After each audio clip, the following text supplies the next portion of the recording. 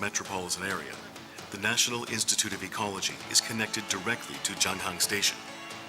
Located on a 1 million square meter site, the NIE consists of professional research and educational facilities, exhibition spaces, and convenience facilities, has opened its doors as a specialized ecology research institute in Sochang.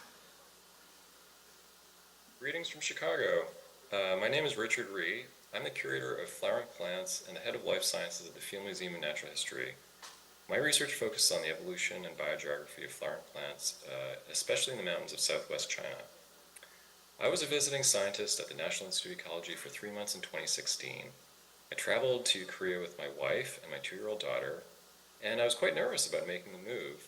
So I was very grateful to Sarah Kim, Kim Mok-young, and Dr. Itae Wu for their help in arranging the logistics of our move and for helping us get settled in Gunsan. My sabbatical visit gave me time to work on research projects without the distractions of teaching, advising students, administration that's part of my normal life in Chicago. It was really wonderful to have uninterrupted time to think and read and analyze data and write manuscripts. And I also really enjoyed interacting with the scientific community at the Institute. Everyone was very friendly and welcoming. I have many fond memories of my time there. I especially remember the nice social events like the sports day and outdoor barbecue parties, and more generally, it was just wonderful to have the opportunity to experience life in Korea. My father was Korean, and I grew up in Canada, and was never taught much about Korean culture. My family and I really enjoyed living in Gunsan, exploring the local parks and beaches, and especially enjoying all the wonderful food that Korea has to offer. So I wish to thank the former president of the Institute, Professor Choi, for the opportunity to do my sabbatical there. I also want to congratulate all of you for your amazing productivity over the past 10 years. Thank you for making it such a welcoming place for foreign visitors. I think that international connections are very important for scientific progress, and I hope that your institute continues to support these kinds of collaborations. So finally, I would like to extend an open invitation to all of you to visit me at the Field Museum in Chicago. I'd be more than happy to host you here. Congratulations on your 10th anniversary. Annyeonghaseyo. Hello everybody. I hope you have a fantastic symposium at the National Institute of Ecology today. I am Michael Chaus, and I was the first visiting researcher at the National Institute of Ecology. I spent a year in NIE in the year 2015 to 2016, and I was invited by the former NIE president, Jay Choi. At the beginning, it was not easy for me to settle, as I was kind of a novelty at the time, a fish out of water, so to say. This is because there were certain barriers, mostly cultural, and of course, the language. However, throughout my time at NIE, I had so much support from staff members and researchers that all worked just fine.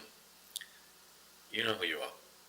I am truly grateful for this, as without them, my time there would have certainly not been productive. At my year at NIE, I had my own research paid for and free access to the institution labs. This was absolutely fantastic, as I spent most of the year working in the molecular labs. My productivity was such that overall, since I left NIE, I think that I have published at least 20 papers with the NIE affiliation. This shows the success of hosting visiting researchers from abroad and how well the institution can help to assist foreign researchers. Today I can see that NIE has come a long way from its beginnings, and for that I congratulate all of you. I can see research outputs have increased also considerably. The importance of NIE is substantial in a heavily populated country such as South Korea, where the human impact on the environment is so substantial. I therefore encourage you to continue studying its biodiversity, and with important focus on conservation. I would also encourage South Korean students to spend time abroad, to be trained in specific areas of research that will ultimately contribute to the success story of NIE. Thanks to all, and continue the amazing work. 감사합니다. Good morning, ladies and gentlemen. We will start the morning session, and I especially thank Thanks to my dear colleagues, Michael Jewis and Richard Ree. And the moderator for this session will be Dr. Eun-jin Park. Dr. Park, over to you.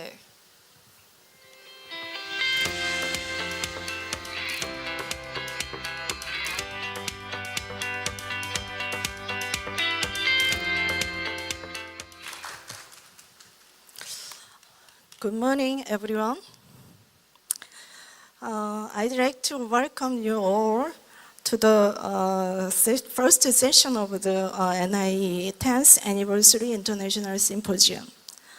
My name is Eun-jin Park, and I'm the Director of Climate Change and Ecology Division at NIE. I'm pleased to have the opportunity to moderate this morning session titled Ecological Monitoring and Data Utilization to Respond to Climate Change. The purpose of this session is to find the future direction and concrete plans of NIE climate change ecological research by combining advanced research experience and building networks. This session features 6 great speakers and lasts 2.5 hours, including this discussion. I think we will get some time pressure. First, I will invite Dr. Lee, Hyo-hemi Lee, and Song Yong-kwang, who are outstanding, enthusiastic team leaders at NIE. Their teams have recently launched a new challenging project on the ecosystem impact of climate change. So they will present the plans for the project.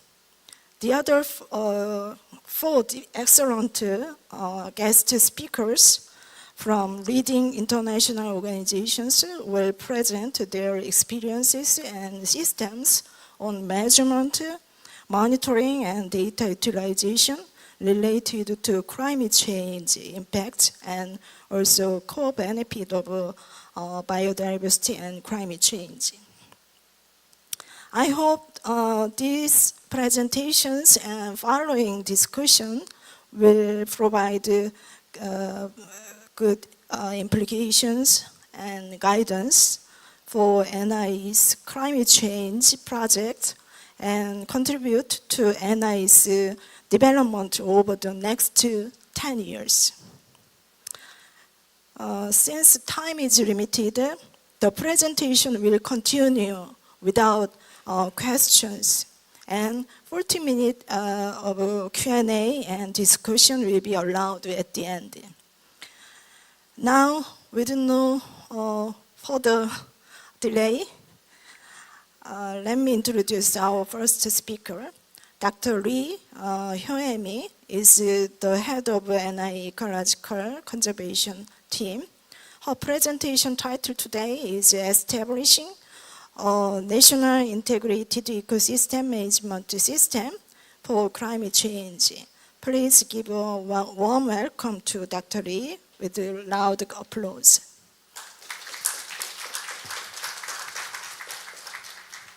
안녕하세요. 반갑습니다. Good morning, everyone. My name is Lee Hyo-hemi. I am the leader of Ecological Observation Team at NIE.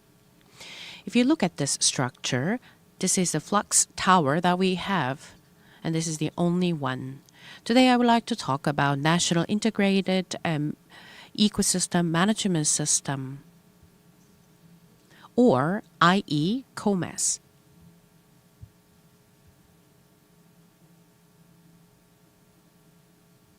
There's a video effect. If you look at this graph, it shows a drought, heat wave, and flood, which cause a big economic damage. This was presented in Nature Communication last month, and the author said that there are about 143 billion per year, which is a economic damage by a weather events. In 2003, in Europe and in Russia, they had a heat wave, and we also hit by Hurricane Katrina, and in 2017, Hurricane Harvey, and all these natural weather events caused the economic damage and cost. There are some unexpected weather events, as this paper introduced, which cause enormous damage in economy. Therefore, it's important to prevent climate change in spatial and the scope of the impact. And it's also important to do our quantitative research. So today, hopefully, I can enhance your understanding regarding how to predict weather events by using a new integrated project. This is some examples of a platform, and each organizations, based on their purposes, they share business purpose as objectives, and they share all the information they have with the general public. The platform we created is including the biological information and data, and we tried to provide a service on a single platform. This is a plan by the Ministry of Environment. And the government is investigating and analyzing information on the impact of climate change on ecosystem. However, this is not only an issue of one country. So even if this is happening in one country, this issue is highly interconnected with other countries. So to effectively respond to these issues, the government has some recommendations. And the first one is that the integration of all the data from all government agencies. This system is happening between all the ministry, for example, Ministry of Environment, and they all have a category to provide all different information collected by themselves. Each organization sometimes establish a weather prediction devices, and then they all have these devices, but sometimes these are not efficient or effective because they have their own systems. So that is why it is important to establish a national integrated ecosystem management. We have two detailed subjects. Number one is to establish an integrated information management platform. We are going to input $12 million. And the second one is inspired by US's NEOM. And we want to establish an ecological observatory network. And we are asking $14 million a year for 4 years. So based on these two projects, by 2027, we are going to establish this integrated ecosystem.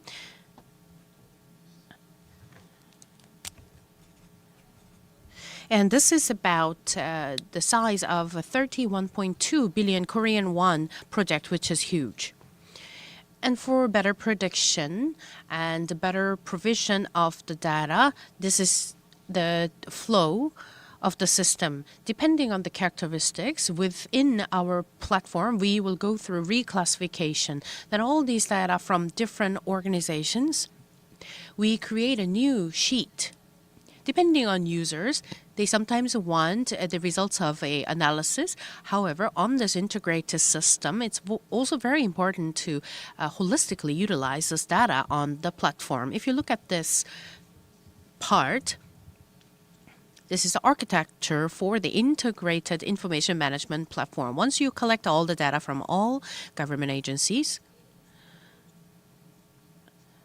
and once we utilize that data on that newly established observatory, we will have a better utilization of the data. So from the data collection to the utilization, we try to shorten the time. This is one example.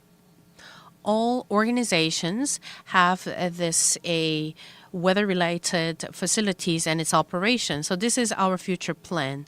So here KMA is a methodological agencies, and KMA is a weather station, and meteorological administration have installed some facilities nationwide, and other organizations also have some weather stations. Between sensors, that distance is important because it will enhance the accuracy of the prediction.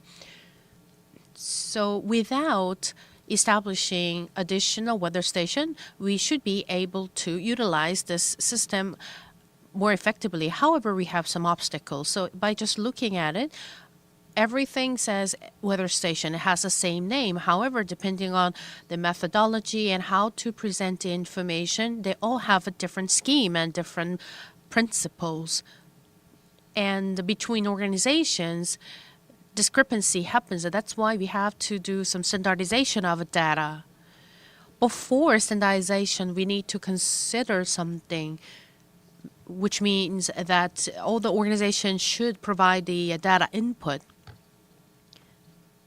And the government established the Joint Response Council for Climate Change. And we do have the 6 ministries and 8 affiliated organizations. And it's a semi-annual meeting with the subunits.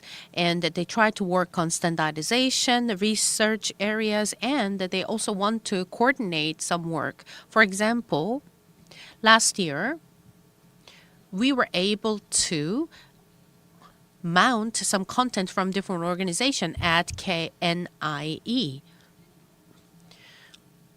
Once we have this bill passed by the National Assembly's approval, we will have more detailed discussion regarding data standardization and sharing research data and its utilization. As you can see, NIE and Ministry of Environment has established the role and responsibilities. And then we also now at the stage of collecting information and opinions from other organizations who we will co-work. So this is the first project's plan. In 2001, after ISP, we tried to integrate the data from KMA and the Ministry of Environment, and that includes the data integration at our EcoBank. And we also plan to expand our data standardization, building data hub extension, and etc. By 2026, so we also are supposed to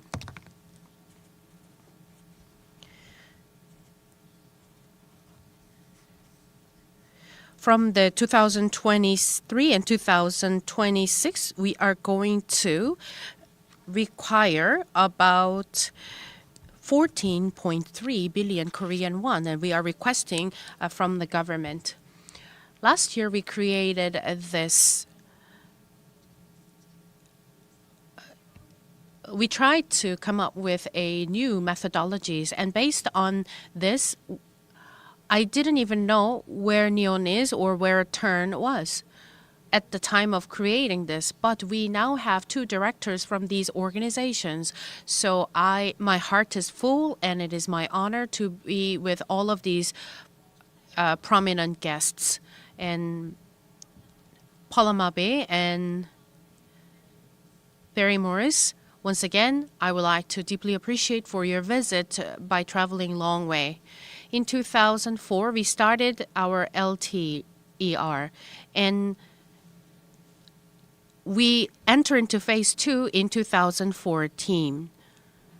In phase 2, we tried to focus more on the material recycling and the carbon reduction. And in phase 3, we will expand our automation system. As you can see over here, This is the LTER study sites. And we try to systemize our research methodology.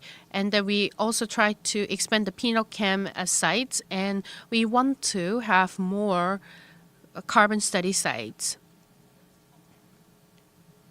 This will further enhance our long-term research. And that long-term research will help us build big data by collecting and linkage different types of data. And within a short period of time, we should be able to realize that. Also, by running a data storage, we should be able to create more productive data. So LTER in phase 3 will focus more on the observatory network and its automation. So we will have a super site depending on the climate zone, and we are going to have 3 observatory sites. And also for fire area zone, we will conduct some monitoring, and we will have a portable observatory site. So total of 7 observatory sites will be newly established, and by 2027 there will be 10 automatic system for those observatory sites. And this will help the nationwide ecosystem response evaluation based on the time series. And also, we will focus more on evaluation of a climate change risk in ecosystem. Also, by linking all these information from different organizations, I believe that we can further enhance our quality of our data.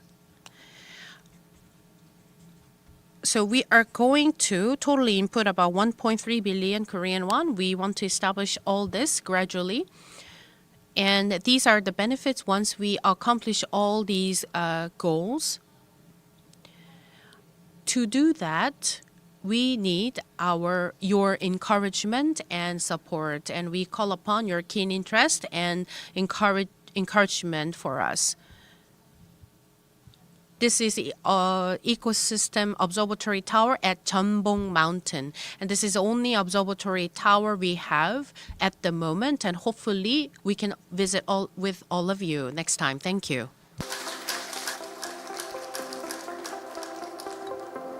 Thank you very much, Dr. Lee.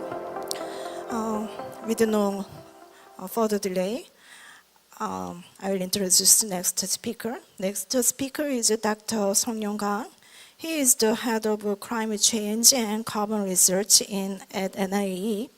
He will talk about development of national biodiversity indicators associated with the GBF. Please give a warm welcome to Dr. Gang with loud applause.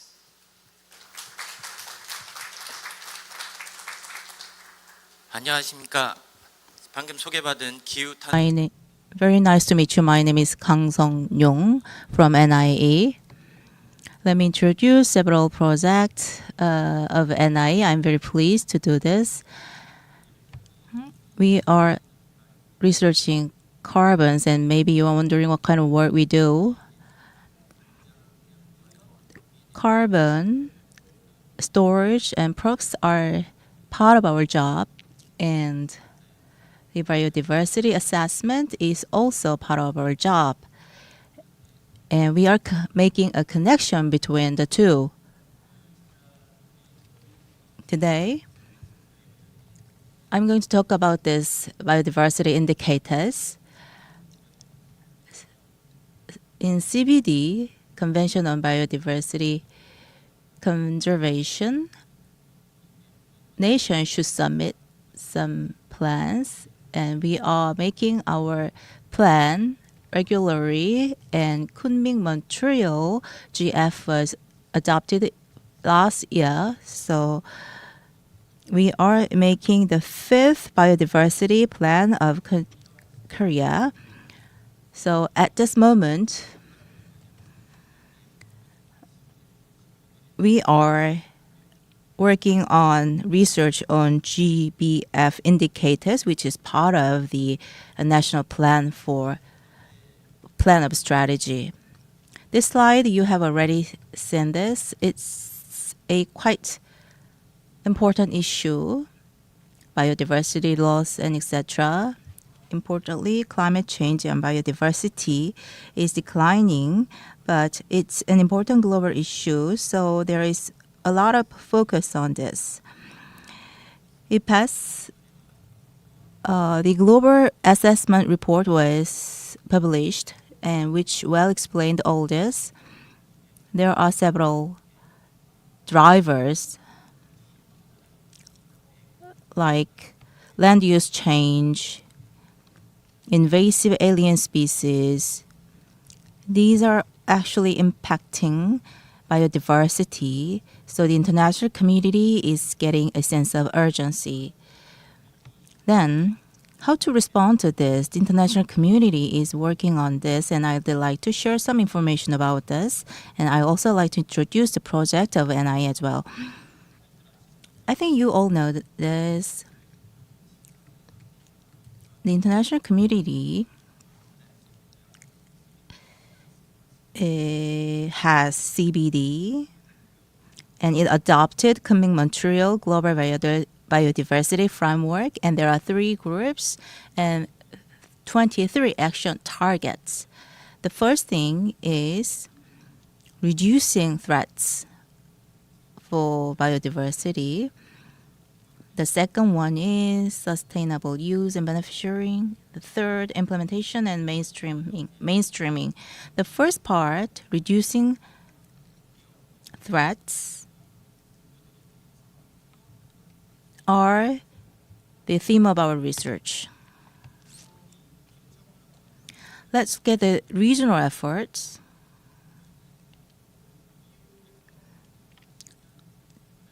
EU 2030 biodiversity strategy was announced before GBF. Actually, it was supposed to be adopted in 2020, but due to COVID-19 pandemic and etc., the GBF adoption was delayed, but EU adopted the strategy.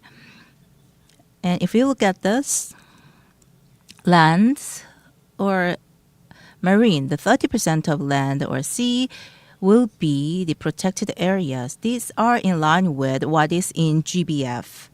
They have similar targets.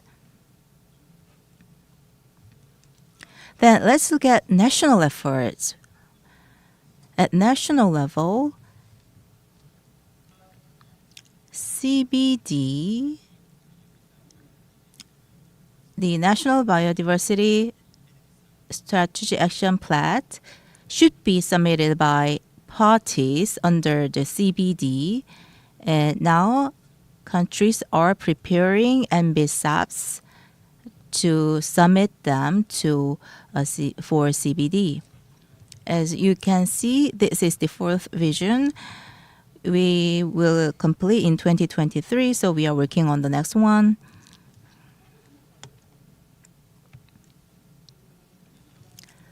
Then we are preparing the strategies, so we need to see what's happening actually. Like LTER or other national research will collect some data and information, and based on this, we conduct assessments. And at the global level, IPBES assessment reports are being published. And in Korea, we call this organization IPBES. We are doing the first work programs and second work programs. The first one has already been accomplished, and the Earth Assessment Report was published. We are continuously issuing, IPBES is continuously issuing different reports,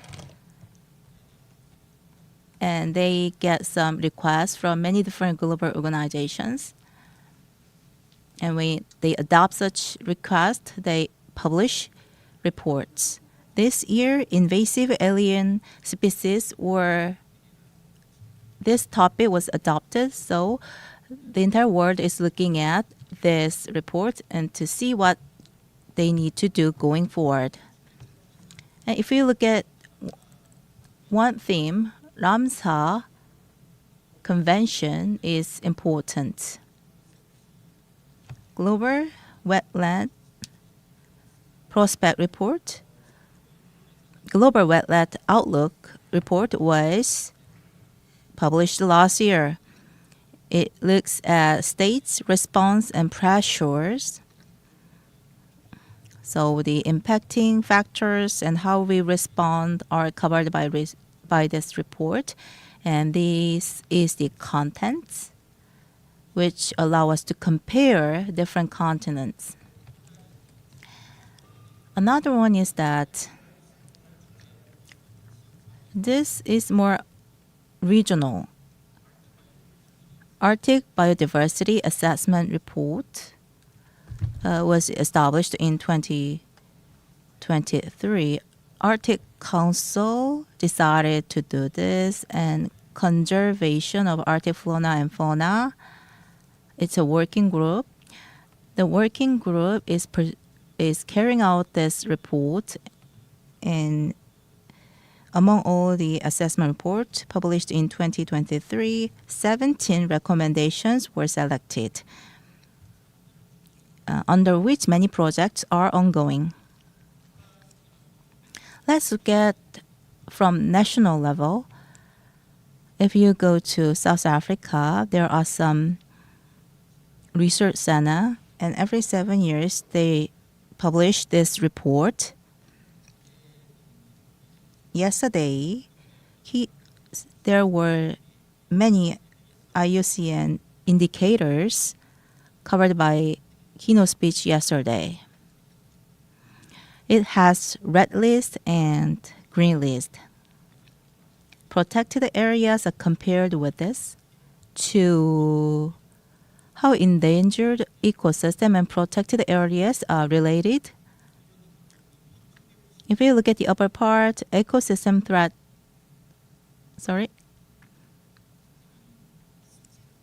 let's look at wetland. It's critically endangered, but if you look at the protected areas, it's small. So through these assessments, if you look at indicators from such assessments, we can see that we can get some accurate numeric information from this assessment. And when we actually make such assessment report, there are some indicators. IPBES have chosen some indicators. When they first make this assessment report, the conceptual framework was established, and they selected indicators for each factor. They had discussions for more than 2 years to select these indicators, and they are also providing such information which is included in assessment reports.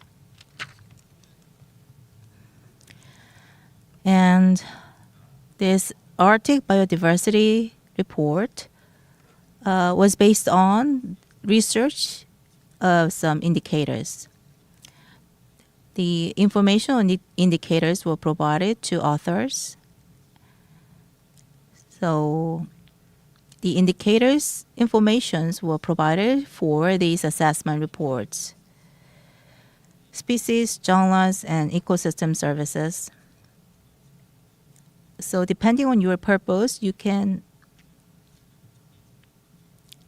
these categories are not firmly decided. You can choose those for your purposes. Then let's look at GBF, which have been mentioned frequently, so I will do it short. There are goals and targets. Firstly, there are headline indicators, component indicators, and complementary indicators, but usually headline indicators are more inclusive, and component indicators are more detailed. If you look at the thing highlighted in red, that's what we are interested.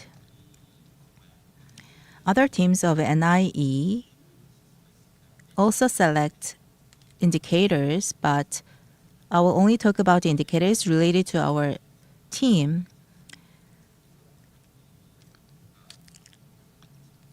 So we are doing our analysis, and our team was made last year, so we did some analysis and doing some projects. We are assessing fresh water, and we are also interested in biodiversity habitat index. We are also considering this in our work.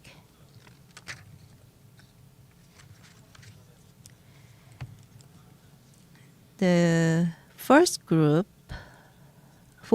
group, we are interested in the first one,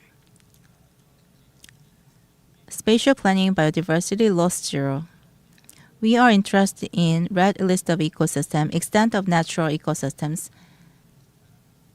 It's quite important to get the right units to increase the accuracy of your work, but it's not well organized in Korea, so we also need to think about the definition of this. Secondly, for ecosystem restoration, for protect areas, the National Park Service is in charge of this. And we are rather interested in KBA, Key Biodiversity Area. There are many KBAs in Korea, which was decided in 2004, but to assess KBA, we are considering introducing these. And species protection index is included in protected area part. How well species are distributed are the thing that is covered here.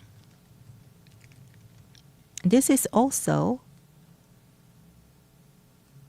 something that our team is involved.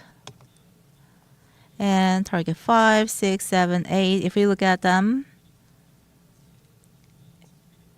And for the target 6, there are another team in NIE, invasive alien species, because we are climate change and carbon research team. So target 8, climate change. In target 8, you see bioclimate ecosystem resilience index. This is also under our work. So I made this as a table, and in the upper part you see 4 indicators: red list of ecosystem, KBA, species protection index, bioclimate ecosystem resilience index are the 4. These are not something that we calculated in Korea before, so international organizations and institutions are working on this, but we face some limits because like LTR or National Ecosystem Surveys, wetland research were made as a 35 data set targeting 2025. So we are making a data core set for these indicators, but red list of ecosystem or KBI are IUCN indicators. So when we actually performed assessments, the standard at a global level is not in line with ours to some extent. For example, 4 criteria of the red list. If you get the lowest level, you get that level. But for spatial area, we found some issue. As I told you, there are 5 criteria for this. AB is about space, C is for environment, D is for biotic, and E is for quantitative analysis. So I think you are quite familiar with this. CREN, VOTN, LC. These are the same as the red list, but I think you need to see the CO like collapsed. These are a sample, the result of our work this year. We did this on rivers. There are a standard for 10 kilometers. There are not many rivers that is longer than 10 kilometers. So, and when we apply this to wetland and lakes, they are not so large in Korea. So they got the class of endangered. But for this part, I think we need to consult with many global experts and international organizations to have our own standard. So for further study, for those 4 indicators that we are interested need to be analyzed to have our national biodiversity indicator, and we want to make it visually. And this need to be uploaded to websites so that policymakers need to understand which part we need to protect and what we need to protect. So it will have decision making. And I think this will be also included in a global web platform. And so we are working on this currently. That's all for my presentation. Thank you.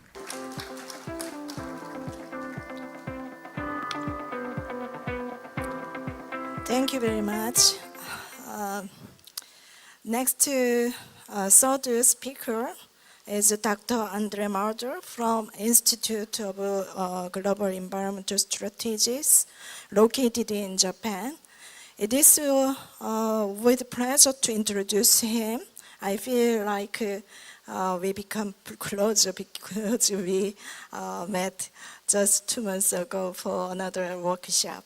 He has intensive experience working on international biodiversity policy at IPBES, CBD, and ICLEI. Today he will talk about how do we measure what's good for the climate and biodiversity. We have a timer over there, so I'm very sorry about the pressure. So please give him a warm welcome with a loud applause.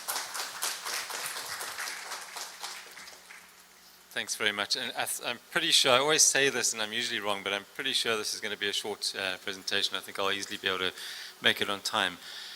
So the question here in the title, how do we measure what's good for climate and biodiversity? A spoiler alert, I'm not actually going to answer that question, but rather going to talk about some particular aspects which I think are sometimes not thought about enough. And maybe another kind of spoiler alert is my focus is on the balance between synergies and trade-offs. And we often hear these 2 terms used together, but I just want to dig into that a little bit more. So the SDGs, I think, provide a nice framing for this discussion because I think I challenge anyone to come up with some environmental goal that's not somehow covered by the SDGs. So the SDGs have plenty of problems, plenty of faults, but I think one thing that's for sure is that they are comprehensive. They really do cover just about everything, at least at the goal level. When you get down to target and indicator level, then perhaps there are some questions there. But I'd say they're very, very comprehensive. And different agencies, different government agencies and others are working towards different SDGs, very often in isolation to each other. We're all very familiar with this. But they're all competing for the same pot of money, essentially. And if we look at specifically biodiversity and climate together, there's a discrepancy between the amount that's spent on biodiversity and the amount that's spent on climate. I recently, unfortunately I couldn't find the source, but I heard recently, so this is very anecdotal, but I heard recently that the amount spent on climate is something like 300 times higher than the amount spent on biodiversity. So of course, depending how you calculate that, you'll come up with different results. But there is a massive discrepancy between these two areas. And so there's a motivation, especially from the biodiversity community, and I think someone was talking about this yesterday, to look for synergies between biodiversity and climate. Because if we tap into climate, then of course we open new opportunities for funding and projects. Luckily, there are logical links between biodiversity and climate. I think we're all quite familiar with these. Biodiversity can give us some of the solutions to climate change, both mitigation and adaptation and resilience. And then, of course, climate change also affects biodiversity. And there's actually, I was talking to someone yesterday about this book. There are others like this, but this is the most comprehensive one that I've seen so far about the effects of climate change on biodiversity, both current and future. And this particular one goes through a bunch of different examples of that. Most climate change literature is about how climate change affects us, but we have the ability to adapt in real time, whereas species take evolutionary time to adapt to these. So they're in a very different situation to what we are when it comes to climate change. So some of the kind of synergies between biodiversity and climate change are restoration, and this is some plots, or these are some plots in the Eastern Cape of South Africa. This is an arid area which is dominated in this area by something called subtropical thicket, which is quite an arid, it's an arid area, an arid type vegetation. But the species pictured here, which is called speckboom in Afrikaans, is particularly good at storing carbon underground. It's far better than forests, considering the scale at which it exists. And so this is one way in which biodiversity, by restoring these areas, biodiversity can be supported, and so can climate mitigation, or a contribution at least to climate mitigation. And then on the adaptation front, mangroves, we're all very familiar with this example. Perhaps it's been used too many times, but mangroves are an example of how, if they're restored and if they're preserved, they help to protect coastlines from surges, from tidal surges, and so helping people to adapt to climate change, and of course also protecting biodiversity. And then the third, more or less random example that I included here is an image of precision farming. And this is just an example of where technology and innovation comes into the equation. So by continuing our pursuit of efficiency and reducing waste, we can benefit both biodiversity and climate. So in the case of precision farming, the idea is to just cut out all wastage, to make absolute maximal use of a particular area of land, which means more land outside that for biodiversity and also has climate benefits. But it's not just about solutions, and I am inclined to agree with Thomas Sowell, who said that there are actually no solutions. So we talk a lot about solutions, but this may be a radical statement, but he says there are no solutions, there are only trade-offs. So whereas we talk about synergies and trade-offs, another way of looking at it is that everything is a trade-off. It's just that some trade-offs are more severe than others. Okay, so some examples here, and you might be familiar with these as well. But a climate solution to tidal surges is, of course, seawalls. which replace beaches and coastal vegetation. But in some cases, unfortunately, they might be the cheapest and the best way to protect communities from the elements. In other cases, not. Another one is biofuel, and this is a very well-known example. A couple of decades ago, there was lots of hype and excitement about biofuel as a way of replacing fossil fuels and really making a massive progress towards addressing climate change. But the biodiversity effects of biofuel have turned out to be really quite severe because of the amount of land that it takes up, with really not that much benefit. Mass tree planting projects is another one which has been under the spotlight a lot recently. And it's kind of maybe the hype behind it is more recent than the biofuel example. But around the world, over the past 5 or 10 years, countries and organizations have been trying to outdo each other with the number of trees that they are planting in landscapes, especially and usually mostly as a means of addressing climate change, but sometimes they'll throw biodiversity into the pitch as well. But the reality is that many of these projects and most of the very big ones are not doing very much good for various reasons. One is that they're not maintained very well, so something like 10% of the trees actually survive in many cases. Very often they're using just a single species of tree. Very often they're not even using native species, and there are even cases where they've used invasive species, which of course are the easiest ones to use. So great for climate as a means of carbon capture, but really not good for biodiversity in many cases. And then, of course, renewable energy is another one. Fossil fuel, of course, has its issues, and we don't need to go into that detail. But solar farms take up enormous areas, or can take up enormous areas of land, which could be used for biodiversity otherwise. And of course, wind farms have their own issues in terms of killing birds and bats. So there are kind of trade-offs in all of these different areas. And then that's just comparing climate change and biodiversity, right? Then there's all the other SDGs. And many of those are environmental SDGs, but they're also the kind of more socially oriented SDGs. And we can't forget about these either. And perhaps the biggest trade-off of all is opportunity cost.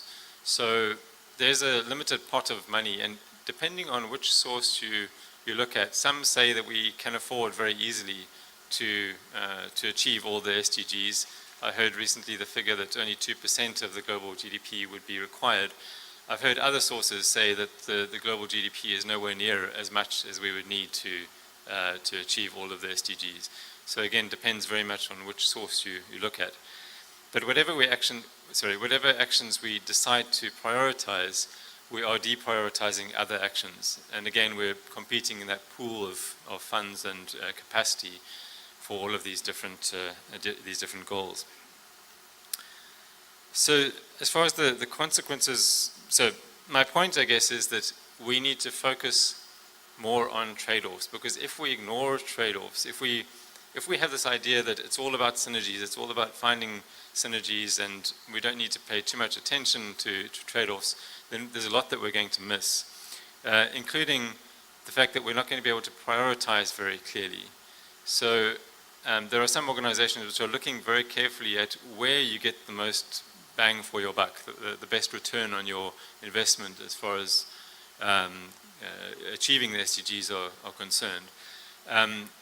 Those studies, unfortunately, have been quite limited, and I think they need to be expanded across, especially maybe even just within the environmental SDGs, but we really do need to understand that better. And then also, as far as credibility is concerned, I think this is something that I've spoken about in many different contexts in science communication. I think that the conservation community as a whole is quite quick, and I know I'm being very self-critical here, but we are quite quick to make arguments that work at the time without thinking ahead. So, for example, well, we're going to specific examples, but if we put too much emphasis on a solution and then it turns out not to work, that can backfire. That can look bad. And I think that what's really important is to admit the drawbacks of any particular approach. And then also this icon is representing communities, and just the fact that ultimately we're responsible first to people and then to nature. And I grew up, since I was 6 years old, my entire life has been dedicated to the environment. It took me a long time to realize that it has to be people first for various reasons, and the environment at the same time or after, but it cannot come before people. So we need to take the solutions that are going to help the most people the quickest. And that last one is supposed to represent greenwashing, but another consequence of ignoring trade-offs is that, think about these mass tree planting projects. They are sometimes, not all, some of them are with very good intentions, but some of them really are greenwashing exercises. And if we don't recognize the trade-offs, it makes it a lot easier to make them greenwashing exercises. So, yeah, I've worked quite a bit with policymakers in my work, and these are fairly random observations, but some of the things that policymakers care about, because they are such busy people, is having straightforward messages. Especially at the higher level, policymakers who are responsible for various different areas of work, they're getting suggestions and recommendations from various different angles and very often competing. So we as conservationists need to make our messages as clear and straightforward as possible. We also need to help them to rank priorities. So if we give them a list of 20 different priorities, they have to add that to their other 20 lists of 20 priorities each. That's going to make life very difficult for them. So again, goes back to the idea of being straightforward, but also to rank these priorities and to keep that ranking list very short. We also need to focus on cross-cutting win-wins. So I said that I agree with Thomas Sowell that there are no absolute win-win situations, but the more cross-cutting, the better. And then also authoritative sources. And I just wanted to mention this because IPBES has come up a lot in these discussions, and IPBES has become an authoritative source. So this is really critical. Until IPBES came along, there was no single source that governments could look at. But the summaries for policymakers and the assessments themselves are dense and difficult to access for a lot of policymakers. And IPBES has done some additional outreach, but I think there's still some work to be done there. So that's it really. I think I just wanted to end off neatly and maybe tie back a little bit to the title slide there. I think that the important thing really is that, especially with the Global Biodiversity Framework and the indicator, the monitoring framework, which Jackie mentioned and which is now being discussed and which policymakers and negotiators are really struggling with, unfortunately there is the extra dimension of having to consider how that relates to other SDGs. So we'll see how that pans out, but it's a big challenge ahead to identify indicators that are fit for purpose for biodiversity, but also take cognizance of the fact that there are these trade-offs with other SDGs, which shouldn't be ignored. So I hope that wasn't too abstract, but that's the end of my presentation. Thanks very much.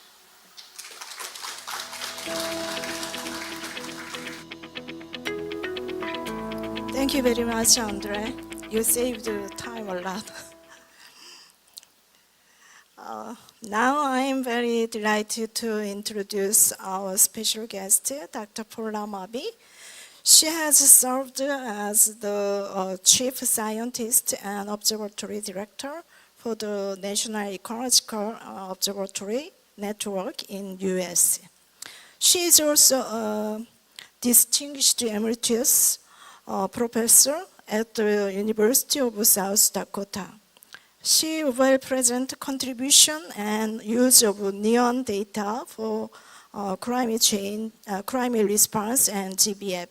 Please warm welcome to Dr. Paula Mabi with a loud applause. Good morning, and thank you to the NIE for inviting me to talk about the contribution and use of the National Ecological Observatory Network for climate response and biodiversity. It is an honor to be here, to be part of the celebration of and looking to the future of the certainly successful NIE. So thank you very much. So today I'll present an overview of NEON for awareness, some of its capabilities, and describe the use to date, particularly focused on the global use of NEON data and resources, and how we envision the connection to the international community, including the NIE.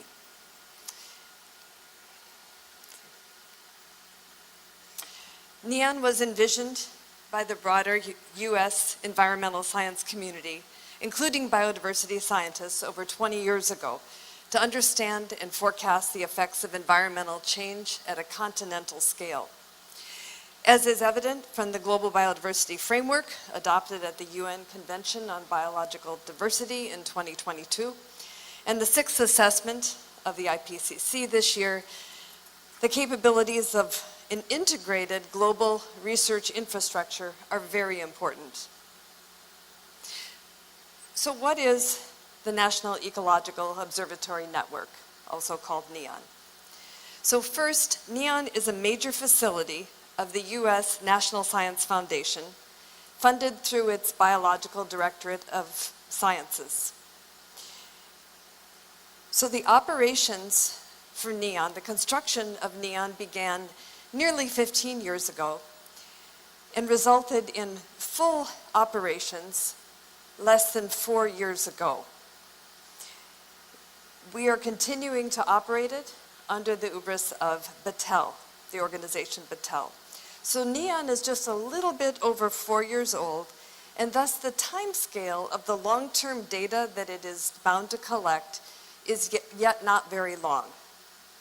So NEON is unlike other major facilities of the National Science Foundation, some of which might be familiar to you, such as LIGO, or the Large Hadron Collider, or NCAR, or the Large Atacama Large Millimeter Array. These are facilities that some of which have international distribution.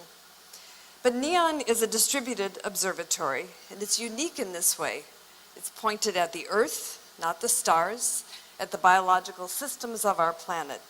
It stretches across 20 unique ecoclimatic regions in the United States, ranging from the North Slope of Alaska to Hawaii in the Pacific and Puerto Rico in the Caribbean. It includes 81 terrestrial and aquatic sites over which 180 different data products, you can think of them as key ecological variables, are collected. These are data that are open and used for open science. So this distributed design essentially forced the standardization at a scale never attempted by our community. So ecology is, and still is being done, as you know, on a very local scale, often with very specific research aims, which make the data very, very difficult, if not impossible, to integrate. For example, also biodiversity samples from museums are quite unique, available only from a particular place and time. So NEON changes this with standardization sampling and monitoring at the same place on a regular basis going forward for a planned 30 years. So NEON is planned and funded for 30 years of long-term data sampling. So NEON is not funded to do research, it is not an institute, but rather to gather the data to enable research. So in summary, NEON is unique as an observatory, providing highly standardized, free and open data that are interoperable across this very broad spatial scale. NEON data are collected using 3 different systems: automated instruments, remote sensing, and on-the-ground observation sampling. And all of these data are uniquely linked together, integrated together in space and time because of the design and the collection frequency. So these are best understood by going to a NEON site, but because I can't take you to a site right now, I made a 3-minute video where I can take you on a walk around the observatory. So here we go on our walk, and it starts. So we'll start with our instrumented systems. These are essentially the infrastructure and sensors that are many of these are engineered specifically with resiliency. NEON has its iconic towers at each terrestrial field site, equipped with sensors at all the different levels that measure different aspects of the atmosphere, such as carbon flux, methane, barometric pressure, and other meteorological data. We see plots and grids for ground measurements laid out near the tower. And as just one example, the soil arrays and through-fall instruments collect data that can be used to study heat flux, precipitation, nitrogen pools, and a lot more. NEON's aquatic sites are also fully instrumented. Sensors and gauges at these sites collect data on freshwater ecosystems from streams to larger lakes. And at nearly all the sites, you'll find cameras like this one, or phenocams, which capture images every 15 minutes and provide a record of seasonal changes or phenology across the continent. We maintain over 11,000 sensors at our sites, and these are maintained using preventative and predictive approaches by our instrumentation team and trained field staff. In addition to the permanent sites, we also have mobile deployment platforms that researchers can request to go to a unique location like this one where they started a controlled burn. These are part of our assignable assets program, and I can speak to that later. So the observational sampling is what we often think of as sort of typical ecology fieldwork. And the data that are collected here include everything from blood samples and trait data from small mammals to ticks, beetles, vegetation, soil, microbes, and a whole host of genetic data from those organisms. And all this is done by about 100 full-time ecologists and 250 annually hired seasonal technicians trained in this standardized protocols. So they return to these regional hubs to conduct any necessary lab work and send about 100,000 specimens annually to the NEON Biorepository Archive in Arizona, which is open to these loans open for researchers. So alongside these sensors and field observations, we collect various remote sensing data using our airborne observation platforms. The Twin Otter aircraft are designed to fly low and slow, which allow us to collect high-quality data like the hyperspectral imagery that is seen here. This is incredibly high-resolution data of the ground cover, canopy, and vegetation. And we schedule NEON flights across the country to collect these data during peak greenness and, of course, coordinated with ground sampling. The NEON team then processes these data for researcher use. So in short, then, these 3 NEON data collection systems are linked, and these open data with over 400 terabytes per year are available for download from the website or API or use directly on the cloud, and over 500,000 samples are available at this point, and 100,000 more on an annual basis. So this just shows those, in summary, these linked systems of sampling. So I want to transition now to the global use of NEON data. So all of the red dots that you're seeing here are the locations of IP addresses of visitors that have come to the NEON website to use the API or download the data. So the key piece here is that although NEON data are only 4 years old, not very long term at all, we're seeing quite a bit of use across the world from these data. Drilling into this a little bit more deeply, and on the right-hand part of the slide, a total of use from 233 countries, territories, or regions of interest are represented, and these are baselined against the 249 that are included in an ISO standard. Surprisingly to us, actually, on the left-hand side, you can see the top 10 countries who have visited and used these data. The United States is nearly 40% of the data use. So that was much less, actually, than we expected, particularly at this point in time, with India, Germany, UK, Canada, Australia, France, China, Brazil, and Netherlands coming in next. So then we took it a little bit step further and looked at the publications using NEON data. So all publications that actually cite the DOIs that are minted on an annual basis for NEON data products, or for the samples, which are labeled with IGSNs. So we mined 2 different sources. One is Dimensions. Dimensions is an international bibliographic database and analytical tool that harvests these kinds of data. That website takes you right to a customized page that we have for NEON. And GBIF, the Global Biodiversity Information Facility, which I think most of you know. So this is annual use of these data, and in 2023, which is not yet over yet, we have over 900 publications in total from these two sources. In the inset diagram, you can see that the citations to these NEON publications is going up, close to 17,000 citations to date. So again, taking this one step further then, looking at the authors of these different publications, combining the data from Dimensions and GBIF, and then on the bar graph on the right, you can see that most of the data are being used by North American authors, secondarily Europe, Asia, etc. And then the top 10 countries represented in the authorships of these papers. And that is also very interesting. So 60% of the authors, recognizing of course there can be more than one author on many of these papers, 60% from the US, and then the list of countries there. So Korea is about, I think it was 51 on the list out of 249 possible countries, 233 countries that are represented.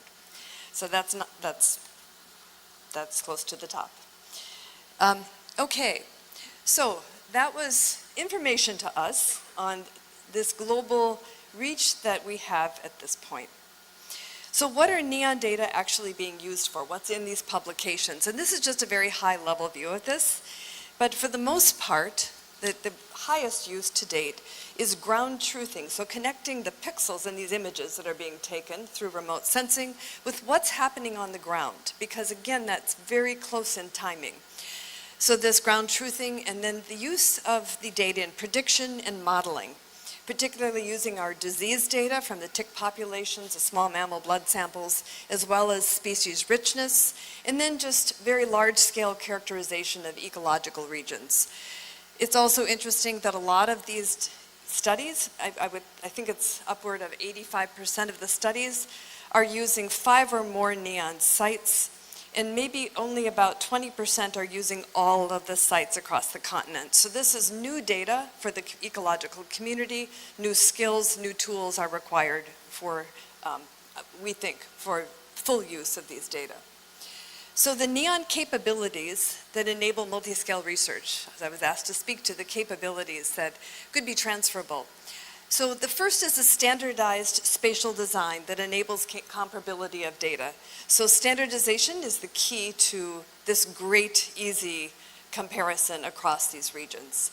These standardized data enable integration not only across NEON sites, but also with many of our partners from whom the standards were basically gotten, reused, or adapted. And then this ground truthing from satellites, so we work closely with other agencies and other Planet and NASA and all sorts of other satellite providers.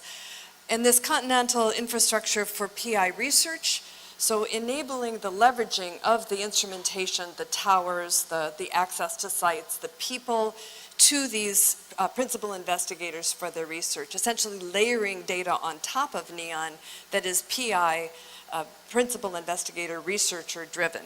So those are the features that are responsible, I think, for the success of NEON to date. Just a quick note on our partners. We have many. Those are US agencies in the bubbles on the left and right. And then the diagram that you see, the different types of partners that we have that support this work, because remember, we are an operating data provider.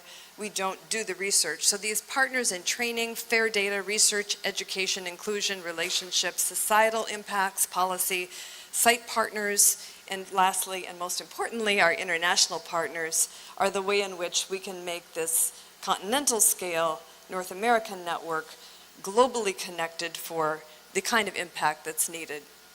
So on that note, NEON is part of a global ecosystem research infrastructure called GERI.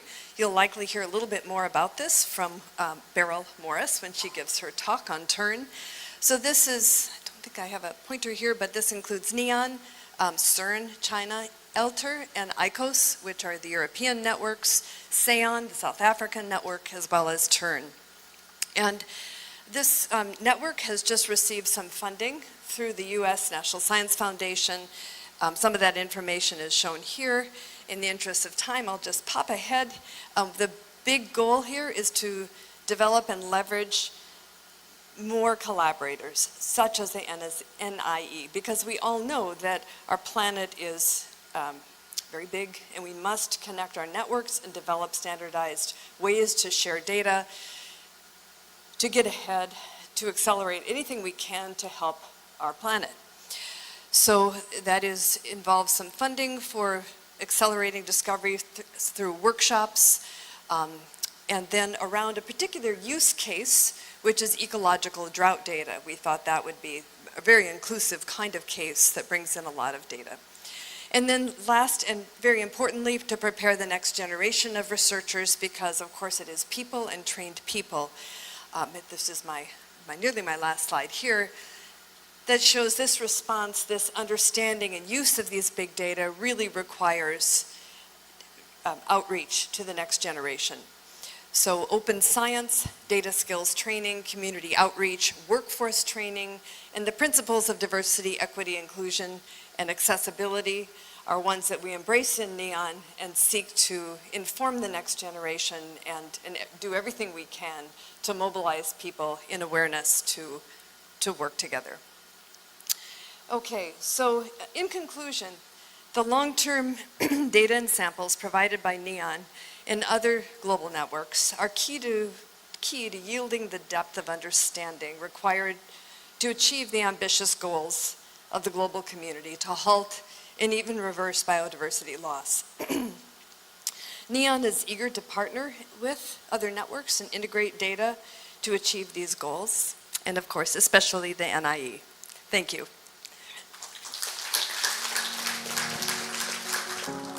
Thank you very much, Paula. Okay, I'll invite next speaker, Dr. Steswara Guru, who is the leader of data services and analytics at Terrestrial Ecosystem Research Network in Australia. The day before yesterday, NIE and TON signed an MOU for closer cooperation in the future. So I think we'll be communicating more often for collaboration. Today, he will talk about managing terrestrial ecosystem data at TON, Australia. Please welcome with a big applause.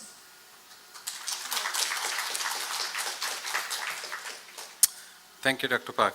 Thank you for the invitation. I really appreciate it. So, as Dr. Park said, I'm Siddheshwar Guru, so I'm the program lead for the TERN Data Services Analytical Platform. So I lead the data infrastructure team in TERN. So today I will talk about the TERN approach in the data management.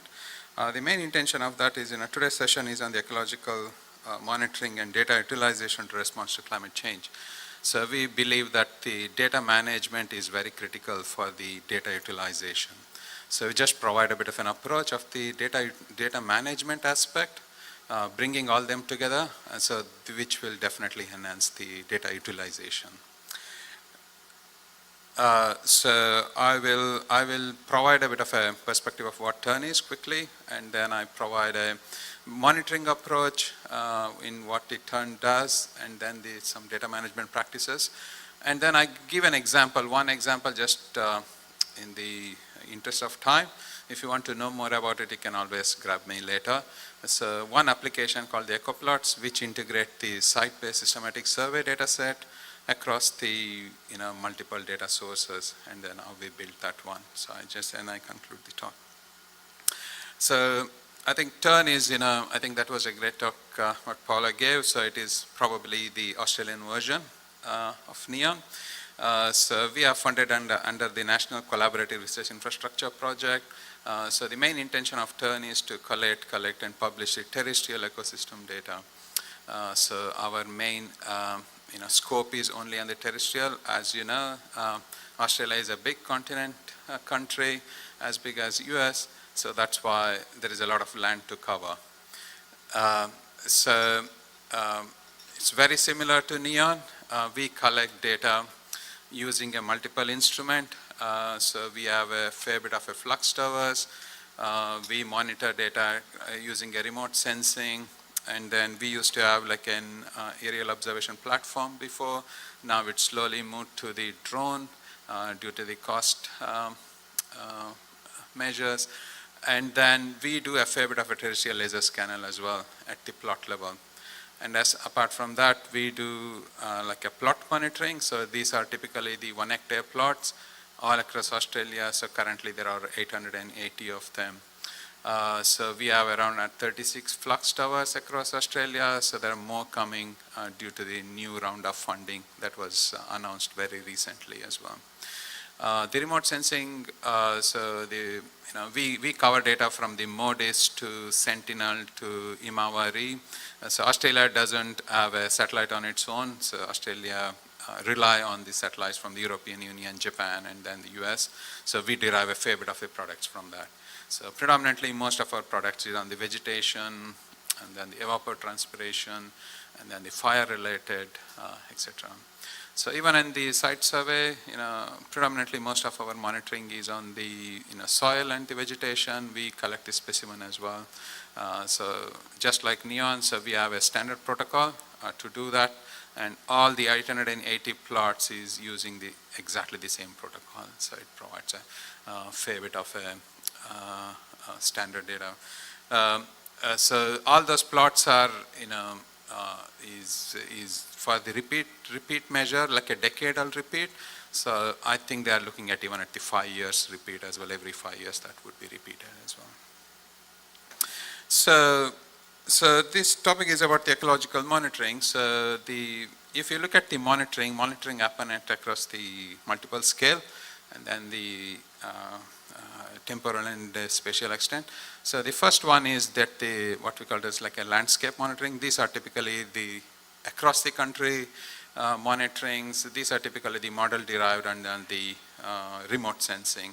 So the monitoring happens all across the country. So we do a fair bit of the monitoring there using the remote sensing products and then the model derived. So we have a product, for example, the model derived is the landscape grid. So it is a 90-meter resolution, 14 attributes of the soil variables across Australia. So we had a one-off.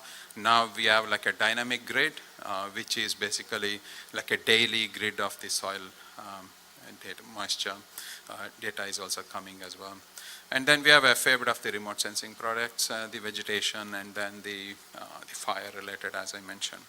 The next one is that regional scale.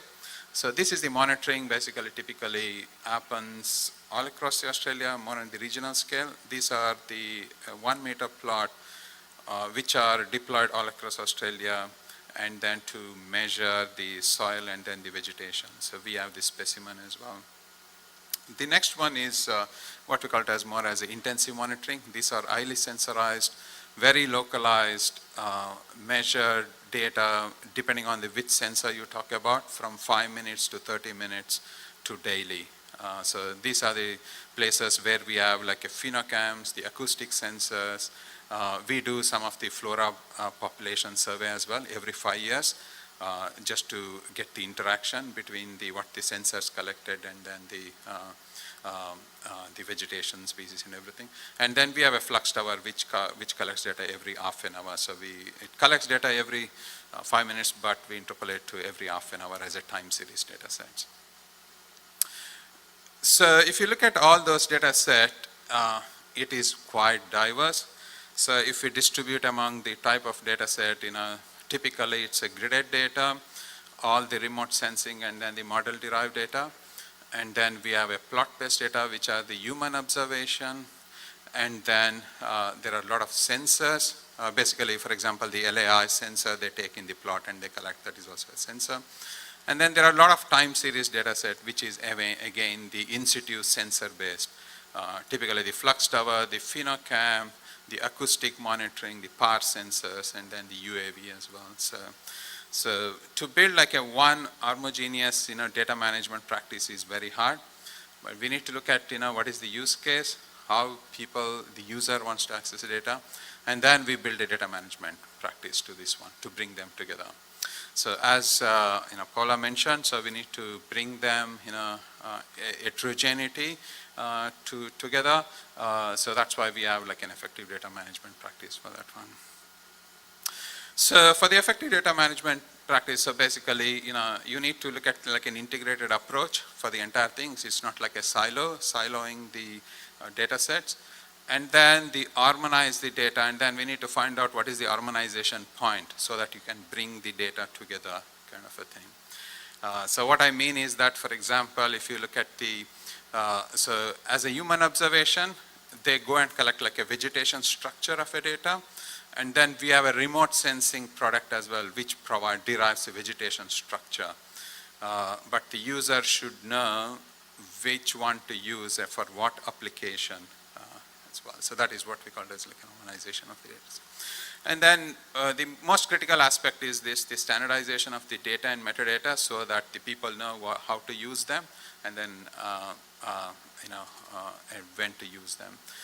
With all this underlying is a strong data governance, and then what we have adopted is more as a cloud native approach, so that we don't have to set up our own services and everything. So most of the thing is cloud native, and then basically it provides a bit of an option in the future to move to the commercial cloud and everything. So we use a research cloud, which is the research ERDC, which is a sister organization to TURN, which provides the research cloud infrastructure to all the research organizations across Australia. So just to provide a bit of a data management practice, we use like an ISO standard as a metadata standard to describe the data set. So we use like a catalog, so which brings all the metadata together. And then so we provide like a one data discovery portal so that everybody come to one place to discover all the data set. And then, so depending on the type of data, we standardize a fair bit of a standard. So for example, if you are publishing a map, we provide like a web mapping service, the feature of a map using a web feature service. If there is no standard, we build a standard so that we provide a data in that standard. So the file format as well, we have standardized. For example, all the raster data, we provide it as like a cloud optimized GeoTIFF. So that it becomes like a cloud native, and then there's still a lot of the modelers use a netcdf file as well, so we provide that in that format as well. And then human observation, predominantly we provide in CSV and GeoJSON, and then the image in JPEG, and then audio in a FLAC format. The FLAC format is a lossless format, and then it takes less space than, for example, the WAV format. It helps in our long-term storage as well. All of our data is under Creative Commons by attribution, so that it's widely accessible and it's open data. And most of our storage is a cloud-based native, and we mint a DOI as well for a lot of our data, especially the static data sets. The dynamic data sets, we are not minting, so the work is under progress. So we have a persistent identifier for our control vocabularies as well. And then we spend a significant amount of time to build these control vocabularies. So that is the harmonization point for us. So for example, we define for example, all the platform. That is, for example, all the remote sensing, the flux towers is a platform for us. All the instruments, so all the instrument that is deployed on those platforms are the instruments, and then the parameters it collects. Everything is standardized. We provide a definition for that one and make that available. So and then the unit of measurement, we use a QDT ontology. We push fair bit of the unit of measurement, which was not there as well. And then the people organization, we provide the UIDA for them as well. So that, if you look at our data set, you would know that, okay, which platform it comes from, what instrument that was collected from, what are the parameters it collects, who are the people, which is the organization that come from. So all this enables us to have a fair compliance of our data set. So this is like an high-level infrastructure map it provides. So what we do is that, a bit of the heterogeneity of the data set, the underlying, the data source, and then the curation, everything we do, we don't expose to the user. But the client application is a critical aspect side of the thing. So we provide one application, people can submit the data that is shared, and then one application where they can discover data, that is turn data discovery portal. And then what we call it as like a data dashboard where people can interrogate data and then get the data.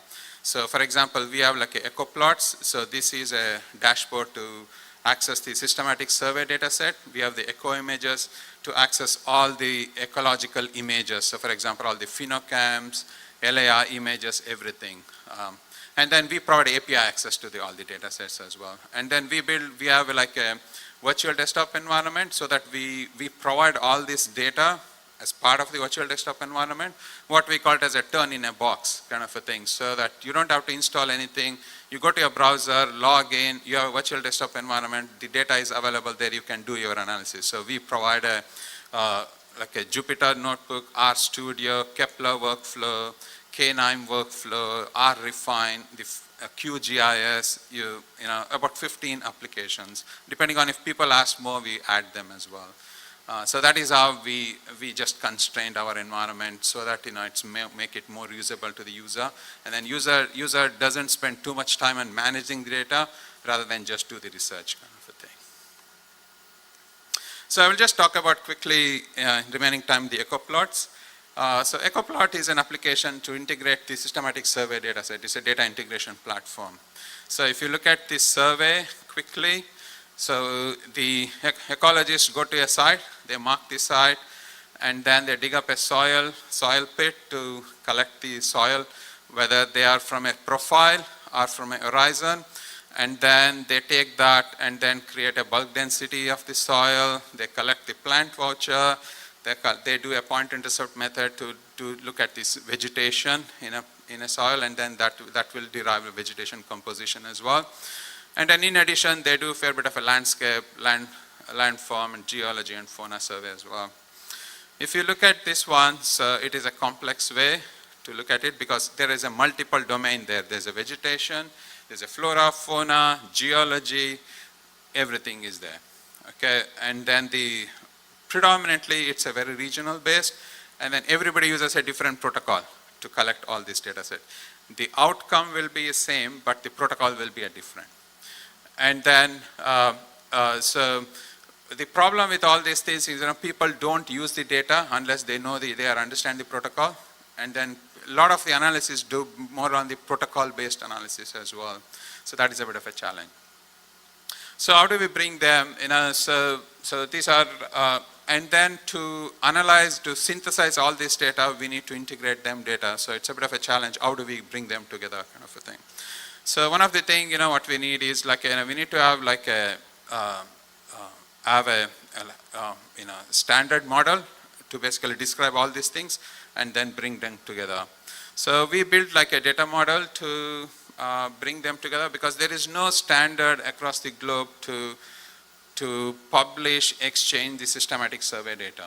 So for example, there is ecological markup language. It describes about the metadata aspect, not about the actual data aspect of the thing. So for example, the GBIF provide Darwin core, it describes like a biodiversity. It says, okay, whether the plant or animals is there at that time. It doesn't describe who collected and then what site it was collected, what is the site visit. It doesn't provide that kind of a contextual information. It doesn't provide like an ecological processes kind of a thing. That was a very critical for us because a lot of our data is a systematic survey where the ecological processes is very critical for us rather than just, that species was there at that time kind of a thing. That's why we had to build our own information model to do that. So how we do it is like, if you look at more on the systematic side, there is a site, they visit as part of the, collecting the data. They do like 3 activities. One is the sampling. So they sample like a specimen sample. One is like an observation. One, they do the intervention and then do the observation. The intervention is very typical, like a control burn, and then some kind of a intervention activity to control some of the flora and fauna, etc. And then so describing each of the sampler. The sampling, it will have a sampler. Sampler can be a person, it can be a machine. It collects some sample, and then the outcome is a sample. For example, if I take a photo, I'm sampling certain thing, and the sample is a image of that photo. Yeah. So when I'm doing all these things, I am looking at the feature of interest. That is a feature. I'm just measuring the feature of a site. Okay. So that is the harmonization point for us. So for example, if forget about all these surveys, different types. Assume that any survey, I'm just measuring one of the site, one of the plant. What we call it as like a feature of interest is a particular plant or like individual plant. So we call it as that is a feature of interest of an individual plant. So if they are looking at, for example, at the species level, so then aggregation, like a plant aggregation, so we have that as a feature type, and then they measure at the stratum, so that as a feature type. So that is the harmonization point, and then they do the observation about that harmonization point. So that's exactly what we do. Just to give an example, so this is one of the in our turn surveillance protocol. If they have go to the soil in a pit, so they are looking at basically the feature is the profile. In a soil, when they dig a tip, they can look at the horizon and at the profile. So when they dig a pit, so they are looking at the profile, the attributes are what is the profile, sampling location of where the pit is, and then the depth, because they collect from 0 to 1 meter across like a 30 meters gap, so that is the thing. And then so that is a feature of interest, the soil profile. And then they have a procedure, and they have the observed property there in their call it as, for example, the soil color, and then the pH and effervescence, that's what they collect. Okay, so that is how, and then for everything, if you look at, it has got a control vocabulary, so what it says, the CV is the control vocabulary. So basically what we do is like for every feature of interest, feature type, we describe what it is. For every observable property, we describe what it is. For every procedure, we describe what it is. Okay, so in that way, when people access the data, they click on the link and they know exactly what is the meaning of it, kind of a thing.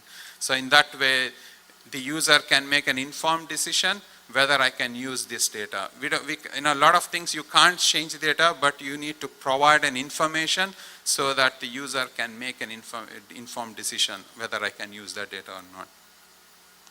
So this is the EcoPlot, how it looks. So basically, it is a integration platform. You can, basically it has got an ability, you can search like an individual observation. So for example, you can go to there and look at, during that profile, I want a pH at 0 to 30 centimeter depth. You can go to that level and then access the data.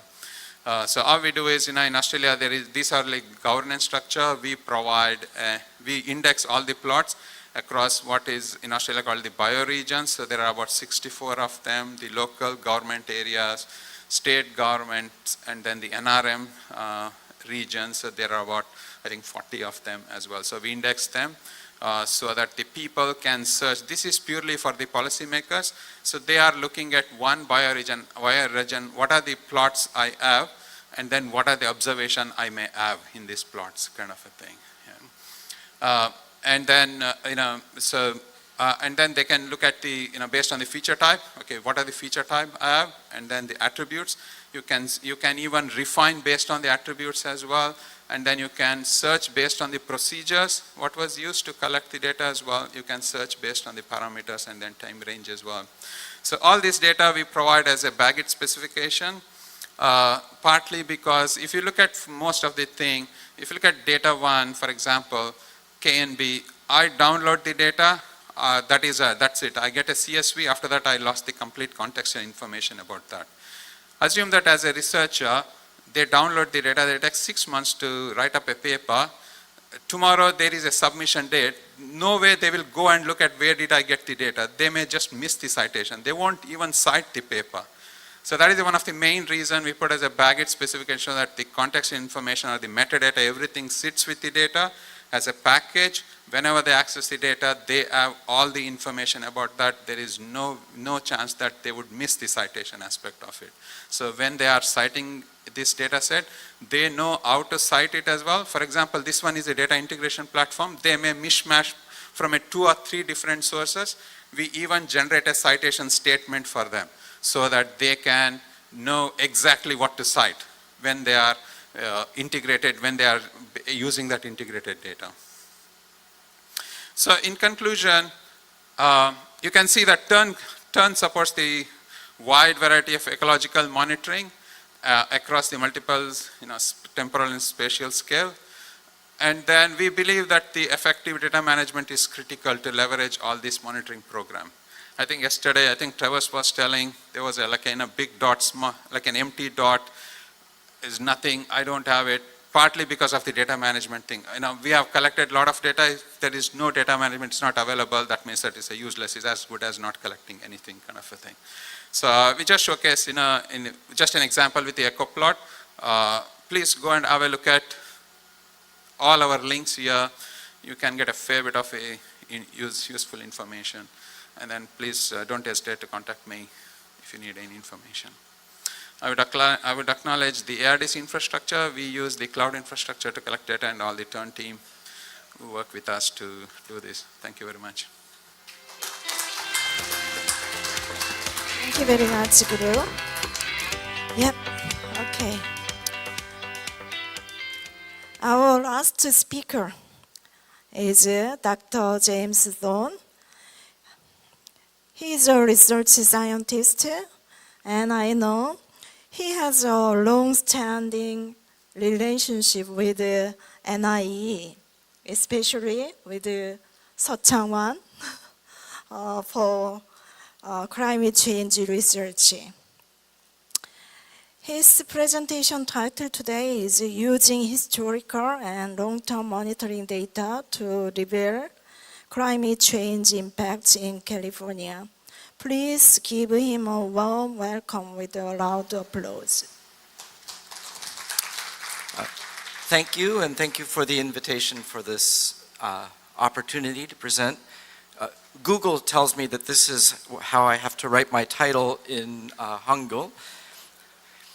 And after hearing about TERN in a box, this is going to be a talk that's more like stuff is spread all over the place and you have to kind of interpret it as you go.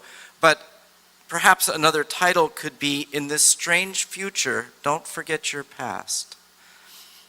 So I'm going to give you 5 examples of leveraging different types of data into biological or ecological interpretations.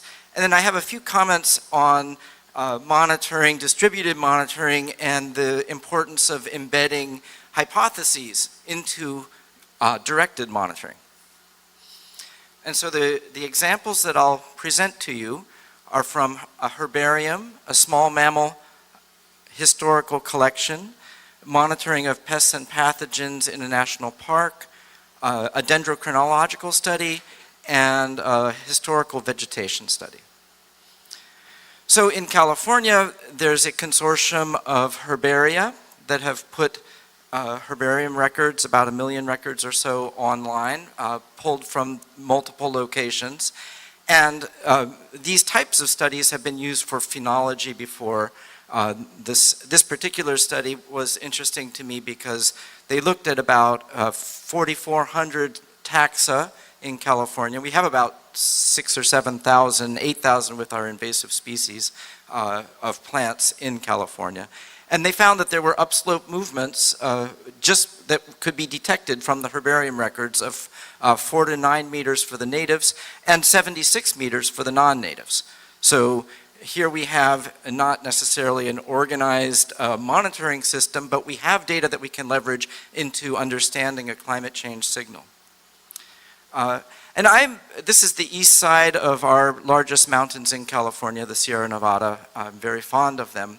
And terrestrial species will respond in mountain ranges by, if they're moving upslope, the leading edge will be a little bit easier to detect. You can go up to where they were limited and you can look for places where things are growing that they didn't occur before. But often the trailing edge of the range of the species is much more difficult to detect, and it's usually driven by mortality and disturbance and lack of recruitment thereafter. And so some historical data can be helpful for these types of studies, and mountains are a great study system for them. One of the people who has taken advantage of that was Joseph Crenell, who in the early 1900s, sponsored by an eccentric wealthy lady, went around and he collected thousands of animal specimens from around California, and he made extensive field notes, and those all live at the Museum of Vertebrate Zoology at UC Berkeley, University of California, Berkeley. And they've been used ever since for resurveys and visitations, and here's just a few examples of the types of interpretations that could be made from these data. So the top, the pictures are from the top level presentation here, where they were able to show small mammals, most small mammals moving upslope in the Sierra Nevada, a few unusual ones moving down. The loss of a desert bird community, the shrinking in size of birds in this desert community, and then more recently a paper that detected that those birds and mammals that could take some kind of shelter, underground mammals, for example, were the ones that were persisting better in our Mojave Desert in California. The third example is from the U.S. National Park Service Inventory and Monitoring Program. And so this is a national park in the Southern Sierra, a very large area. I used to work there studying acid rain back in the 80s. There was some pretty good instrumentation back up in there at that time.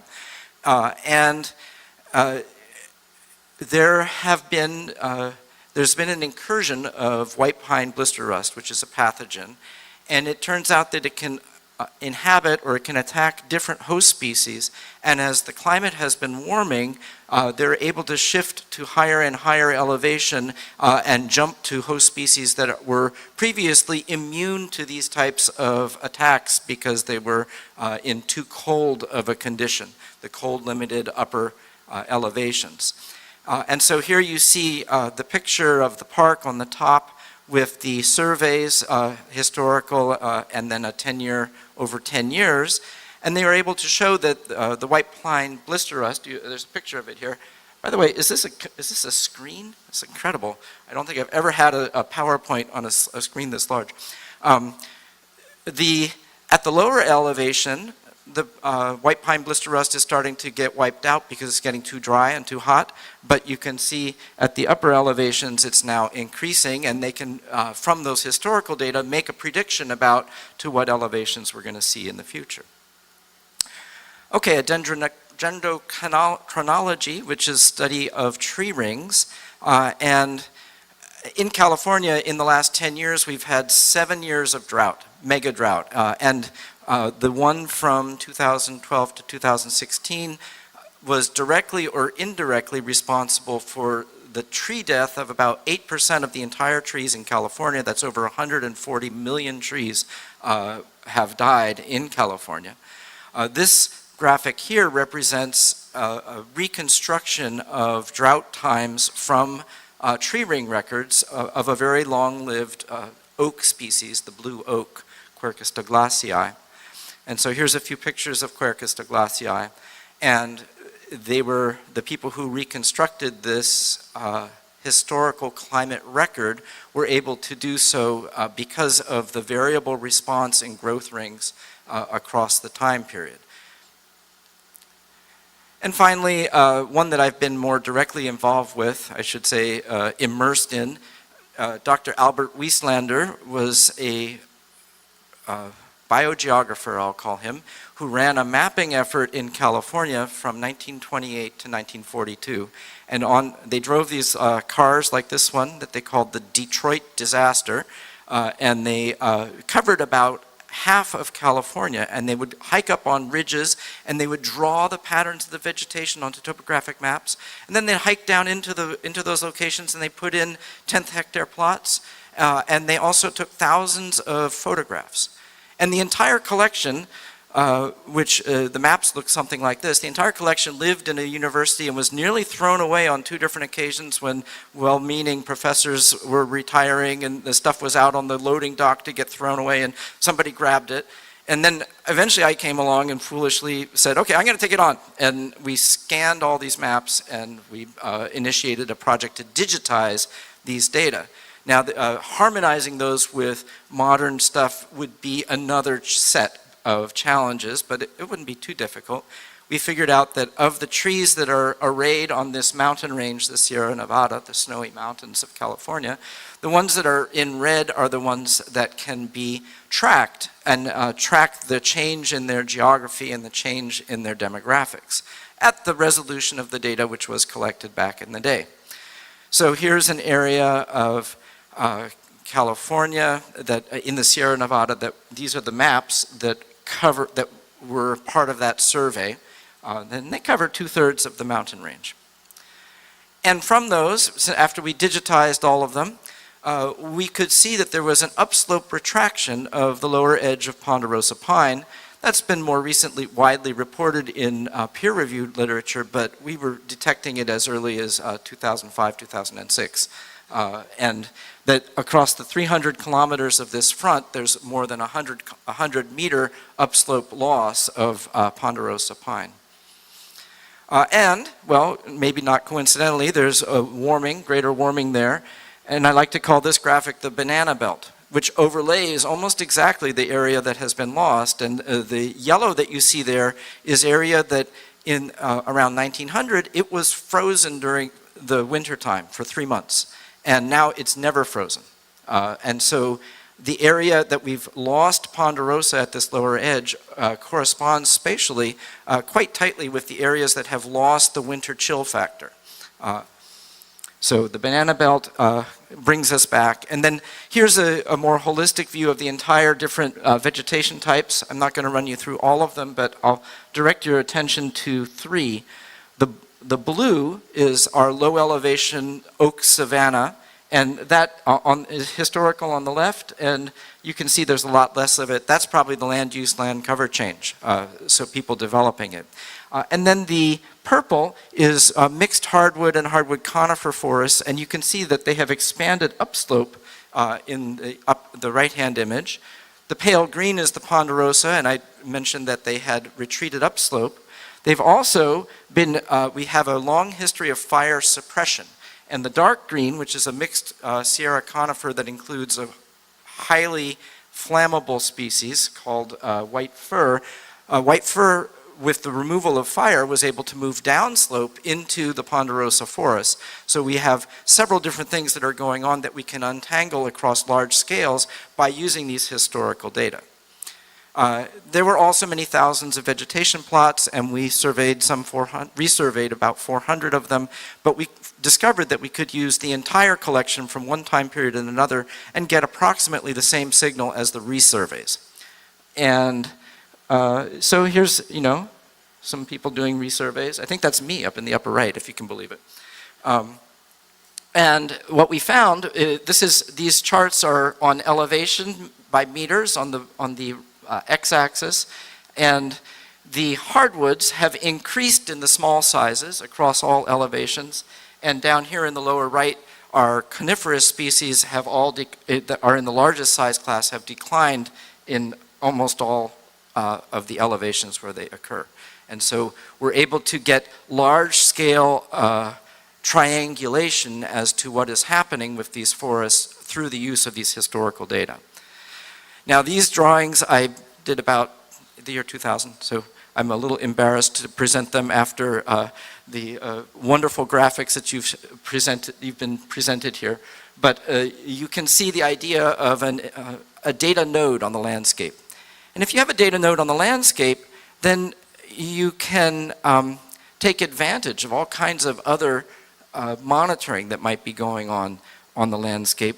And look at your distributed network. And your distributed network might be for weather stations, but it might also be for mammals or vegetation or for many, many other things.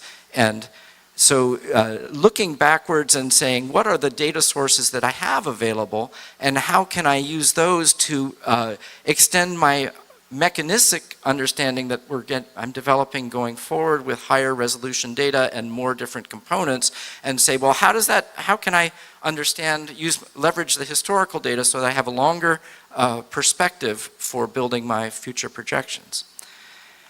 And in California, yes, the idea of observatory networks or sentinel sites has really taken hold across many different groups. And most recently with our state parks. So the state parks are just run by the local state of California, but they're putting in about 50 weather stations and soil monitoring at their locations. And they're building off of the ideas that came from NEON and LTER and the National Parks, I&M programs. And then the universities also have a variety of experimental sites, and there's actually a whole series of small protected areas across the different habitats of California. What is it, about 41 of them now. And those are places where people can do long-term experiments and observations, and they also have weather stations. So one of the messages for Korea, for the NIE, is that we can be looking across multiple agencies, not only for weather station data, but for other kinds of data, and how do you integrate and fold them in at the same time that there are fantastic plans for going forward.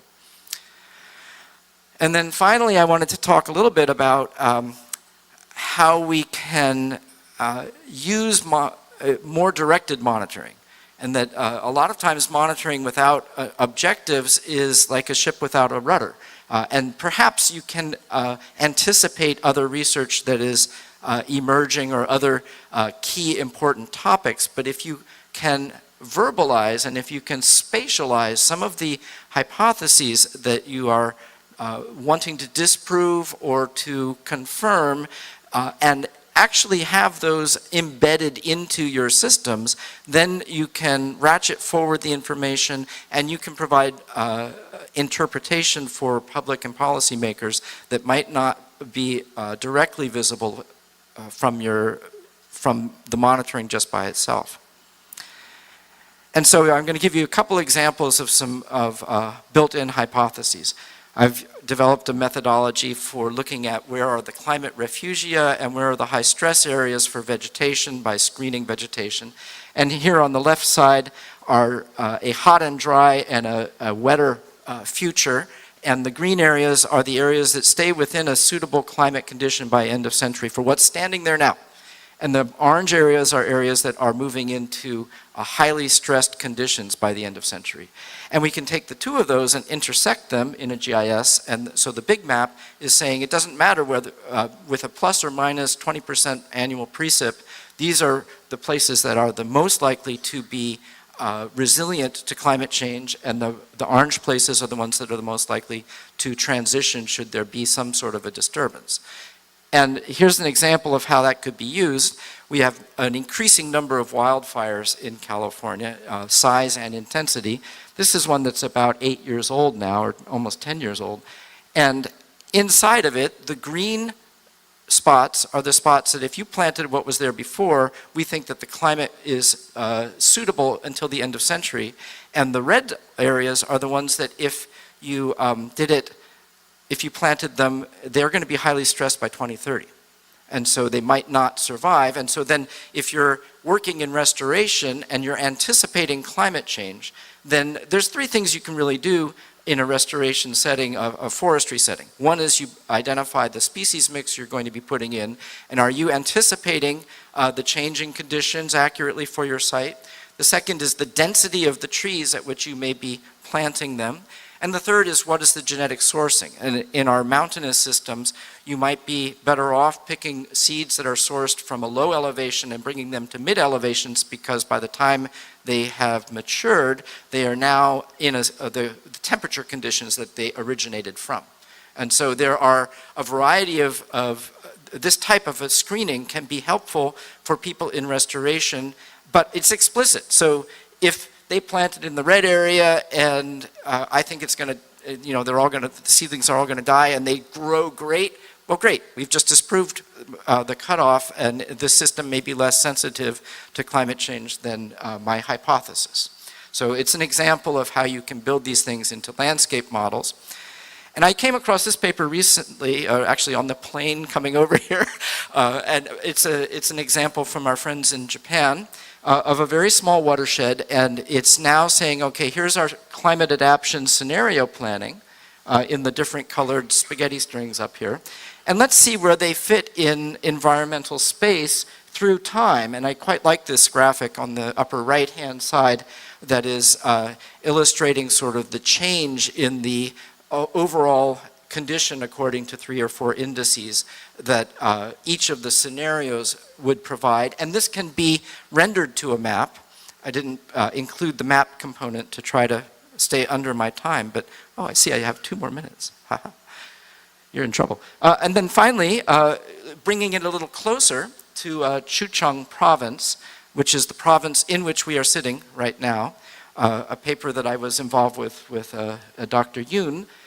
She was looking at alternate land use scenarios for Chucheng province, and the criteria were landslide avoidance, rice production, and biodiversity preservation.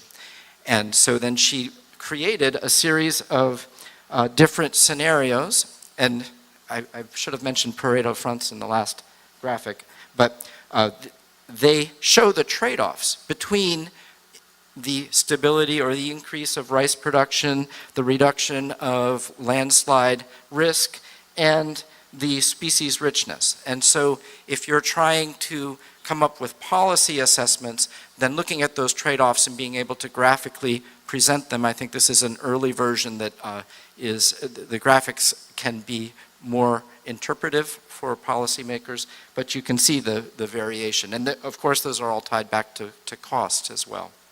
So with that, my summary is that we have historical data from sometimes very unexpected places, and that it would be a shame to lose those as we are building our forward-looking monitoring systems. How can we do that? A lot of times it's going to take a local person to help to build those linkages. The second one is that within monitoring, we could leverage across not only ecosystem process and weather stations, but various other types of data as well, and having an open field for that, I think, is beneficial. And the third is to, again, thank Dr. Park for the opportunity to present here. So with that, I will close my remarks. Thank you very much, James. All presentations are finished. I appreciate all speakers for excellent presentations. Please give them a loud applause. From now on, let me speak Korean for better communication of discussion. So use device, please.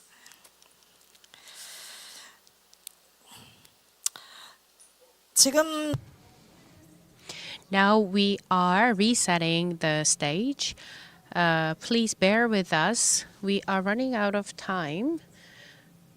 So while we are resetting the stage, maybe we can collect some questions first. Please make sure to identify your name and your organization or department, and please identify where and who your question goes to. And then once we have all speakers on the stage, we will answer probably 1 or 2 questions due to our time limit. And after that, after 1 or 2 questions, I want to revisit our speakers about their take on regarding our current projects or their advice to the NIE. Is there any question before we invite all the speakers on the stage?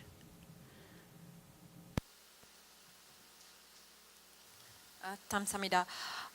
I have a question for James. So the Ponderosa Pine example is fantastic. We generally don't have the long-term data. We need to understand these trends. What I was curious about is often in the landscape, it takes a lot more to kill something that's already alive than to prevent germination.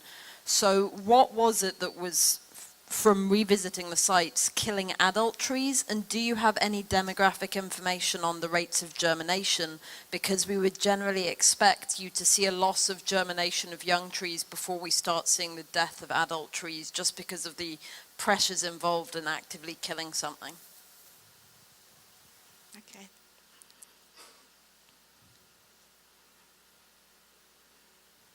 또 다른 질문 있으실까요? Is there any other question?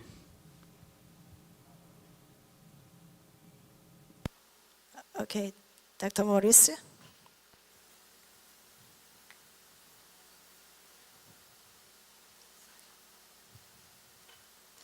Thank you. My question is, having heard about a variety of data management systems, and we're trying to harmonise data quickly to address the grand societal challenges of the planet, can we work towards one training ground for all of our different countries and networks so that we progress more quickly towards harmonisation?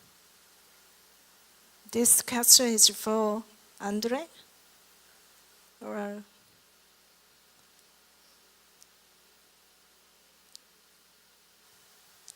Put the question to maybe Paula and Guru. okay. Yeah. Please be prepared.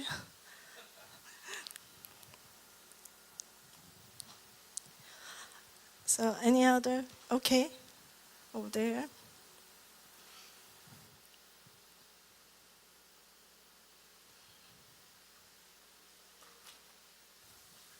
Hi, thanks for all those excellent talks. This is a question for Guru. I just wondered, given the difficulties in harmonizing across the different data sources, whether you had thought about setting up some use case analyses that showed the opportunities, but also the constraints imposed by having to bring together data that was based on different protocols by different people. Whether you'd had any plans to actually illustrate what you kind of can do, and then sort of almost what you can't do, or perhaps what you could do if sort of those harmonization methods were improved, or the analytical methods were made more develop over time.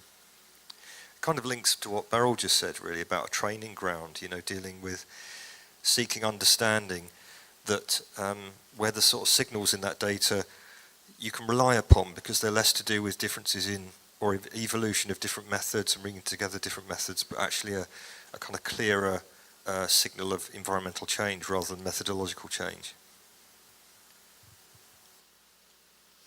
Okay.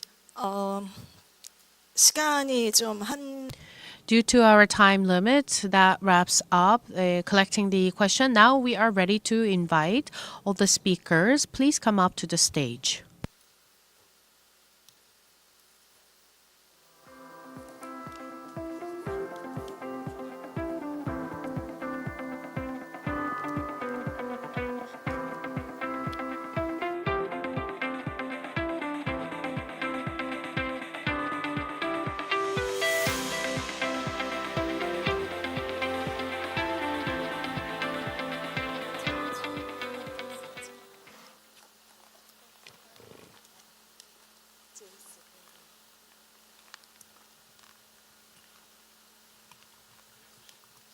네, 감사합니다. Thank you. 토론을 시작하도록 Let us begin our discussion. So we've just collected 3 questions. So first I will come to James regarding the first question. So we will start from James. Maybe you can provide a simple answer, and followed by Dr. Kang Sung-ryong and Dr. Lee Hyo-hemi. Well, we want to hear some comments about what Dr. Kang and Lee introduced regarding our project at NIE. James first. Thanks for the question, Alice. So I'll just rephrase it to see if I got it. It had to do with the question of recruitment and the establishment of new seedlings, and that sometimes that is the indicator of loss. In the system that we're talking about, a seasonal system, we have a strong drought signal, and we have heavy competition with shrubs. So if typically what's happening on the lower edge of the range for these tree species is the adult trees are very robust. They exist down into Mexico, up into Canada, over into the Rockies. and they can handle the changing conditions to some level, but the establishment conditions are no longer favorable for a variety of reasons. One is an increased dry period. The other thing I should mention is in the Sierra Nevada mountain range, it is drought limited and temperature limited at the lower end, and it is cold limited at the top. The same amount of warming at high elevation is giving us a longer growing season, and things are greening up. But at the lower elevation, it is causing transition to other dominant vegetation types. So that's the quick response. 네, 감사합니다. Thank you, James. Anyone else to add comments regarding what James just mentioned? Or should we come back to you later?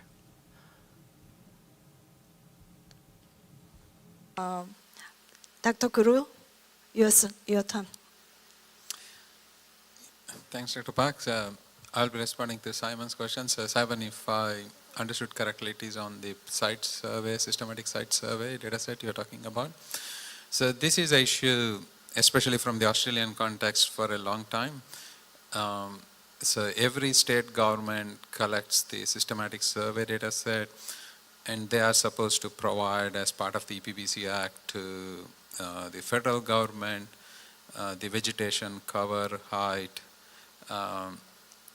across the stratum as well, so every 5 years, and then that derives as a national vegetation information system, NVIS. So to do that, it takes like a significant amount of time. There is a separate division in the Federal Environmental Department to do this. And then they haven't cracked up on any of the other data set. If you look at the state governments, they are collecting data for about 40, 50 years, and then nobody knows what the other state has got. Just a classic example of, if you look at the vegetation map of Australia, where they stitch together all the data collected from a state, you can see the clear demarcation of the state boundary. Vegetation won't grow like that, right? So that is basically classic example of the need of the data integration. The vegetation won't change. And another example is that every state has got their herbarium, every state got their naming convention, and then they haven't mapped into the national species list, for example. In Australia, they have the national species list, NSL. They have like a national taxonomic name, but every state have their own naming as well. It is a challenge. So even in our data set, if we go and collect data, for example, in South Australia, we need to submit the specimen to the South Australian Herbarium, and they provide a name. Whereas in EcoPlot, we provide, okay, this is a state name, this is a name in the NSL, so that, it meets both the requirement, kind of a thing. So the EcoPlot was probably, was derived from the challenges from the state government and, a lot of the, providers it provides. And then, this is, fairly recognized even in the federal government as well. So a classic example is that the federal government funds close to $350 million every year to collect the vegetation data set across the different national resource management area, but they don't have a clue what data they get. They just fund it, they get a PDF out of it. So the federal government is making a concrete effort where we should make this data reusable when they are spending significant amount of time. So currently they are looking at basically standardizing from the source. That means that the standardizing the data collection aspect to the publication aspect. So we are providing, as a turn, we are building the protocols for that. We are building the data exchange standard for that. And then the federal government is building a biodiversity data repository so that all the data goes in that one. And then potentially what they are in the long term looking at, all the state government should feed the data as well. It becomes like a national biodiversity data. Again, that is just that they are focusing on the biodiversity, but all the ecological context, all the geology, everything is completely missed. Again, so that is exactly what we wanted to make sure that it brought together. even in our monitoring thing, so we collect like a soils information, where in Australian context it's go to like a national soil archive, but it's completely delimit from the other vegetation information, because that is a different data repository. Vegetation is a different data repository. No way they know that, okay, some data are collected at the same site visit kind of a thing. So that is the main reason for us to, we consider site survey as the holistic approach. People go as part of a site visit to collect a multiple, features of a site, and then that should be made available as part of the holistic approach so that they can do a bit of a multiple analysis. So that is where, that is the main reason of, building the platform what we have built. Hope I answered your question. 네, 감사합니다. 이제 Thank you. Now, Paula Mabi's turn to answer the question that was raised. I believe I'm answering the question from Beryl. Yes, which is a very interesting idea. So I had a couple of thoughts that relate to some of the other talks. So it seemed to me that all the speakers, beginning with Hemi, spoke about the need for standards in integrated management. And I wondered myself about what the organizations, for example, in Korea thought about the changes in the formats that might be required to standardize. And then, in all of the talks, people talked about standards, the past and the present, and the difficulty of it all. So the idea of a common training ground is somewhat it made me think of the data carpentries, which in the United States is a group that's committed through essentially training the trainers how to use data, how to use big data. And maybe there could be some kind of variation on that to have a what do you want to call it, standardizing training camp.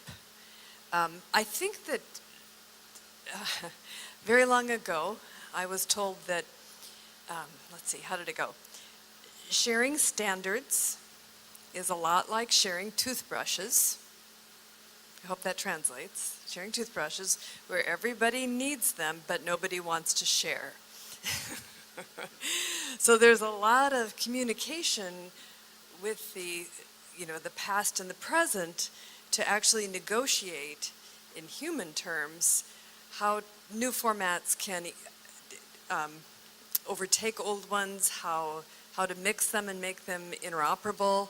So there's a lot of different human aspects to sharing those standards and changing those standards and moving along quickly. But I like the idea because it's integral to accelerating discovery and to accelerating basically policy recommendations and everything else that's needed. So I very much like that idea, Beryl. 네, 감사합니다. Thank you very much. You're mentioning sharing a toothbrush is very impressive.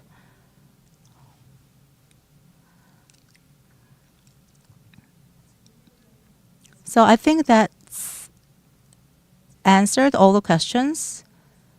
Now I'd like to invite Mother Andre Mother. Do you have anything to? Yeah, Andrea 박사님. So maybe Dr. Andre Mather can give us some comments or advice for the project that Dr. Kang and Dr. Lee introduced. Yes, thank you. I think probably I'm not that well qualified to provide advice, but I had a couple of questions, one particular question for each. So Dr. Lee spoke about the integration of ecosystem data and these different government agencies and others that were involved. And I thought it would be interesting to know a little bit about behind the scenes. How did you get the buy-in of the different ministries? Because I know from different countries I've worked, this is not a very simple process. So that would be the question. I have a follow-up question, but let me start with that. And I have one for Dr. Gang as well, but shall I wait until afterwards? Oh, yeah. I can wait. Yes. 그러면 Because we are running out of time. Anyone else have comments or feedback or any advice that about Dr. Kang's explanation about the project, or Dr. Lee's, maybe James, Dr. Gru, or Ms. Mabe can have some comments. project? Yeah, I can make a comment on Dr. Lee's one. I think the approach looks good. I think the only thing is follow the existing standard, I would say, because there are a lot of standard bodies. If you look at like a W3C, OGC, I've got a lot of multiple standards they build to the metadata standards or the data standard, data exchange standard. So that is what we do. We use the existing standard, and if something doesn't fit, we extend that standard so that it's easy to incorporate. The extensibility is there. It has got a long-term effect, partly because a lot of people are aware of that standard. You don't have to train people from scratch. If I build my own standard, that may be the perfect standard. I'm not telling what OGC has built as a perfect standard. At least people are aware of that one. If we build our own thing, we spend significant amount of time and effort just to educate people in what we build, custom build one. And if you look at the return of investment, probably that is a way lower than what adopting the existing standard. And then probably it's worthwhile, when you are building this kind of a system, start with certain use cases, what you want to achieve, because that is a significant investment, and then having like a progression, update to that one, so that you achieve in 1 year what we want to achieve, in 2 years what we want to achieve, whether it's meeting the use cases that is proposed by the community. I would strongly encourage you to engage with the community from the beginning. A lot of things, we make a mistake that we build something, the community may not want it, or community may feel that aggravate that they were not consulted enough to use the tool you built, kind of a thing. I think especially in the ecology, at least from an Australian context, I can tell a little bit of humility goes a long way in this approach. Just ask the community, they know that, oh, somebody has consulted me, or they have built this, fine, I can deal with it, kind of a thing. 네, 감사합니다. Thank you. 질문이랑 Thank you very much for your comments. Now, Dr. Hyohemi Lee and Dr. Kang will summarize what they think. Thank you very much. And based on all the feedback and advice, and these are all in line with our concerns at the moment. So regarding the question about how we work with other organizations, we haven't done anything yet. That's our plan. We just started this project this year. So we don't really have a lot of stories behind the scene. But then the next question is about how to coordinate the existing standards. So we did have some project in the past which is similar to what we plan right now, but that old project didn't reach up to the point of the completion, and it failed because any of the government organizations didn't want to share their information with other organizations. So first, I believe that it's important to strongly establish a strong consensus or some kind of platform where everyone relies on or have a trust on. And so for the response of a climate change at the national level, is crucial, and that's the message that we have to first to convey.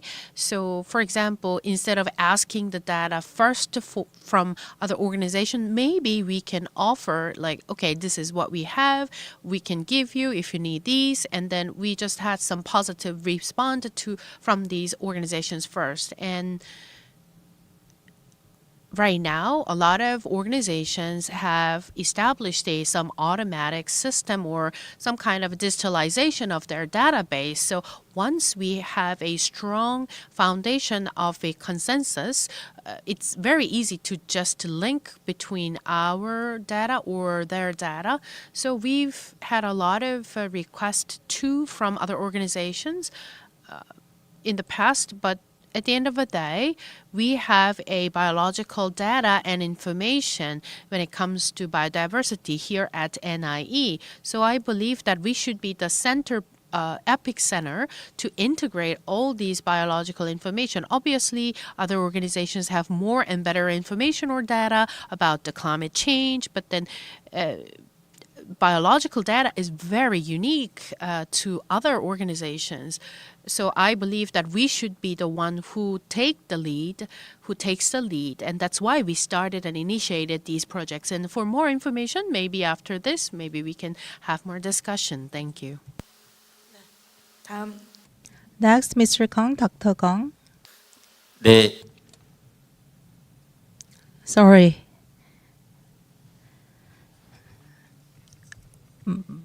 I introduce some tasks that we are doing in our team. I think maybe next month for the next 3 years, we are going to assess indicators depending on according to Korea's situation, and we are going to complete the indicators, established indicators by 2020 so that we can submit the result to the central government. I think we are just standing in the beginning line. I talked about many different indicators because we have done some pilot research according to international standards. So firstly, we needed to introduce indicators in line with international standards like KBA and other things to in line with the national standard. I think it's important them to be usable. So NatureServe or CSIRO, IUCN have some indicators already. So we checked if we can use them as our national indicator. So we did some research, and with international organizations, I think for calculation technology, we don't have them yet. So I think we need to cooperate with international organizations with our work so that we can openly provide the result of our work. The result of calculations from international organizations, I think the result of our work should also be provided to the international organization. So that's the way we need to go for. Thank you. 오늘 Thank you very much.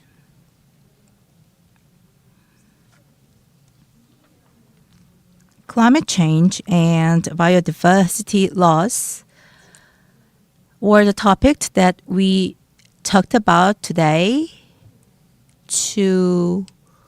And we are operating some basic project for such cause, and being in line with global biodiversity goals is important, so it should be in line with our national goals. And for indicators, I think we need connected indicators with international standard indicators, and we also think about how we can collect data, manage data, and provide data at this moment. So I believe today's speakers are the experts of global trend on this, or they have abundant experience of doing such things already. And climate risks, how to solve climate risks by using data. I think we could learn about such things from our speakers today. And I think we today had a very productive session, and I also expect closer cooperation among us. So I'd like to express my deep gratitude to all our speakers today. So that wraps up today's session, and I'd like to thank you all for being part of this session. Thank you.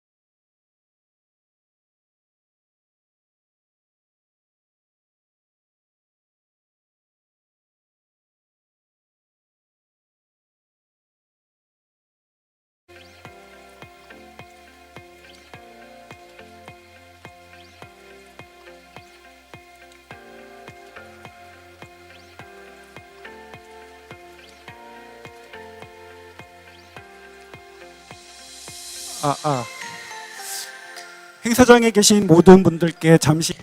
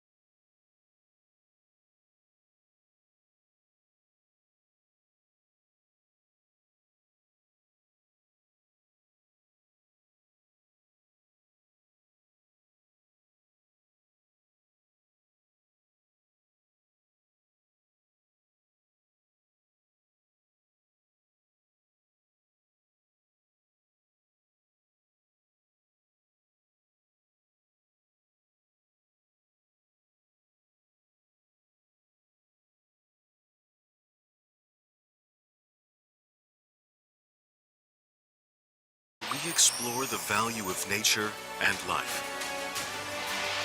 Pursue a sustainable ecosystem. And discover and learn about nature. Welcome to the National Institute of Ecology.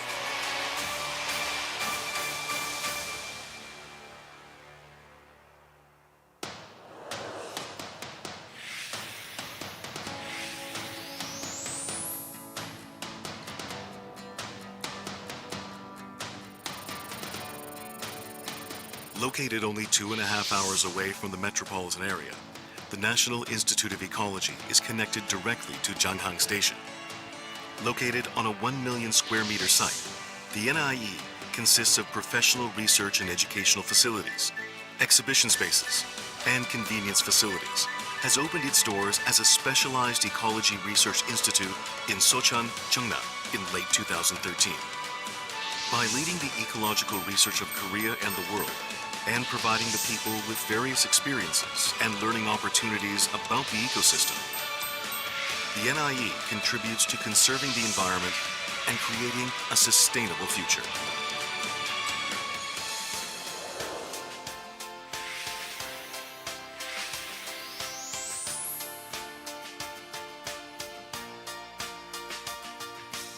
The National Institute of Ecology conducts various research projects to cope with changes in the ecosystem caused by climate change and to promote biodiversity. The NIE conducts national survey of nationwide natural environment, studies the ecological environments of specific islands and protected areas, and supports the nation's natural environment policies. By doing so, the NIE is establishing a system for the nation's ecosystem services assessment and environmental impact assessment. By contributing to establishing reasonable natural environment conservation policies through ecosystem value assessment and comprehensively studying the impact of invasive alien species and LMOs on the ecosystem, the NIE is protecting and maintaining the health of our natural ecosystems. The NIE is carrying out a wide range of research and survey for ecosystem restoration, conservation technology development, and efficient conservation management of inland wetlands. To develop new industries of the future and lead the fourth industrial revolution, the NIE is strengthening a foundation for the nation's basic ecology research, such as biomimicry research and the EcoBank, a platform for sharing and utilizing worldwide ecological data and information.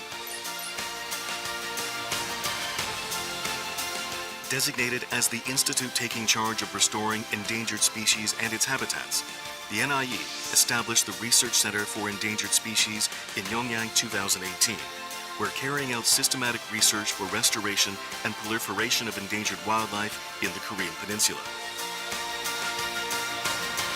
To secure stable populations of the endangered species threatened by the worsening of ecological conditions and illegal trafficking, the NIE is operating an eco-care center to fulfill its commitment to balance and harmony in the ecosystem. As a leading ecological research institute, the NIE is also building up global networks by hosting international conferences and promoting joint research projects.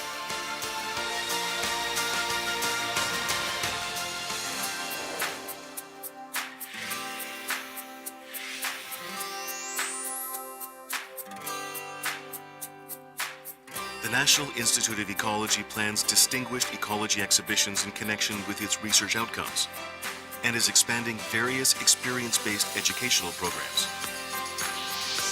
The Aquarium, which is a small Earth, offers an opportunity to discover the world's 5 climatic zones and ecosystems and experience Earth's various ecosystems firsthand.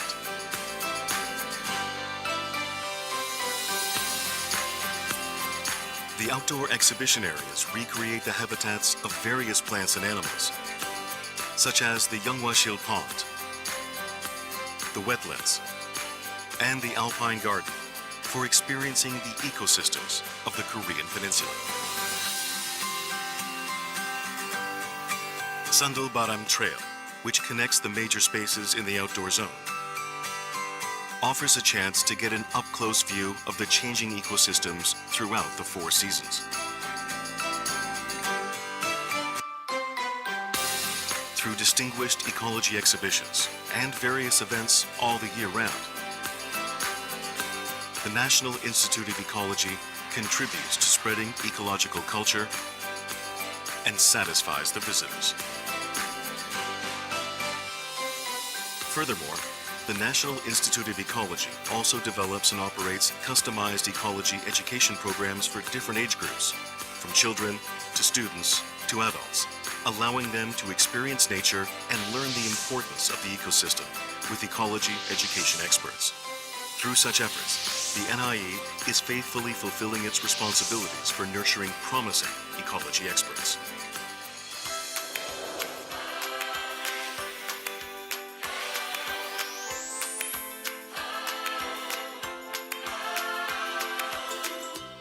The NIE carries out various projects to deliver scientific ecological information in an interesting manner and spread the understanding of ecological culture. To this end, the NIE is creating ecology-related learning contents, such as professional textbooks, children's books, and e-books using research, education, and exhibition project outcomes to raise ecological awareness through offering easy and convenient access to those contents. The NIE is playing a leading role in revitalizing the regional economy and creating shared value with the local communities, including development and operation of ecotourism programs, utilizing tourism resources of the surrounding areas, and support of local festivals.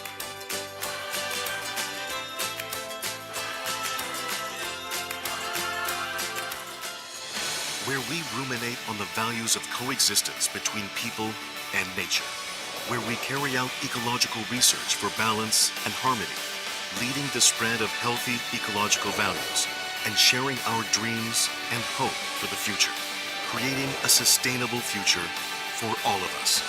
The National Institute of Ecology is standing at the center of this future.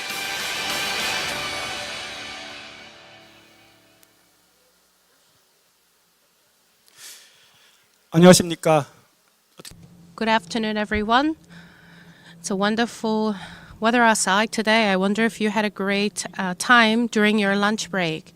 Let us begin the afternoon session of the International Symposium. My name is Song Hae-ryong from National Institute of Ecology. In our session 2, we are going to talk about ecological big data sharing and utilizing data. We are going to have 6 speakers in this session, and after the presentation, we will have a Q&A session. So I said that it's ecological data that is our topic.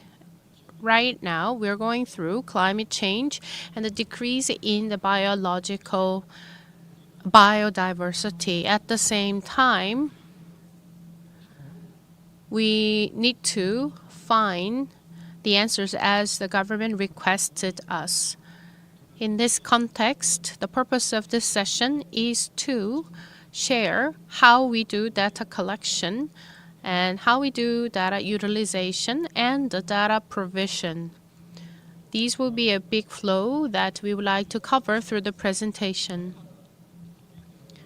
So as you can see on the screen, we have 6 speakers. And first, I would like to introduce the very first speaker.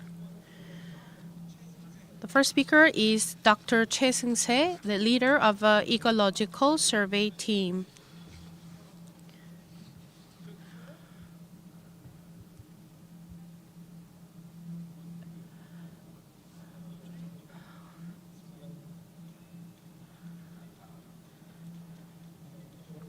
In Korea, the status and result of National Ecosystem Survey입니다. 발표로 환영해 주셨으면 감사하겠습니다. Let's give him a big hand.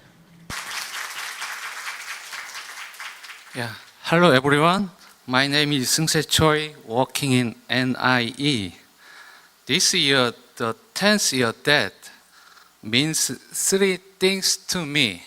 Firstly, 10th anniversary of the opening institute. Second, I joined this institute. Last, I got married 10 years. 예, 이제 저희 Now I would like to share the oldest survey in Korea and the status and the result of National Ecosystem Service. I joined here in 2014. My team was a nature environment survey team. So I'm one of a few people who continue for my 10 years for like 10 years. And the team name hasn't changed yet. That means that our team itself has a sustainability. Based on my experience, I would like to share some of my findings with you.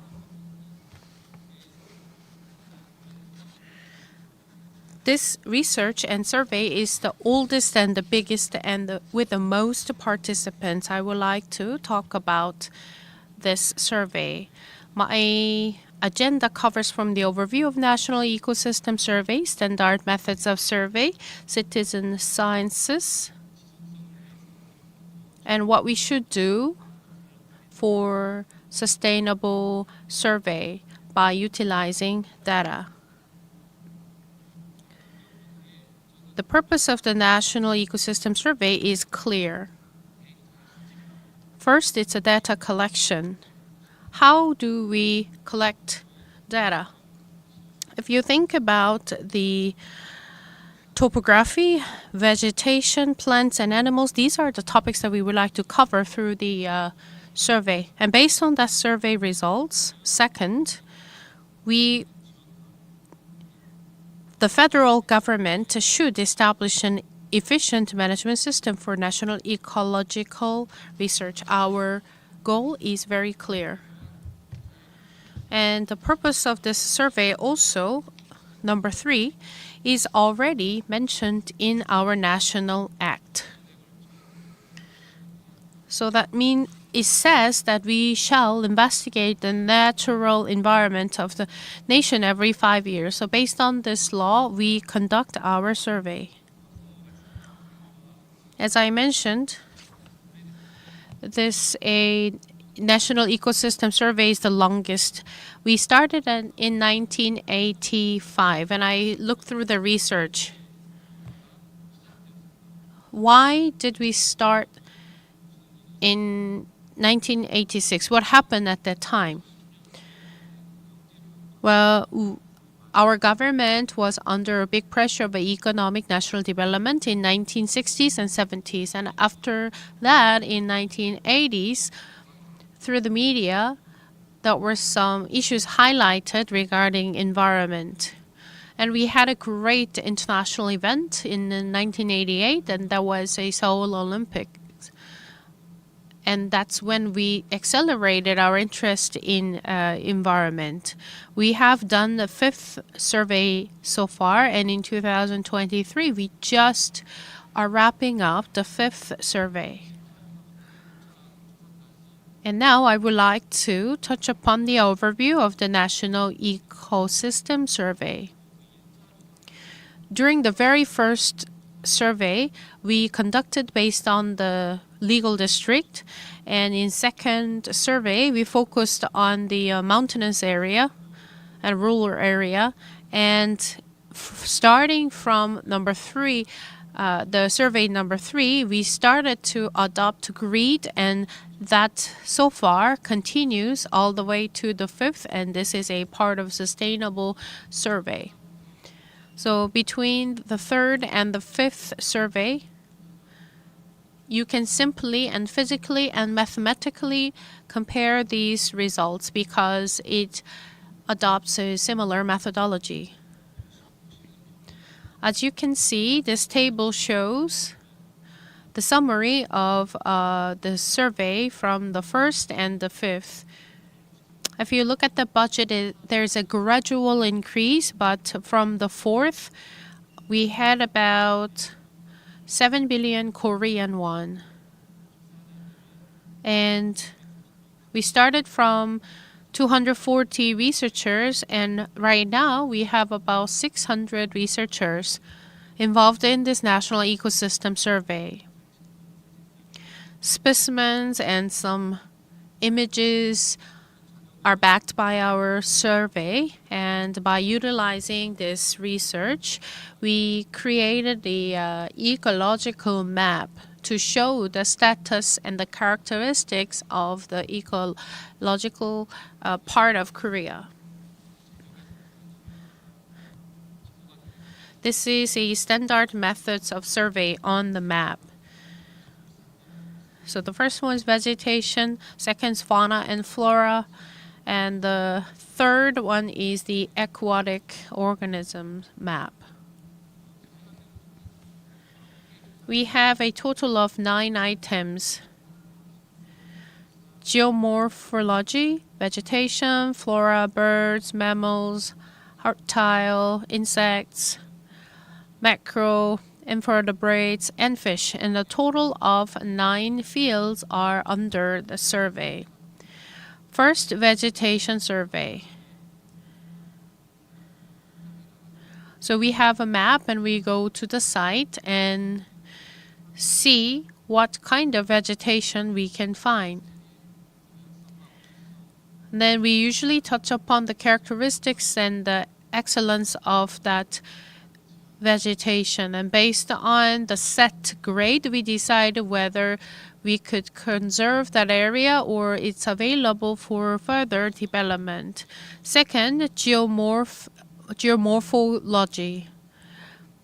It's the same as the vegetation survey. We can go out to the site with a map and see whether there are some geomorphological elements exist.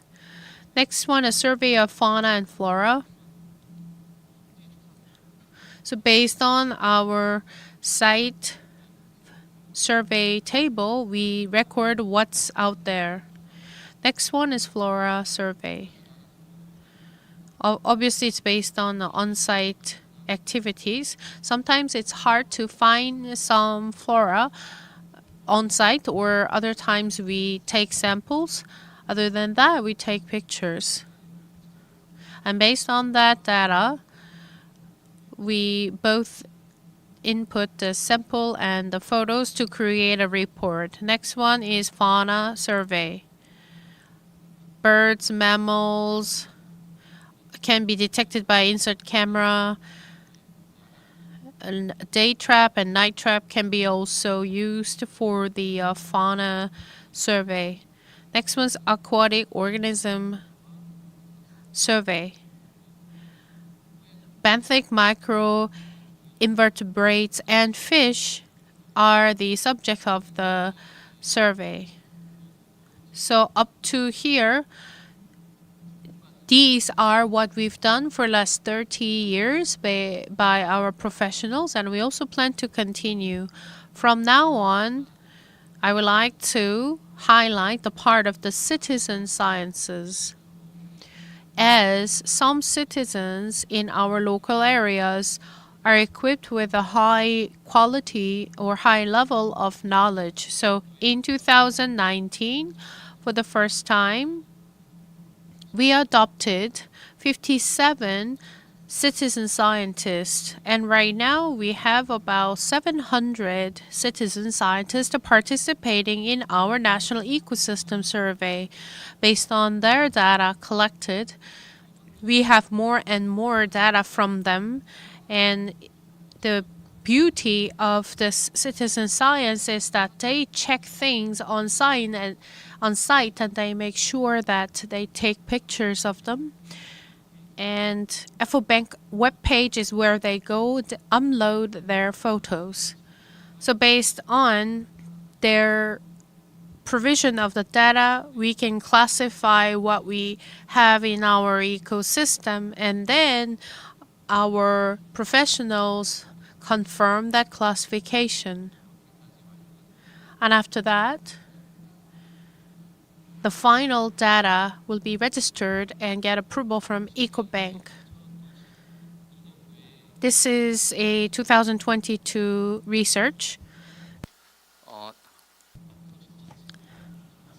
If you look at the left side of the map, that was the data from citizen scientists, usually residential area, development area, and the urban areas are their interest.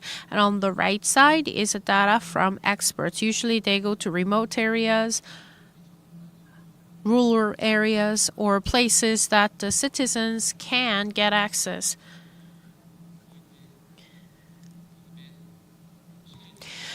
If you look at the very right side of the graphic, you can see the result. The red one is the survey from the urban areas by citizen scientists, and the yellow dots indicate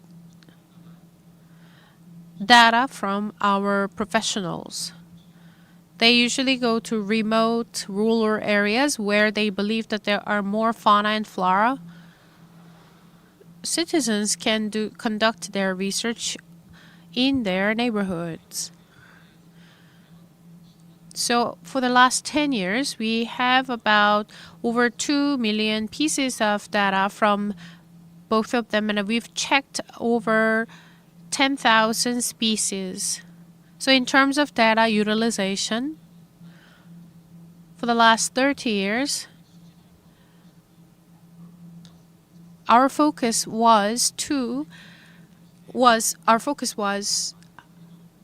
how we collect these data. However, there are more demands in policy to utilize these data. And so now we are requested to analyze such data and utilize this data. So going through GIS-DB, we create ecological and natural map. Here we do have all research results by NIE included on these map. And that could be establishment of our conservative foundings. So if you look at this map, it is called the Ecological and Nature Map. It has 3 grades. About 8.5% of the total land of Korea falls into this classification. This is a conservation of a natural environment and restoration. 39.5% falls into the 2nd grade, means that development is possible, but you're not supposed to make a lot of damage. The 3rd grade is more for development. And also, we actually did analyze our data and how many species of fauna and flora exist in cities and different areas. So this is from the 4th survey, and the next year we should be able to pull out the result from the 5th survey with this for this information. This is the number of species distributed by city and provinces in Korea. And this is a distribution status of endemic species by city and province nationwide. So these two graphs just show the simple collection of data. Then how to utilize such data is the next topic I will cover. 2 years ago, I visited Ministry of Environment and I provide a press release, and one journalist said, "Until when do you only plan to announce the number of pieces of information? Because this is the oldest and the biggest survey with the most number of participation, that means that this survey has potential." So that was a request from the journalist.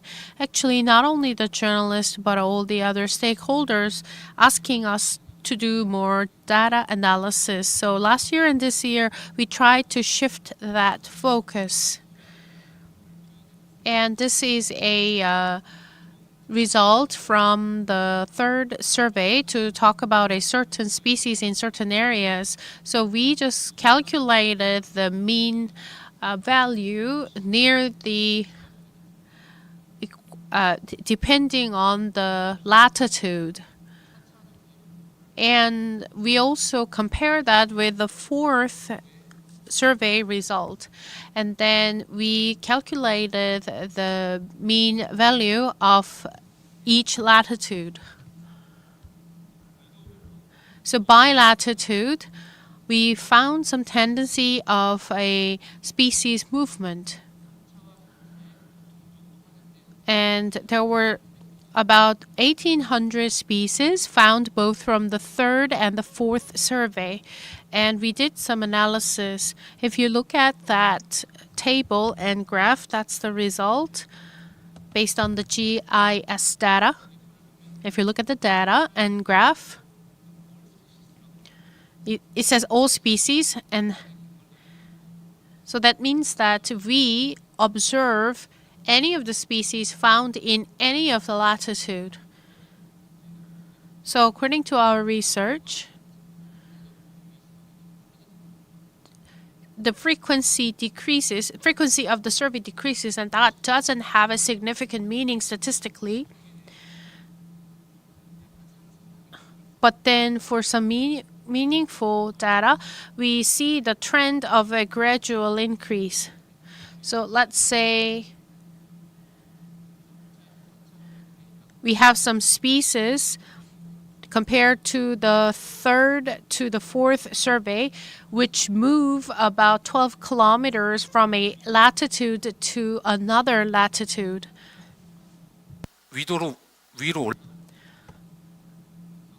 Then we also try to analyze. So if you look at the Eo Island, and we see this is a reference point. Gwangju could be 30,000, and Gunsan Seocheon is about 40,000. So we just try to convert the area as a number, and we found some interesting numbers from here, meaning that so from our 3rd survey, the yellow part was the for 20 species moving around. So if you look at this blue line, that is what the yellow line stood for. So there was about 43 kilometers movement, meaning that about 4 kilometers every year these species move upward. So Gwangju is that 30,000 reference line, and about 30-kilometer movement was found. And at 40,000 reference line, there were about 20 kilometers that species move onward, meaning that if you go higher latitude, the movement gets slower. And at some point, there might be some areas we can find more species. So when we find this data or trend, this is useful to figure out the special characteristic of a certain species, which is led by some changes in habitat. Next one is of fauna. This bird is usually used to live in Jeju Island, but right now it's widely found on the peninsula. It is not only because of the climate change, but the changes in habitat and some food. This is a Helicion pileata, a bird. The bird was a subject for the third and the fourth survey. The bird likes frog. Then you may think that we have fewer frog. But if you look at the land change, a lot of land used to be used for crops, and right now they're now cultivating vegetables and fruits. And this is the similar case of a different bird.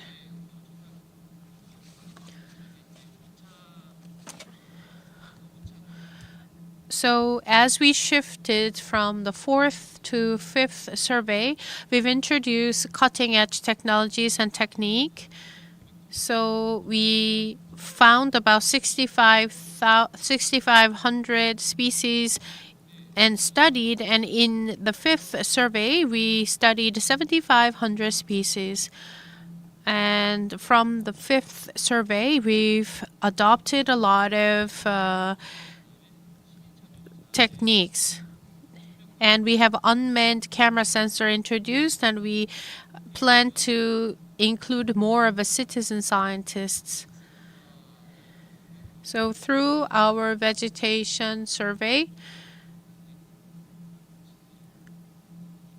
we are expected to see some progress and improvement, and we should be able to enhance our survey between the fifth and the sixth one. And unmanned censored camera and unmanned sound recorders can be utilized to cover over 8,000 species from the sixth survey.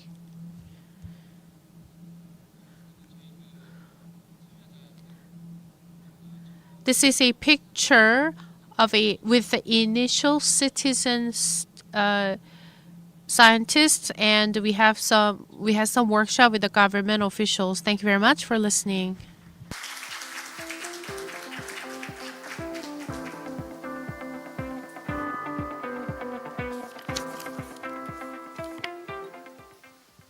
예, The collected data of the 30 years of NIE was well introduced.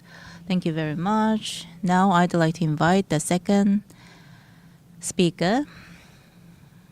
All the data of NIE is stored in EcoBank, and he contributed a lot to this, so I'd like to introduce him.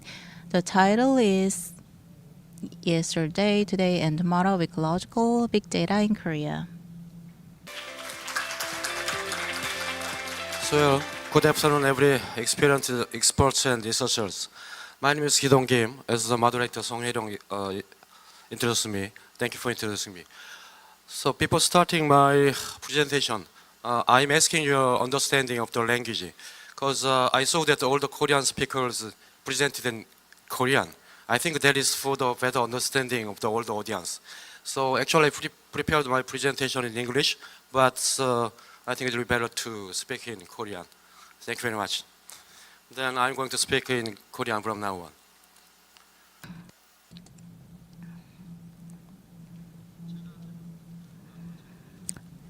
The topic is like this.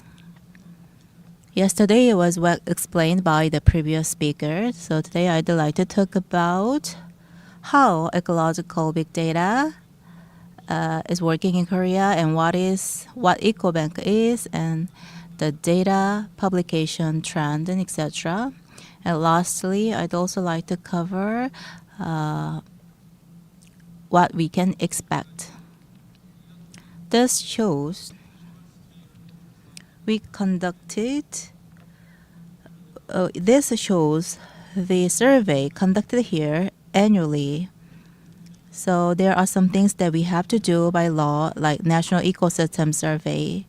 Dozens of data sets exist in Korea, so we get dozens of data sets across the nation. We haven't really well used them so far, so we started to think about it, and then we came up with the idea of data bank. Here I put yesterday. I hope this will not put any pressure on field researchers. Ecological record and data were the expressions in the past. They are very different. Of course, field survey is very important.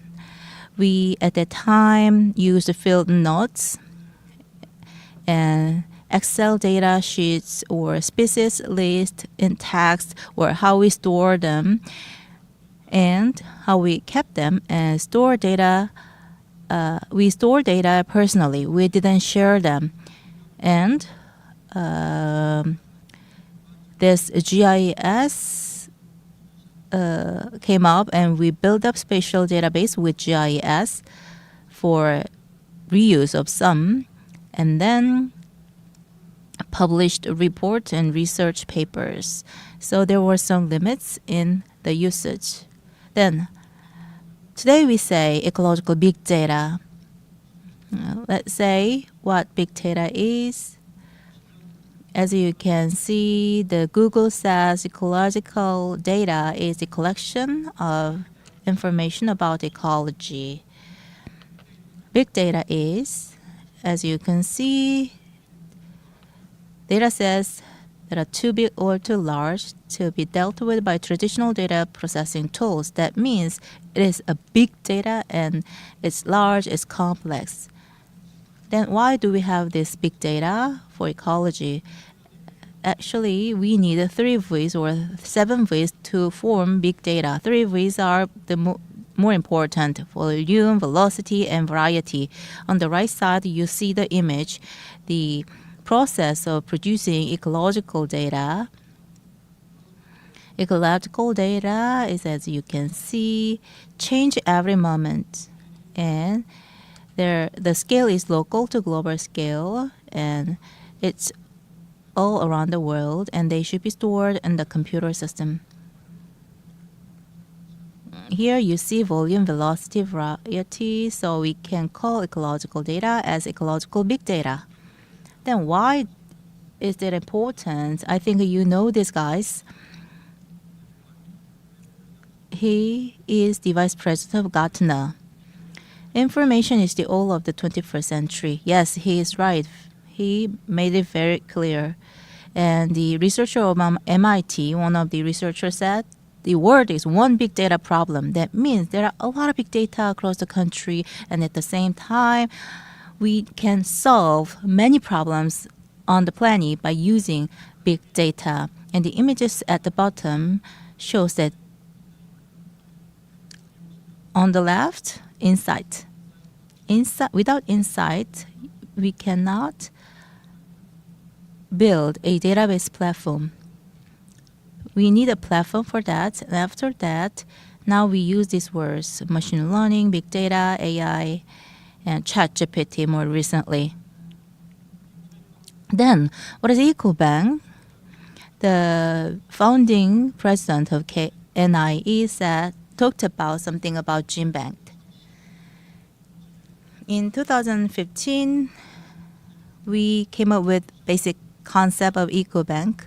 On the left side, it shows background, increase of environmental issues around the world, and incomplete management of database and lack of sharing and utilization. So we started our work on database, and that was the insight for EcoBank in the very beginning stage. So with that insight, we designed it targeting 3 different groups.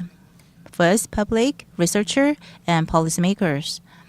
We say that government officials, anyhow, they have different purposes. So we started our work targeting them. So we thought about their necessity. And when we built this EcoBank, this is what we got. EcoBank not just produced database, it published data. When you open and data, we say we publish data. So the field information will be collected as a raw data, and we have some online system for it, and we build database online, and we can reuse them from information to knowledge. Then we open that data, and then we can convert that in another sector. Then it will become a knowledge. So EcoBank produces data and also publishes data. This is the data model that we have for now. It looks complex. On the left, that's the research data of NIE. They were established as a database, and we connect the different database, and we also collect database from other organizations. At the center, you see the image of the database, which shows the current EcoBank integrated database. Let's look at the structure. All data platform has a similar structure. On the left side, you see domestic and international organization. We get them and we store, manage, analyze all the data in the middle. And on the right side, you see the users. They can be individuals, organizations, or another database system. This is the structure that we have, and as we checked, in 2018, we made some revision, and we are continuously upgrading the ecosystem. This is the website of EcoBank.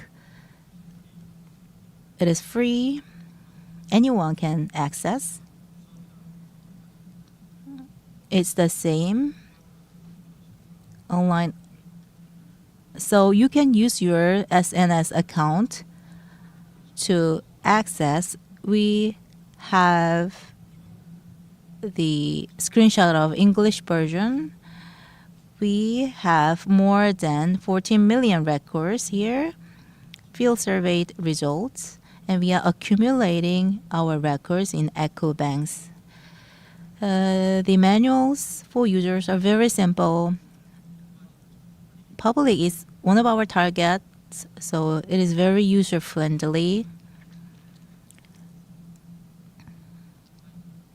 Here, you see the function. If you visit this website, you can easily see what's in there. We also provide WebGIS data service. It's an online map-based data service. So it's a map-based one.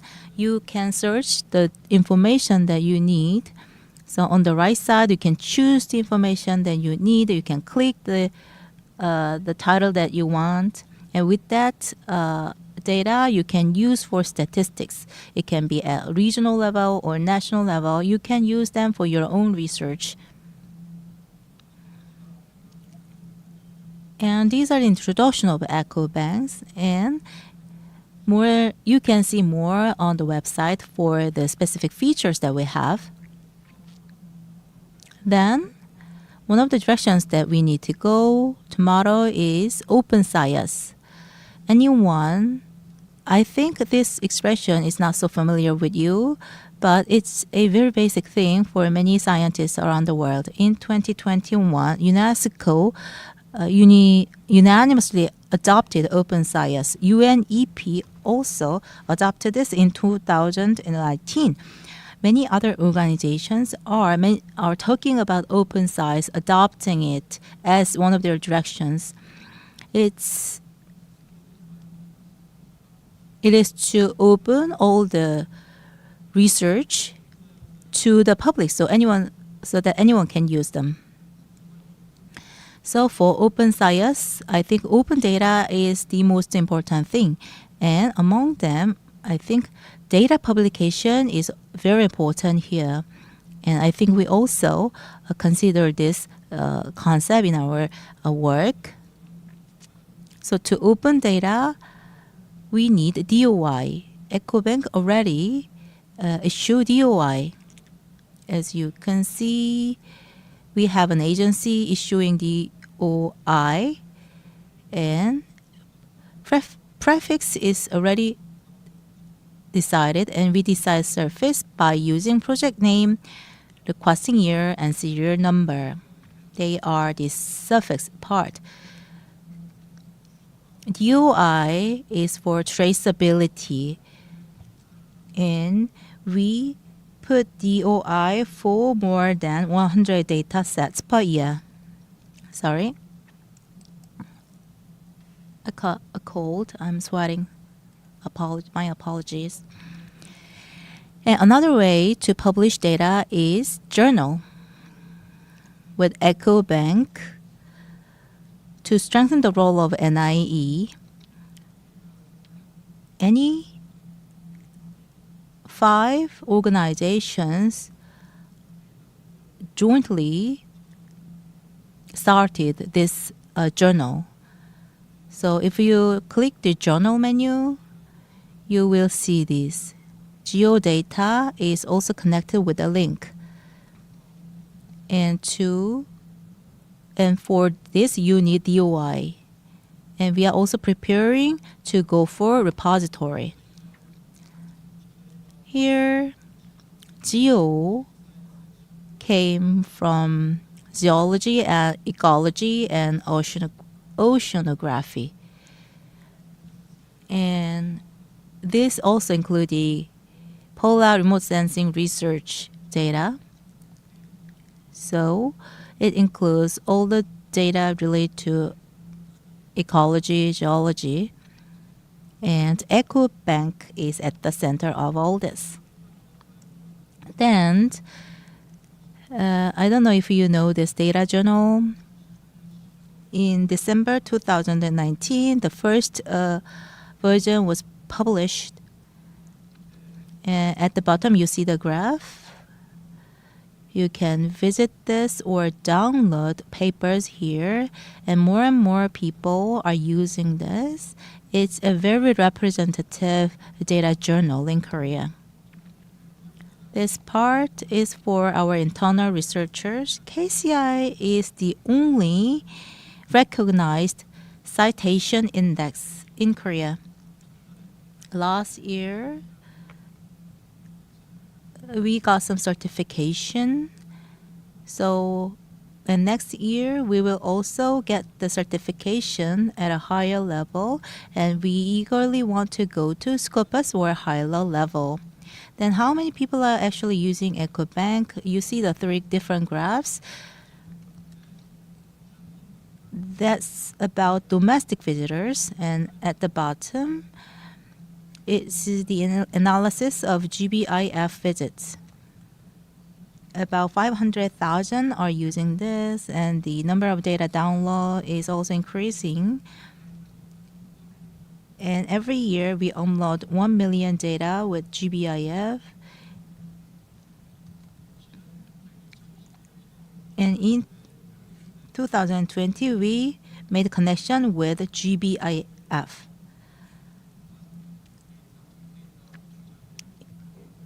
We saw only 1 to 2 papers that used the national survey, but the number has increased.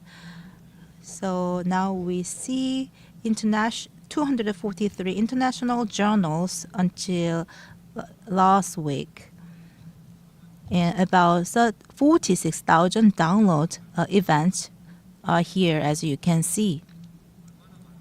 Then how many people are actually visiting this? More than 46,000 downloads, but about 6,800 are from other countries. And generally, we calculated how long our visitor stayed in the website. 174 countries actually visited our EcoBank, and they are getting our data. And we analyzed 242 papers, and on the right side, you will see there are more than 14 topics, from climate change to marine things. So our data is widely used in many different fields. This is analyzed by GOI tracking, so it's an authoritative information. So from 2015, 5 continents, we are entering into MOUs with many different organizations. Turn, Thailand are the partners that we are working with. And this is the example of using EcoBank system to upload vegetation database. I think Professor Yongnut will are using this, I guess, so I'd like to thank him. And for mangrove habitats, also have database in EcoBank. Then, what's the direction for the EcoBank? Many say that we prepared 9 years for this, and we are going to upgrade it going forward. Basically, we are using Open API, and we are considering many different ways, but we will continue our work. And to EcoBank to become an authoritative repository around the world, we need co-trustee or certification to become such a great repository. And if you look at the left side,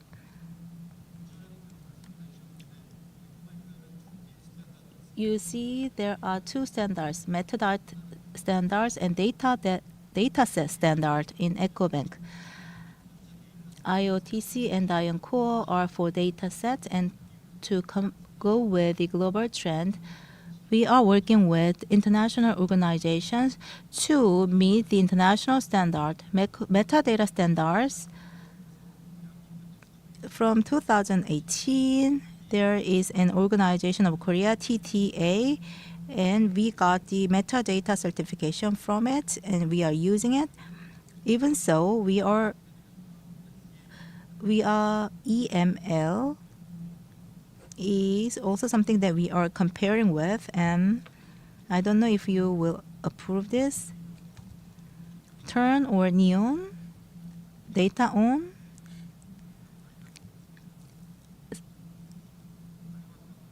IBOT are the organizations that we are planning to cooperate. And on the left side, you see 2 different systems of NIE. One is knowledge sharing data system. The other is a climate ecosystem. And climate ecosystem is the title that I give. EcoBank is a database platform, but you can use it as a data platform server. It will be useful, save the cost a lot. And you see ChatGPT on the right side. EcoBank is not a ChatGPT, but it provides data to ChatGPT. How? As Dr. Gru said, fair, findable, accessible, interoperable, reusable. EcoBank is following these principles.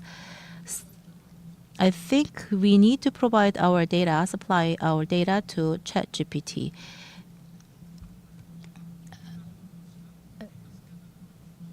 I think we need data standard and data curation as well going forward. The University of Michigan is working on this for data curation. We are working with them. DCI, Data Citation Index, are something that we are focusing to use going forward. This is the last slide that I have. Lastly, I'd like to say that we have our plans and goals, but to achieve our goals, I think all the researchers of NIE need to work together. Thank you very much.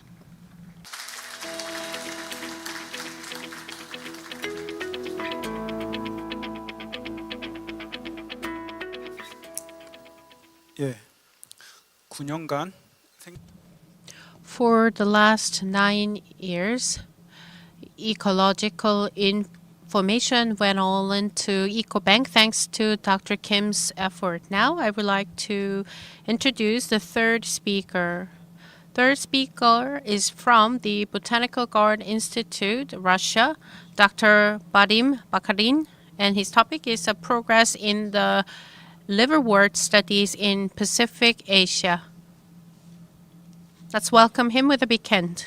It's a great pleasure for me to present a short talk about liverworts progress studies in Pacific Asia and how this progress was contributed from a laboratory I am guiding. The laboratory of cryptogamic biota was organized in Botanical Garden Institute in Vladivostok, Russia in 2011. And the first question we need to decide, what is a cryptogamic plants? Cryptogamic plants, before beginning of 19th century, it was a kind of suitcase, including everything doesn't similar to animals and having no flowers. So it includes both mosses and protozoa and everything, including some small animals, microscopic living in the water. Yes, so Laboratory of Cryptogamic Biota now organized not to cover this, all of this group, and includes 7 specialists, including mosses, lichen, and liverwort specialists. Liverwort team is the largest, and includes 4 people, me, and a researcher for field expeditions, and a researcher for molecular studies, and assistant. A Laboratory of Cryptogamic Biota covers now 2 divisions of not plants, division of biota. Liverworts, mosses, and lichens. Lichens now are not plants. Lichens now are fungi. Because my presentation is about liverworts, here I show diversity of liverworts life forms. They are actually very beautiful, but very small. And this is a great problem, because now, for example, citizen science is very, very popular. But unfortunately, we cannot have a benefit from citizen science in study of cryptogamic plants, including mosses, lichens, and liverworts, because they are small and neglected, and probably this is inevitable still conduct research by specialists in these fields.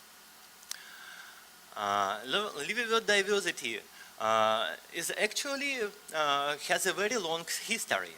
The common ancestor of liverworts lived as far as 470 million years ago, during the Ordovician. So this is the oldest extant higher plants in the earth. And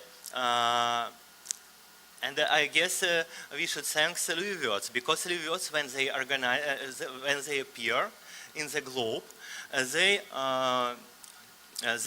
caused a first global ocean bloom, due to a release of colossal amount of phosphorus to the ocean. So oceans since that time become in a chemical composition similar to modern one. This is a liverworts. So liverworts include 3 main morphological types. Leafy, that includes 4 phases of extent diversity, extent taxonomic diversity, complex thalloids with tissue differentiation, and simple thalloids without tissue differentiation. Liverworts occurs everywhere there is an open land, from cold deserts in Arctic and Antarctic.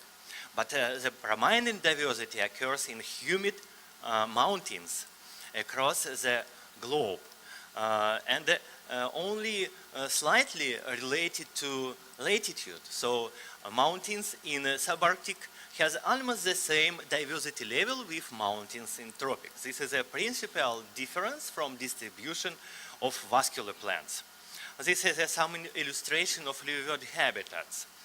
Some mountain tundras, alpine heathlands, and of course forests. Boreal and hemiboreal, tropical and subtropical forests. So when you see in mossy forests in tropics or in subtropics, green patches, these are not mosses. This is mostly liverworts. So liverworts are more abundant in tropical countries, more abundant than mosses. Research fields in the laboratory falls in 4 main categories: taxonomic diversity, taxonomy and systematics, phylogeography, and liverwort floragenesis in Pacific Asia. We doesn't cover all fields possible to study in liverworts. For example, we don't study chemistry. And now I will show an area of interest of our laboratory. Vladivostok from MIM is not far from Sochon, less than 1,000 kilometers by straight distance. And this is an area of interest of our laboratory. Actually, this is an almost uninterrupted gradient of mesophytic communities, interconnected and interpenetrating, and actually existing as the same complex, that moving depending of temperature fluctuation.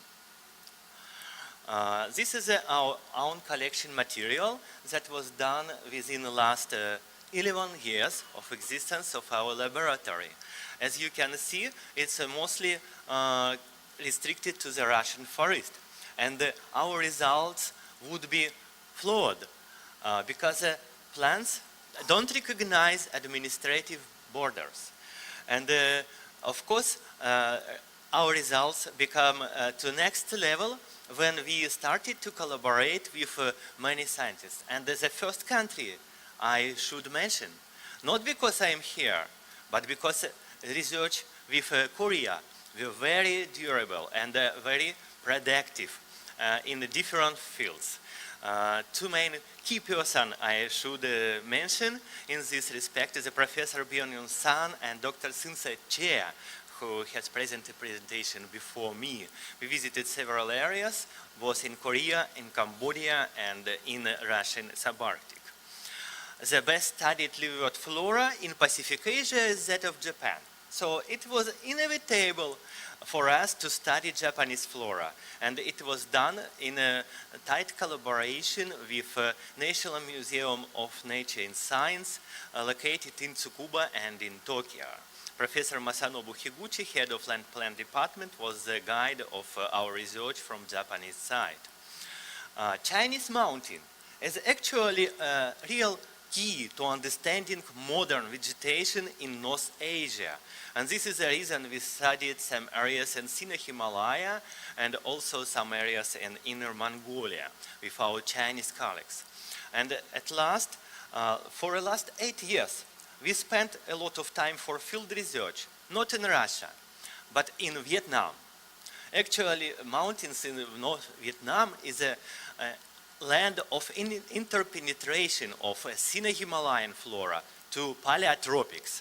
And this permits to form very high bryophyte diversity in this area. We study in tight collaboration with our colleagues in Vietnam. Actually, studies of Vietnam are very valuable because we don't have any analogues in such studies around the world. And we presented a special booklet about our studies. I put several copies on lobby area outside of this hall. In the order not to be unfounded, I will talk about some recent project we conducted. So taxonomically richest liverwort hemiboreal flora in Eurasia is located in South Kurils. South Kurils, and it includes a lot of taxa exceeding the number of taxa known for the most entire European countries, regardless the fact that European countries studied for the last 300 years. And as you can see in species area relationship diagram, South Kurils covering just 5,000 kilometers, about 5,000 square kilometers, are much richer than average for Europe, shown in the diagram by straight black line. Yes, and the South Kurils, together with some adjacent islands in Japan, forms unique and very specific phytogeographic subunit. Because a part of the Russian Far East belongs to Pacific Ring of Fire, I mean an area of wide distribution of active volcanoes, of course we must study that area too. So liverworts form their unique and diverse flora, not only survive, but flora is actually quite diverse. And the liverworts sometimes existing there no more any higher plants can survive, including sulfur strata splashed with solution of sulfur acid. The richest, one of the richest liverwort flora, local liverwort flora in the world, was described by us from North Vietnam. Yes, and it's actually not only richest, it's also very specific. As you can see in this diagram, the conditional distances between flora on the boundary between tropics and subtropics, regardless of short distances in kilometers, very high in conditional values. So floras of closely located regions differ so strongly, much stronger there than local flora situated at the long distance in temperate and boreal Asia. Blepharostoma is actually one of the oldest extant plants in the world. It has an age to over than 2 million years, 2 million years old. And when we studied this genus at the first in the liverworts, we illustrated phenomenon of stasis. Stasis is a phenomenon when originally divergent taxa then were squeezed in the same or very similar ecological niche and then converged. So they are very strongly morphologically similar, but genetically strongly dissimilar. For the first time in liverworts, we illustrated this phenomenon based on a study of Blepharostoma. Of course, we described several new genera, also including some of them in a very specific position in phylogenetic tree. Some of them has a name like this one, Vietnamese yellow, named after a country name. Yes, and there are some puzzling cases in our taxonomic studies when commonly used methods of classical cladistic doesn't work. For example, like evident from here.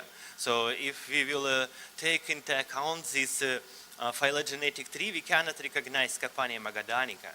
But actually, this is a phenomenon when some isolated populations has evolution and they have apomorphies, but remaining populations around the globe don't have common synapomorphies. And in this case, we need to use some special methods that can show, for example, like a split network, that it's really different taxa. Sometimes we need to describe new families based on newly recognized genera and reclassify liverworts because it's a common case because liverworts are so simply organized that not enough morphological features to provide morphological classification well done. This is a Constantinova described from Sinai Himalaya, from Shangri-La. Yes, and this work takes about 10 years work for our team.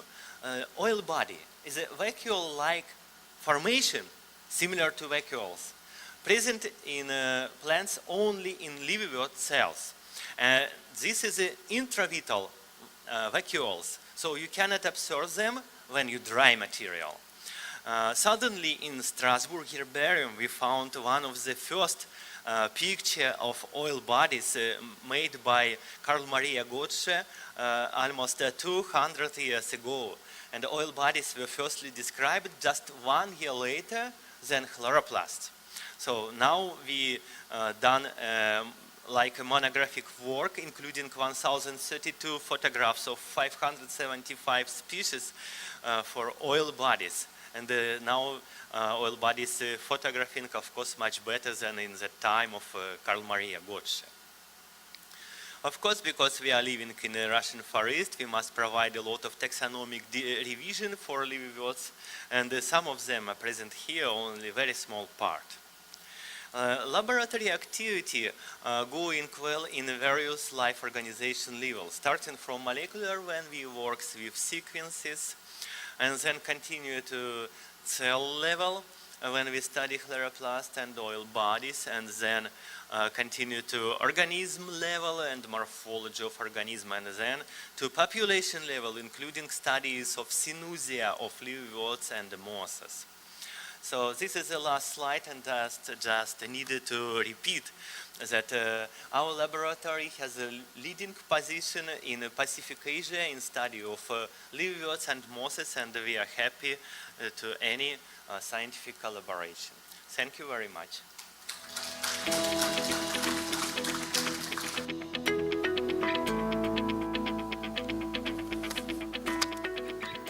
예, 발표 감사합니다. Thank you very much. You have covered about the status of the plans that you explained very well. And before we invite the next speaker, I think we are behind the schedule, so I'd like to ask for your understanding about this. And next, I'd like to invite Professor Yong-Yut. His title is Climate Change Impacts on Shifts in Species Range and Floristic Regions in Thailand. Please. Mr. Chairman. So first I would like to say congratulations for the NIE for the 10-year anniversary. I think you have a lot of achievement in the last 10 years and have high ambition and a bright future. I'm pleased to inform you that the Kasetsart University, where I work, already signed MOU with NIE last year on the research collaboration on sharing and utilization of mangrove forest data.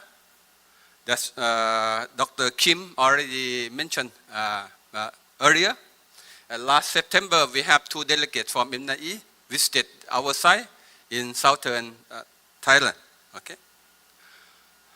So in Thailand, we don't have the resources and capacity like the TERN, NEON, or NIE. But I would like to show you what we have done so far to achieve to use the existing biodiversity survey for the policy making.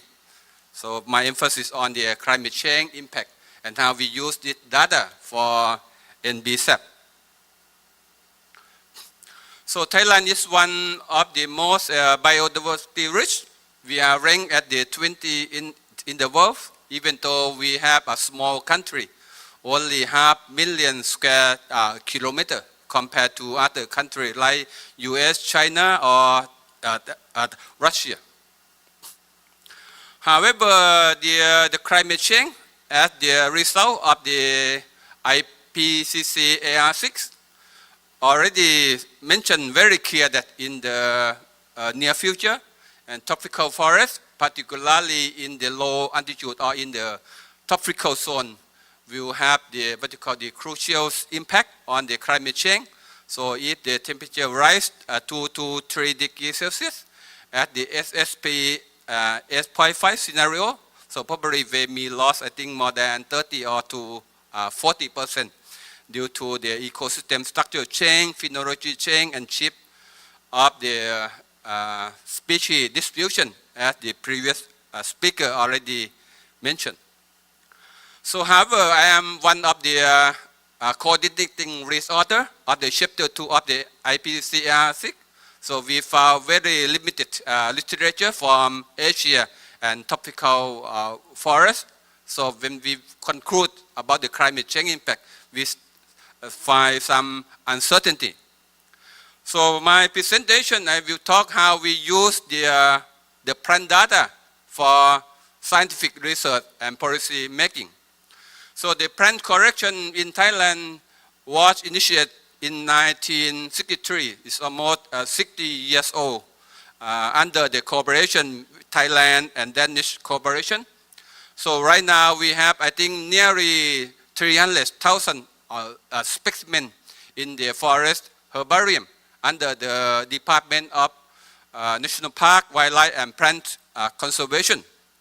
So based on the Flora of Thailand projects, so right now I think more than 10,000 plant species have been identified. So we hope that in the next 3 years we will complete on analysis, and most likely that we will have, I think, more than 16,000 plant species. So besides the botanical study, the Royal Forest Department got the funding support from International Tropical Timber Organization, or ITTO, to initiate the nationwide systematic forest inventory report across the country since 2000. So at the first we have 20, so mean that every 20 kilometer we have the plot, 0.1 hectare. But right now it's down to 2.5 kilometer within the protected area.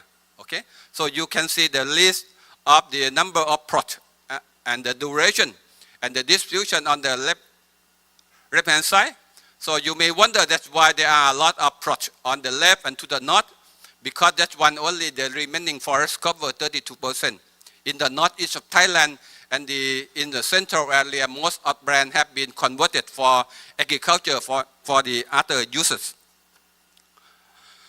And for the forest region in Thailand, so Professor Tem Sabinan, the prominent professor, I think in 1985, based on his experience, he delineated the boundary of forested region in Thailand into 7 regions based on the experimentation. But however, in theory and in the ecological concept, the forested region of plant ecosystem, the boundary, it depends on the what you call the example of the tree species.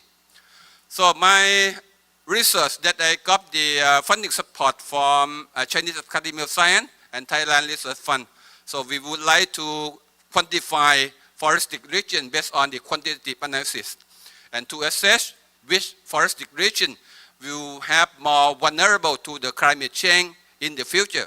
We did not touch about the response of functioning process. So this is the methodology framework. So we got the raw information both from the plant specimen, from the forest herbarium, and from the bench database, and use the modeling technique. The make sense presents only data, so 70% for modeling, and we keep 25% to assess the accuracy of the models.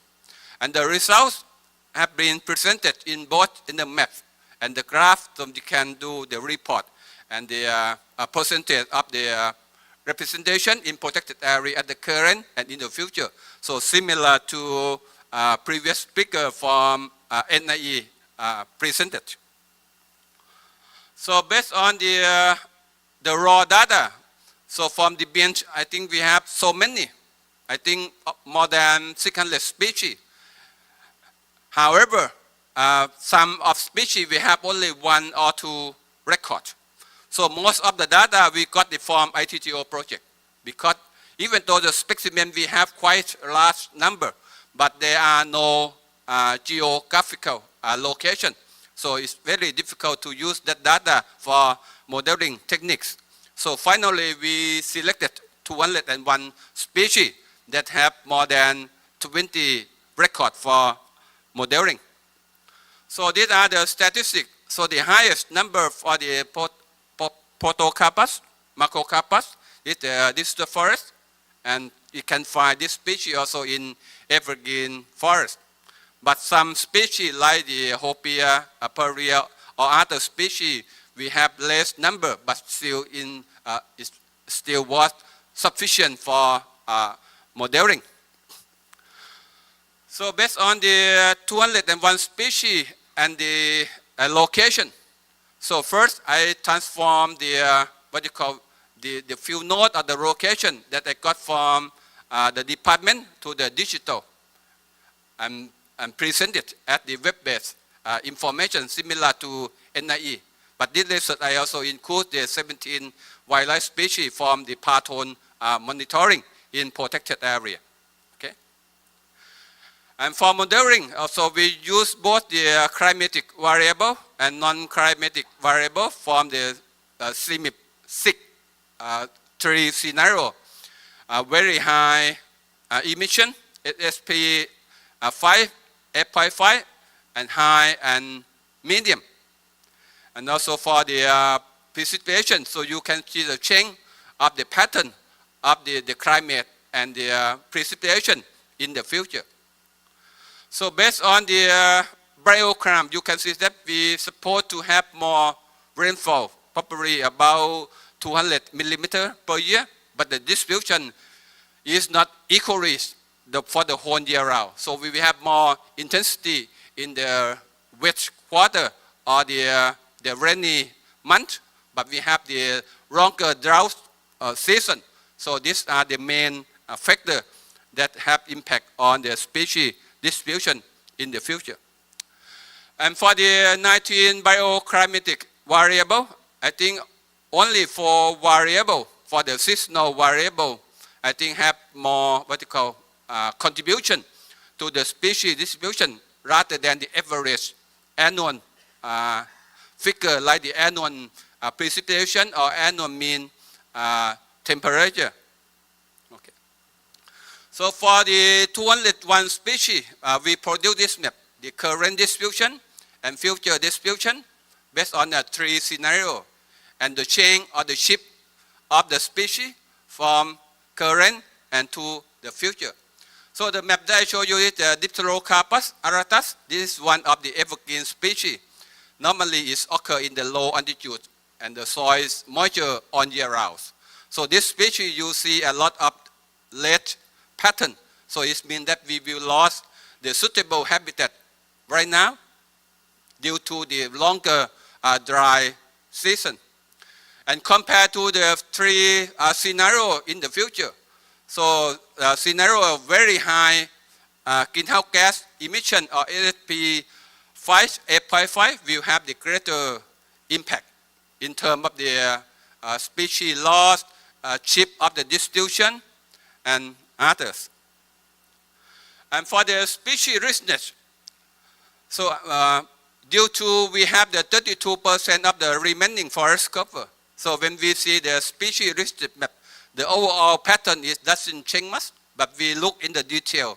So we can see that the high concentration of the species richness in the future will be concentrated in the large protected area complex. So it becomes like the refugee for biodiversity or the safe haven in the future for the plant, particularly in the 3 World Heritage Site, Khao Yai, Tung Yai, Hue Kha Khang, and Kengkachan complex to the west of Thailand. Okay. So based on the species distribution map, okay, you already saw the what is mentioned about the clustering technique to see.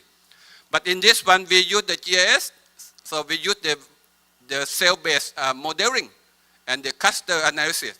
So we can define what you call the plant community and forested region right now and in the future.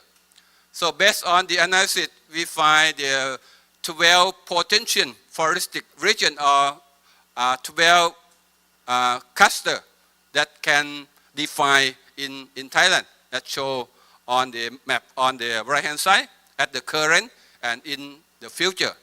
So about the, you can see the large area in the white one, that is the non-forest area, that's cover, I think, more than 70%, okay? And for the result analysis, so 5 forested regions that are associated, or we can name that the seasonal forest.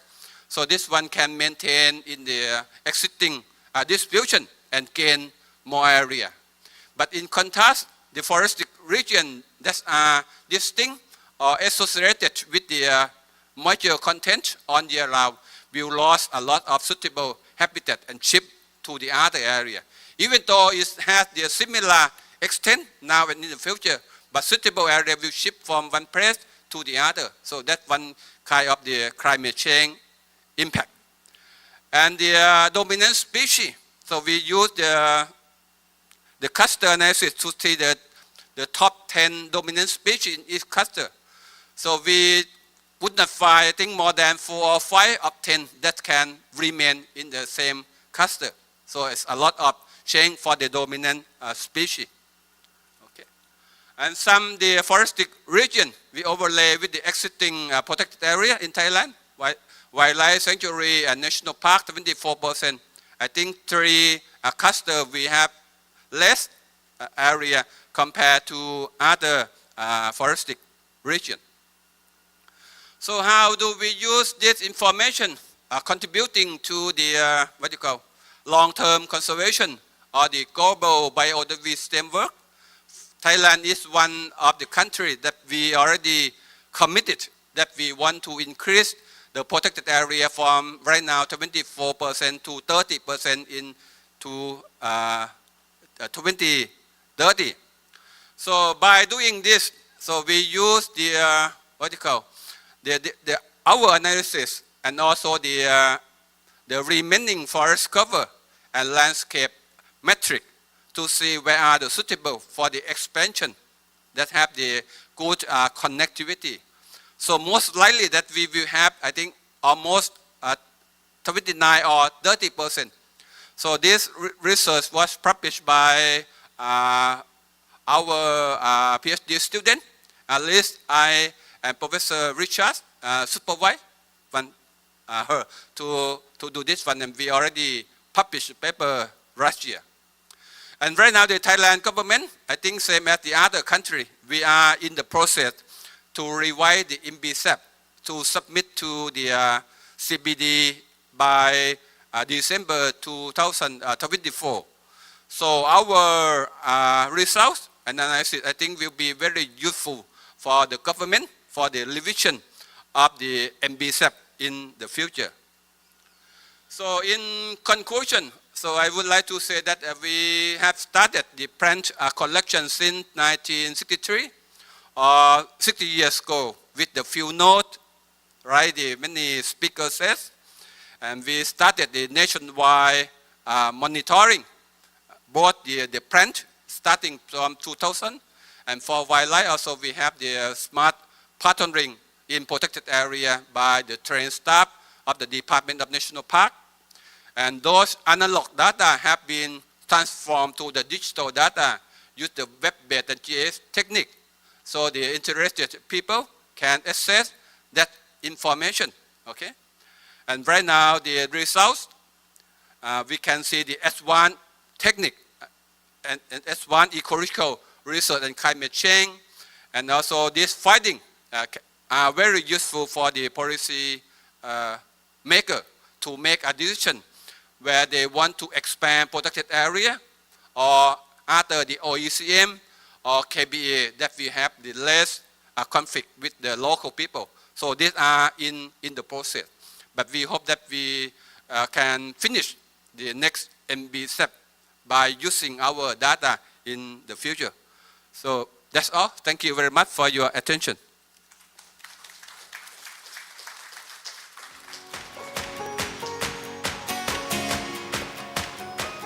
예, 감사합니다. Thank you.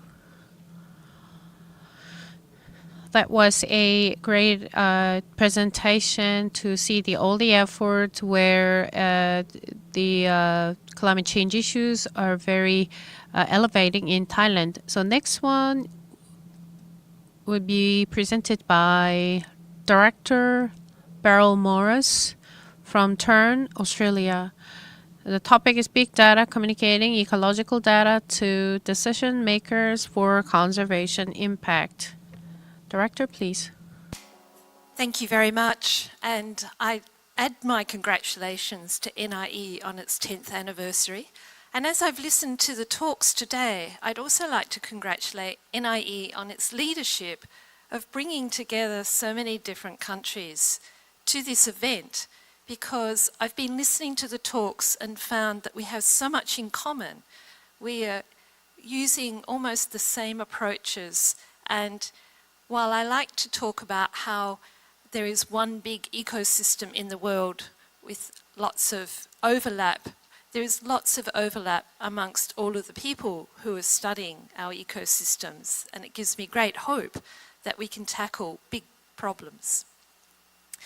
So for those that haven't yet met me, I'm Beryl Morris, and I'm from Australia, running the Australian Ecosystem Observatory. We work on the basis that as a Southern Hemisphere country, we are one of the few sources of reliable, quality-controlled data that goes into world models. And so we try to run our observatory at a world-class status so that people can monitor and understand the environment and climate changes, not just in Australia, but also through the rest of the world by being able to use things such as our land atmosphere data to inform climate models, and so that we can enable predictions of future risk.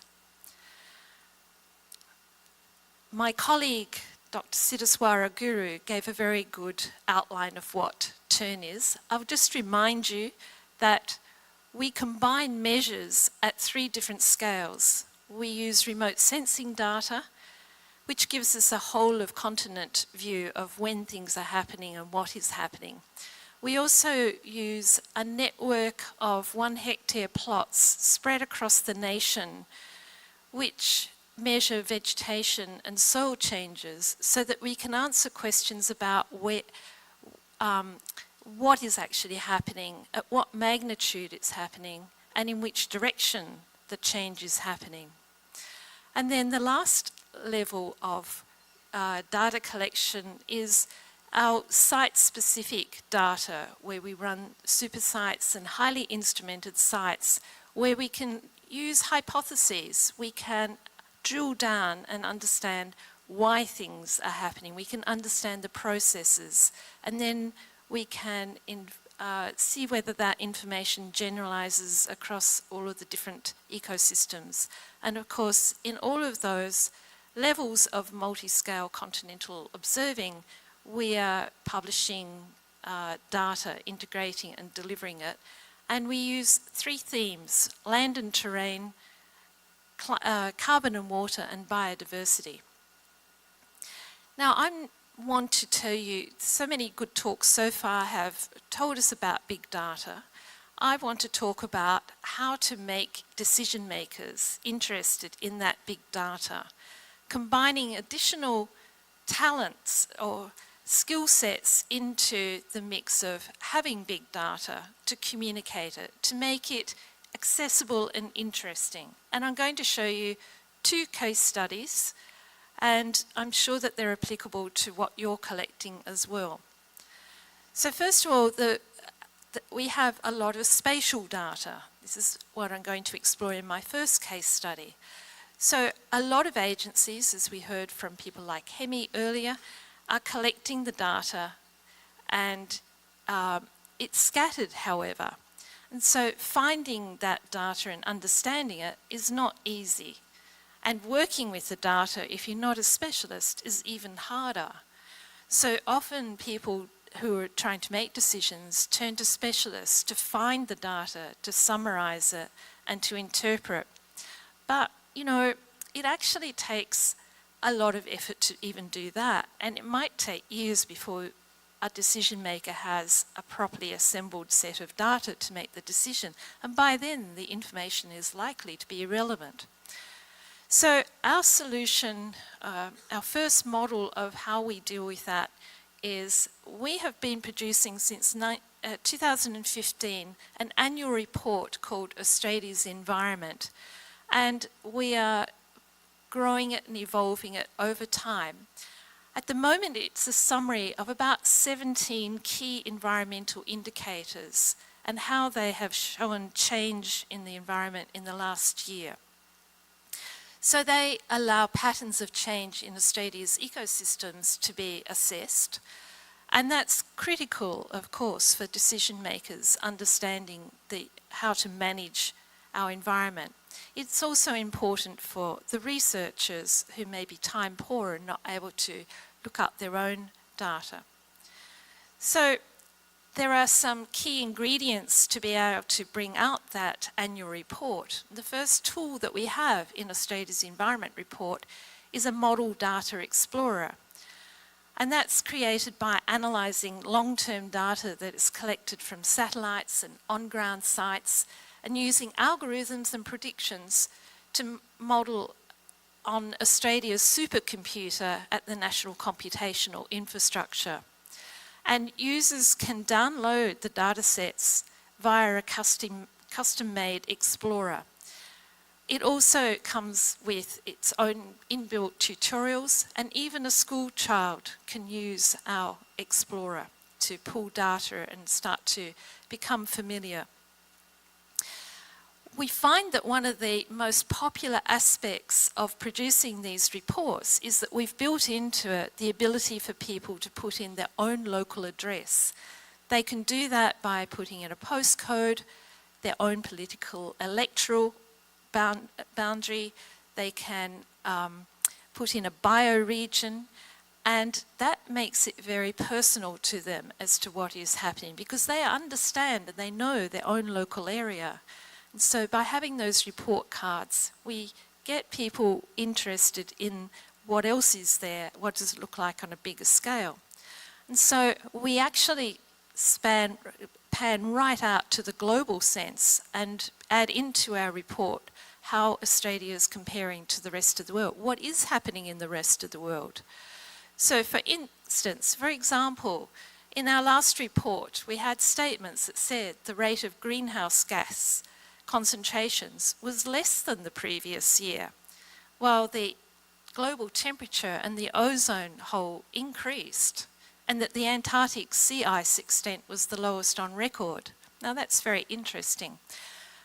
It's not enough to say those things, though. We actually have to bring the data to the people so that they can see that those statements are highly credible and can be backed up. And so in this illustration, you see that we are not only highlighting what's happened in the last year, but we're also able to say what's been happening over a long period of time. So you have a graphical representation of time series data, because you're probably like me, you can't remember what it was like 2 years ago. So it's very useful to have at your fingertips an easily downloadable table like this one. Just a few more examples. So the Great Barrier Reef, very important in the world as a world icon. So it was very interesting in the last report to be able to say that despite the high sea temperatures, the Great Barrier Reef showed some widespread recovery. All the news reports tell us that the Great Barrier Reef is deteriorating. So a small improvement was very good for optimism. And we backed it up with information about what those sea temperature rises were looking like. And soils, for instance. Now, Australia experienced some very wet times in the past year because we were in the middle of a La Nina event. And so we had widespread flooding. And so not surprisingly, the soil moisture and soil surface conditions improved across most of Australia, which is also very good for biodiversity. But that statement's not enough in itself, because people might become complacent. We put out maps with it to show that not everyone was having such a good time. In the north of Australia and in the southwest of Australia, there wasn't flooding, and the soil moisture conditions were quite low. And in fact, people were experiencing drought and having difficulty with their crops and so on. And that was produced in a couple of different formats so that people could look at entire bioregions as well. Fire is really important in Australia, and we were, I would say, not surprisingly, correlated with the widespread floods that we had had under La Nina, that fire activity was low in 2022 due to the lack of the hot, dry weather. And here is the information. Already this year, I can tell you that much of Australia is burning because we had announced just a month or so ago that we had switched to an El Niño event. We are now drying out and the fires are already starting. And here are the patterns of fires across Australia in the last year after massive wet season. And you'll see that the area where there was low soil moisture is an area where there were lots of fires. So that was all our spatial data. What about where we have survey data? My second example is about our Threatened Species Index. Let me explain a little bit more. So in Australia, we have more than 1,800 species listed as threatened. And we have two questions. I mean, we've known this for a long time, but we want to be able to quantify that decline so that we have real evidence to play with, to talk to decision makers about. So and also the other question is, how do we know the actions that we're taking to mitigate against loss of species is actually having a positive effect? So enter our Threatened Species Index, which we call TSX. And this is an index that's made up of thousands of threatened species monitoring projects across Australia. They're operated by such a variety of organisations and people, from citizen scientists to non-profit organisations such as BirdLife Australia, to state governments. So we need to be able to put together something quite useful out of all of these thousands of different surveys to make a quantitative index that not only measures the changes, but the changes in abundance. Now the data comes in raw format, and that's quite difficult for decision makers to make anything out of. And so we change it to a very graphical format. So we show things against a baseline of, we take figures from about 1985 and we show change compared to that time. And so we're able to see that there is a sharp decline in biodiversity in Australia. 55% in fact, by having it graphically presented. We're also able to put the data in many different ways so that the people who are submitting data, and our Threatened Species Index forms three purposes. It's a data intake device for people who are carrying out those surveys to store their data and to manage their data and to have a look at their own trends. And so they can have a look at spatial distribution, they can have a look at some of the analytics that we run for them, they can pull up their own reports and have a look at them. So we make sure that we encourage people to submit the data by having a component of our index for them to be able to play with themselves and feel that their efforts are being recognised. We make sure that what we do at our local scale scales up to a global level. As I said, in Australia we try to do everything so it's born global. And so the methodology that we're using in our large data set for the Threatened Species Index is based on the Living Planet Index, which has been mentioned quite a few times already. Going to the conservation decision support side of it, the most common question is whether or not the government's investment in conservation programs is having an impact. So they're spending about 420 million Australian dollars a year on programs of land care and so on. But they've never really been able to properly see whether they are having any impact until they've had the access to the sort of graphical interfaces that we're providing on the big data. So for example, with the mammal data that we have. The graph on the left shows, yep, I think I got that one right, shows what it looks like where there has been management intervention. Yes, the species are not doing so well, but compared to unmanaged sites where there's a 57% compared to 5% loss in mammals, it makes people want to invest in programs. And by having the data already available in a really easily consumed fashion, it encourages further research by people. And so this paper was presented looking at the types of management programs that are carried out to see whether any one particular type of management program of the land had a bigger effect.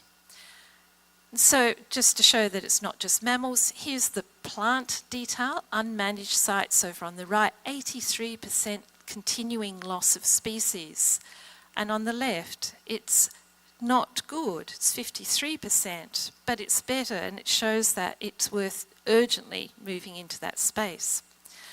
We know that we're having impact by communicating in this fashion about our big data.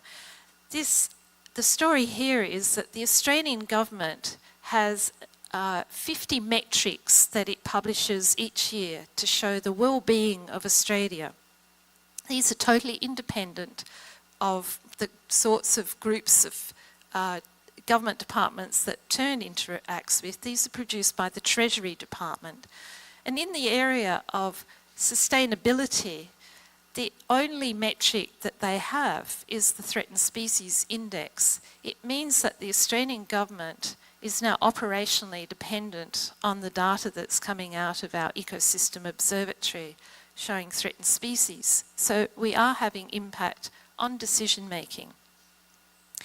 And it's also having an impact on how we run Turn in our decision making. So now that we've got these ways of communicating our data, we can have a look at things like what are the drivers of those population trends, what are the trajectories under different scenarios, and what sort of gaps are there in the taxonomy and the temporal and spatial range of monitoring that we have. So in summary, big data can have lots of impact. It needs to go a step further than having the big data. It needs to be communicated.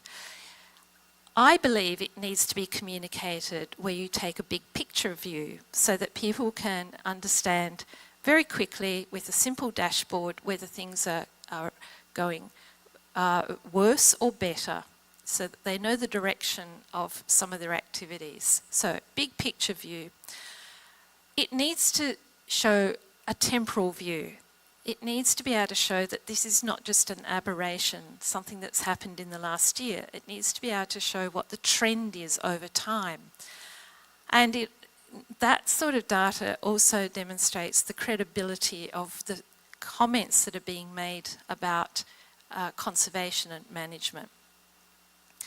But really importantly, it needs to involve the individuals who are going to be affected by the big data to bring out local information so that people understand what's happening to them locally. Talking about change at the global level does not impact on individuals, but talking about what happens in their own township, their own state, and so on, does make a difference. So we have been reporting retrospectively, but we have been working very hard on ways to make all of our data work predictively so that people can start planning for cumulative impact of their actions. We've used the data of a lot of agencies, not just Turn. We've used international data and we've used our own. And I think that's the leadership role that organisations such as NIE and Turn and NEON and other countries' equivalents can take by being able to pull the data that's relevant to the people in their area together. So thank you very much. That's the end of my talk.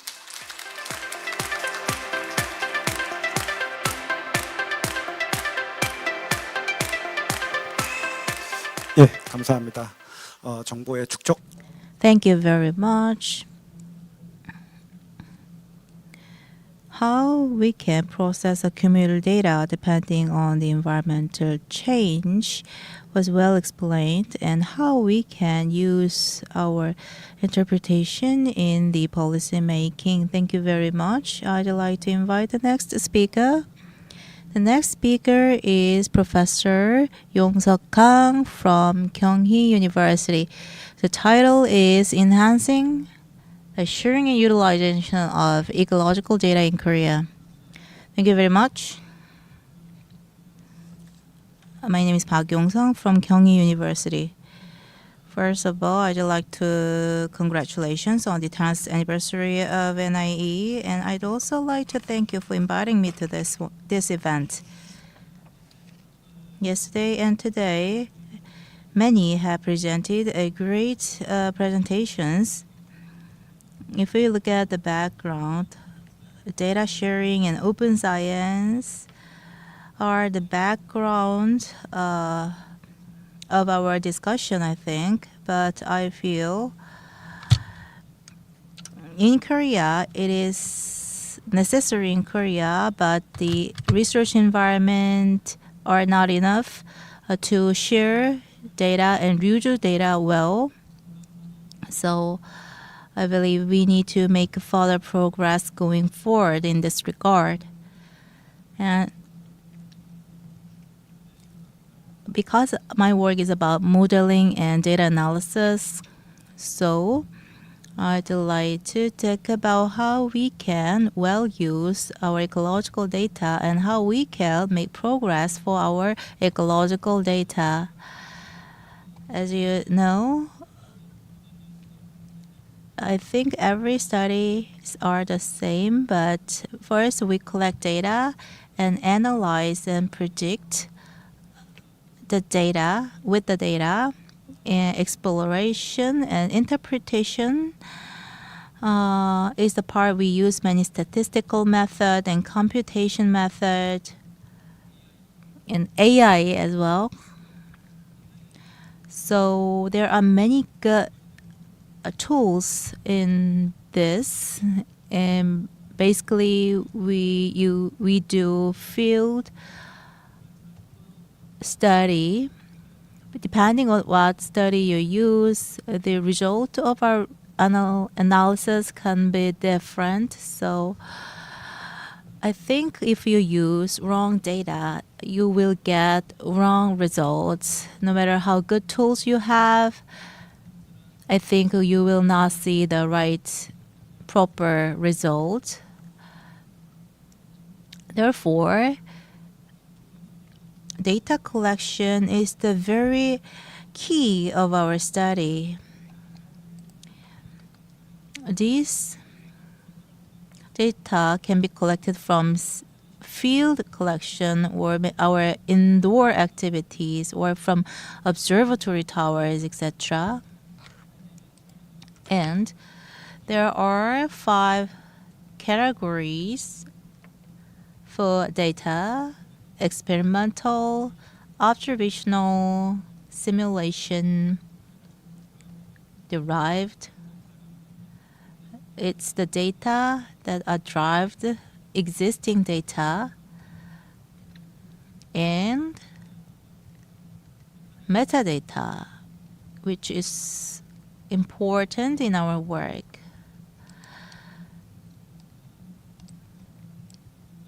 So we use the data to perform analysis, and based on the analysis result, we publish reports or papers, and those papers and reports are shared through the online platform, but many of the results stay, in the filing cabinets or in hard copy journals, or if the researchers or the authors retire or assign to another job, these important data are gone with the retirement of the researcher. So although we put a lot of effort to produce good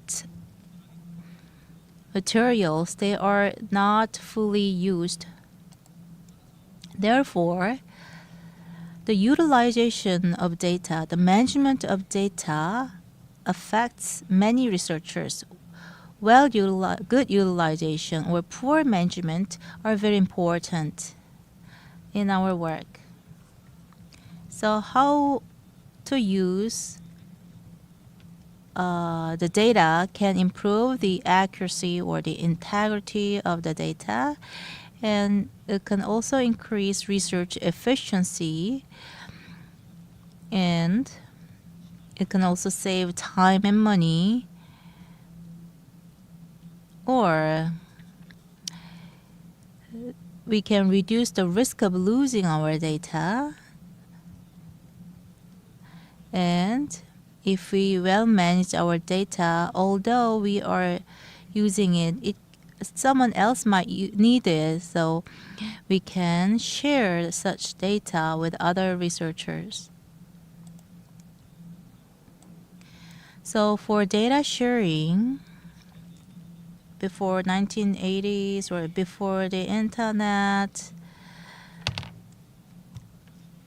people used to do handwriting or copy and share the hard copied version.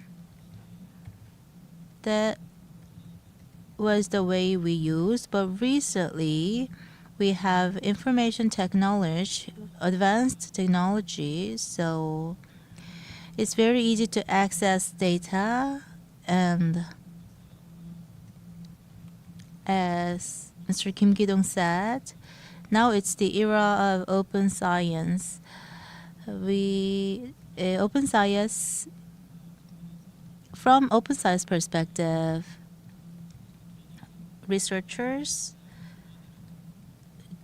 are sharing their works through papers or among different organizations.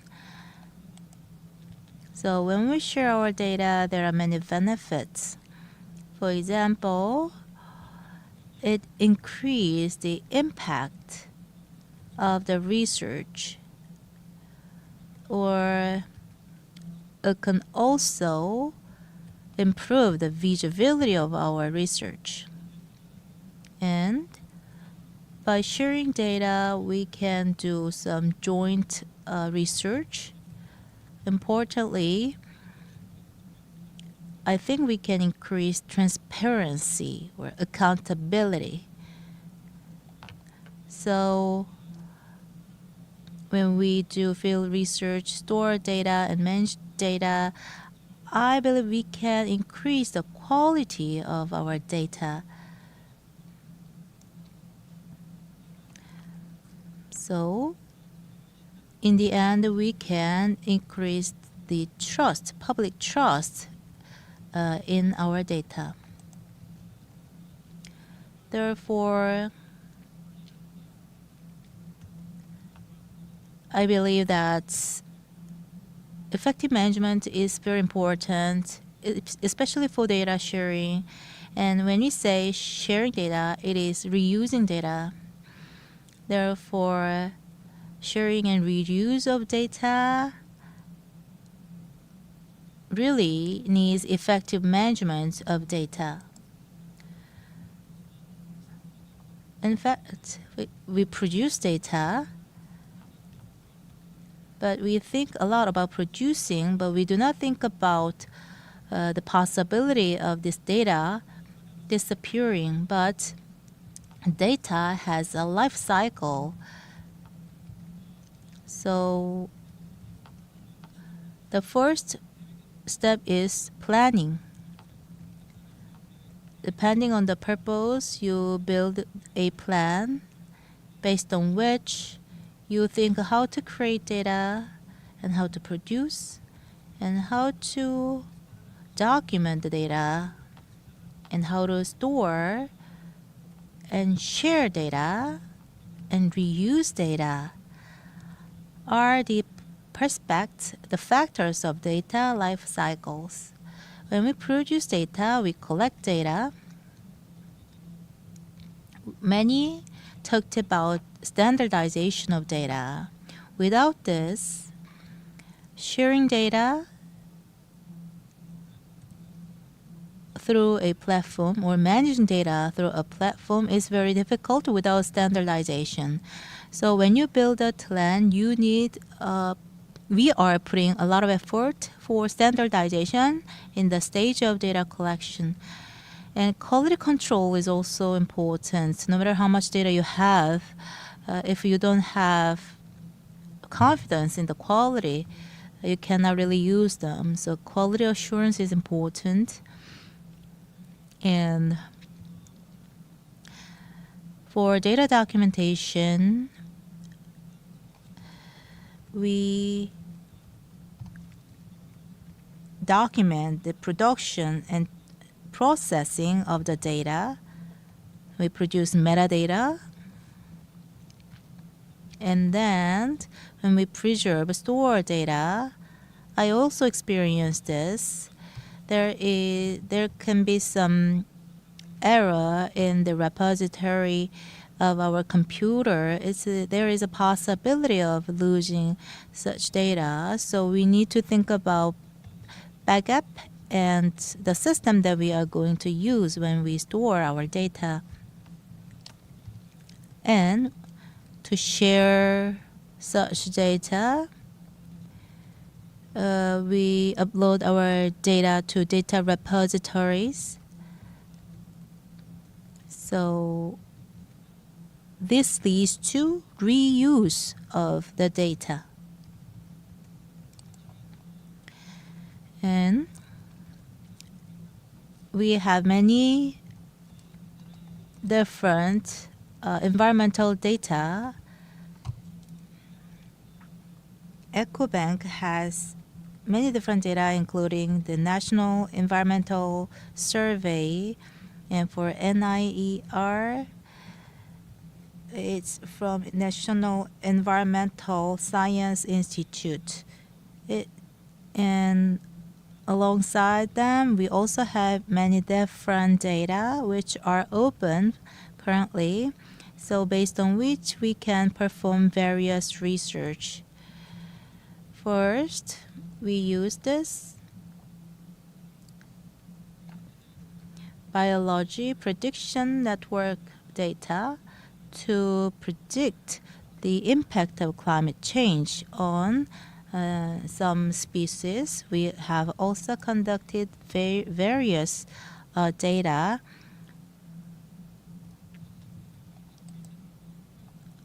to define ecoregion, for example, or to manage the ecosystem. We also use data about Aryan species, how they are introduced to Korea, and how they are spread in Korea. So we have accumulated data that are used by many different researchers for different purposes. And I believe we have derived data. Eros is what we made recently. There are some species living in freshwater systems, so we collect the data to make a metadata. Thousands of species are included here. We saw the relationship, defined the relationship between different species, and by using this database, we found the characteristics of different species in Korea. We made this 4 different categories. They have different characteristics for food web. So to share our data effectively, when we build a database, we should build a solid plan first. Data collection, processing method, or how to organize data, or how to do quality control. These are the things that we need to think in the stage of planning. And we also need to consider a lot of different factors here. Budgets, or national budget, or national policies, or the local government's policies. And from this perspective, when we need to think about policies, which is very important. We said that it's important to share our data, but was it yesterday? I think people talked about when we share data, there must be something for data originators. We cannot just ask, give your data, right? So data originators need to have something good for them as well when they share their data. So both data originators and data users should have a clear understanding of their rights and responsibilities. And when we share or reuse data, citations, joint research, courtships are also possible. And when we organize data, when we build metadata, actually we have to include all the things related to this data.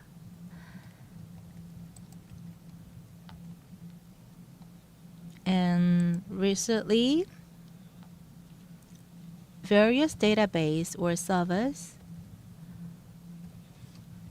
are storing data, Dryad, Picture.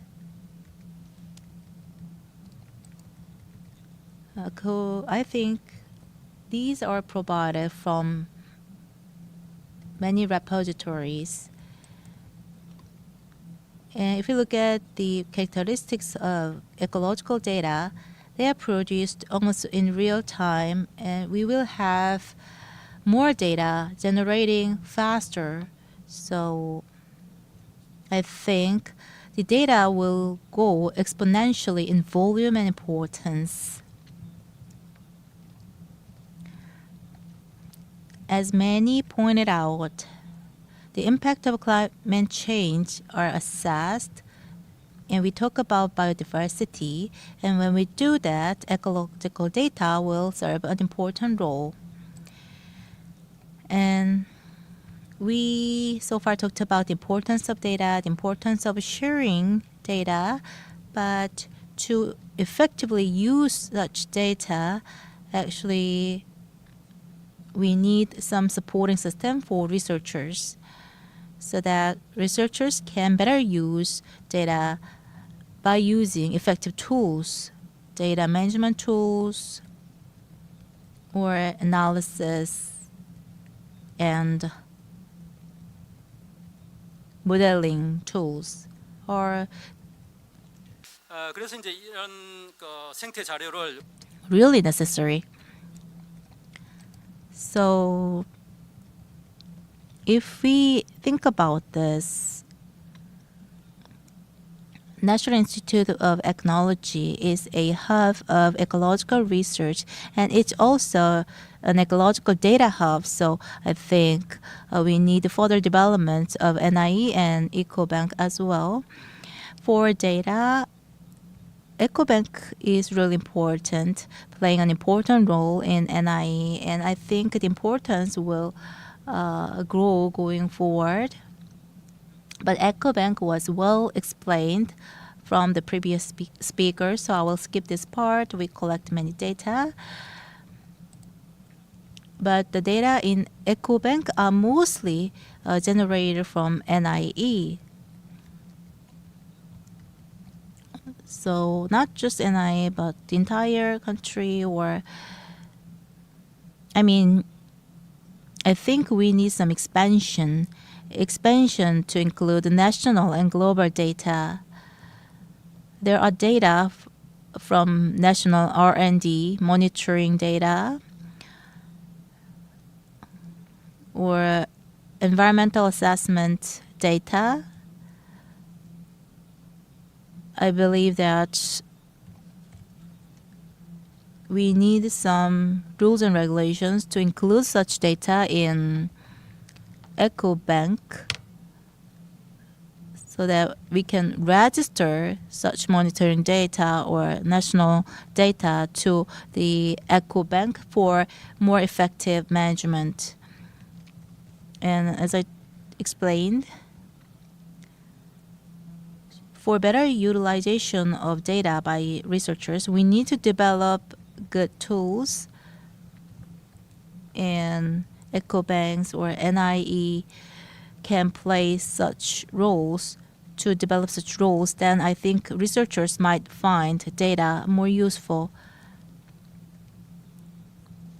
Data banks or data storage and support systems to analyze and support systems need to be developed together. So if I suggest one thing, I suggest this 10 years ago. We need a center for ecological data. That's one of my ideas. Thank you very much.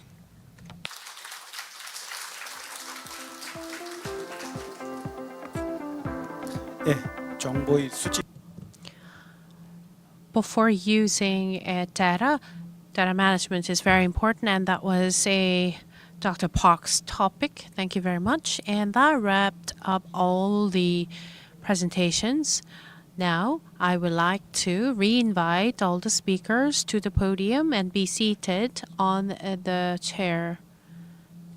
그리고 자정하시는 동안 While we are waiting for those speakers to come up to the stage, I would like to ask the audience to present their question if there is any. Please identify who this question belongs to.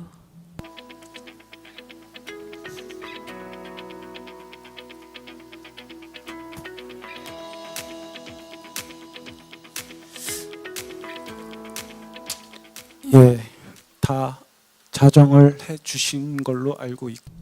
I can see everyone is ready. In session 1, we briefly mentioned but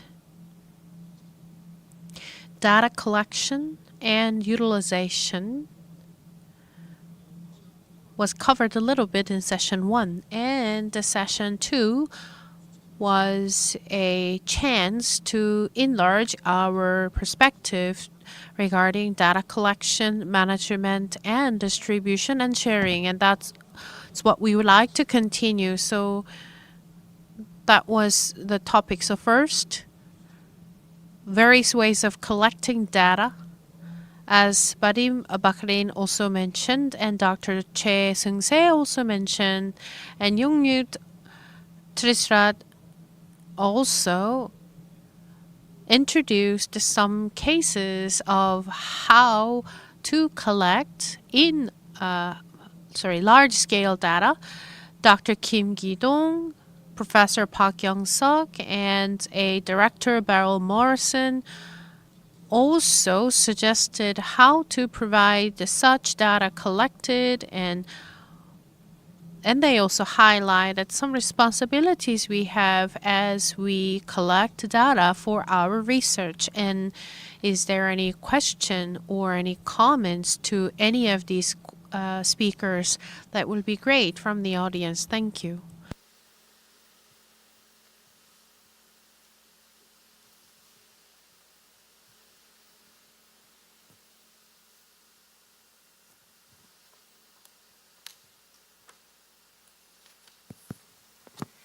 Thank you very much for all speakers for wonderful explanation. It was very outstanding moment to understand how big data is collected and utilized. And I have a specific question to Dr. Morris. Actually, representing the data to the policymaker is critically important. I always think they are persuaded by numbers and the visualizations. However, sometimes it is quite not sure because big data collected by different organizations or different schemes or even different protocols have different reliabilities. And then I'm kind of a doubt whether collecting all this information and represent as a kind of a one story is okay. Kind of do I make the correct storyline, or do I misrepresent the data because I'm kind of ignoring those reliability? What do you think? Like how much reliability we should think, or is there any criteria to make us a decision what kind of level of reliability we should take? Thank you. That's a fantastic question. And I think that we partially answered it amongst our speakers here. There seemed to have been an agreement amongst us that we need to have single repositories for eco-data, both biological and non-biological, at least at the national level, if not at the regional level. And I think what we are doing to date is we are becoming very comfortable with using big data. We haven't yet overcome all the things that you have quite rightly pointed out. But I think that we are starting to develop awareness and a culture amongst our decision makers that there is an earnest intent by researchers and organisations to bring them credible information and to point out the uncertainties in the information so that they can make decisions that are not just based on data, they also have social values involved in them, and so they know how much weighting to put on the information we have. But we're getting better by the day, and I think by cooperating amongst ourselves, we can improve the credibility and reliability and accessibility and retrievability of data. I firmly believe that we shouldn't necessarily be looking at country level because the drivers of the changes aren't just happening within our geopolitical boundaries. So the more that we work together, the more we integrate different spheres of science, so biosphere with hydrosphere, with atmosphere, with geosphere, with cryosphere, the nearer and nearer we will get to a better understanding of what's happening to be able to help our decision makers make decisions and predictions. Thank you.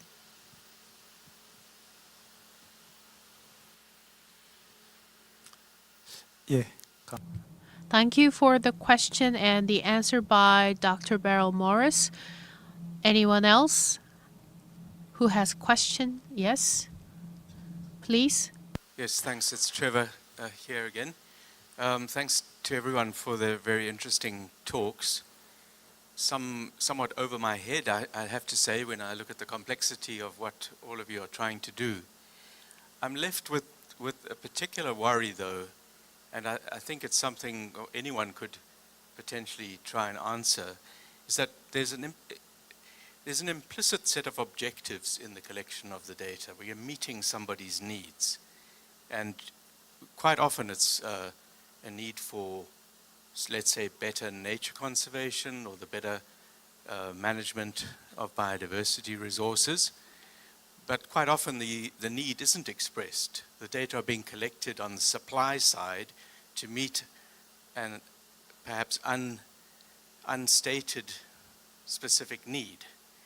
And I'm wondering whether there isn't another whole, like a module that needs to be attached to each of these talks, which is about who are these specific stakeholders that need the information, the data that are being gathered. And I think we heard a few instances where the data is being looked at from the demand side rather than the supply side. Beryl, you spoke about some outward-facing reports. to interest the user in the data. And it's a complex question to me that why aren't they interested in the data if they need the data for decision making? And have we actually asked the stakeholders which kinds of information they need when for the decisions that they actually have to take? And I would suggest even for NIE that actually doing a survey of data users or information users to help customize what the data priorities are and how it should be presented. Some of it's obvious, and you can kind of say, well, obviously you need this information, but quite honestly, it's kind of a missing thread, despite the incredible technology you're all talking about. I'm left wondering, why doesn't anyone want to use it?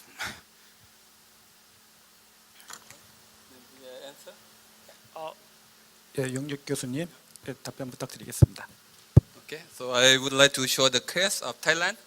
So as you see a presentation, the pen correction we started, I think almost 60 years, and they are rarely used and very difficult to access, need permission.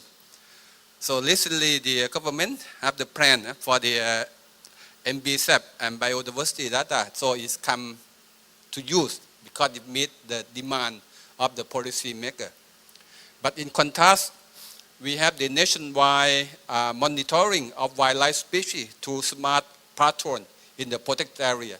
Just started in, I think, 2008 or 2010, because they really need the specific need that they want to improve the protection. So that information are heavily used to improve the protection of patrolling, where the ranger station should be located to prevent the encroachment and wildlife poaching. So I support your idea and your thought that if the data, what you call correction or observation, come from the demand side, I think we can see what you call the concrete utilization rather than the supply side. Yeah. Yeah. Yep.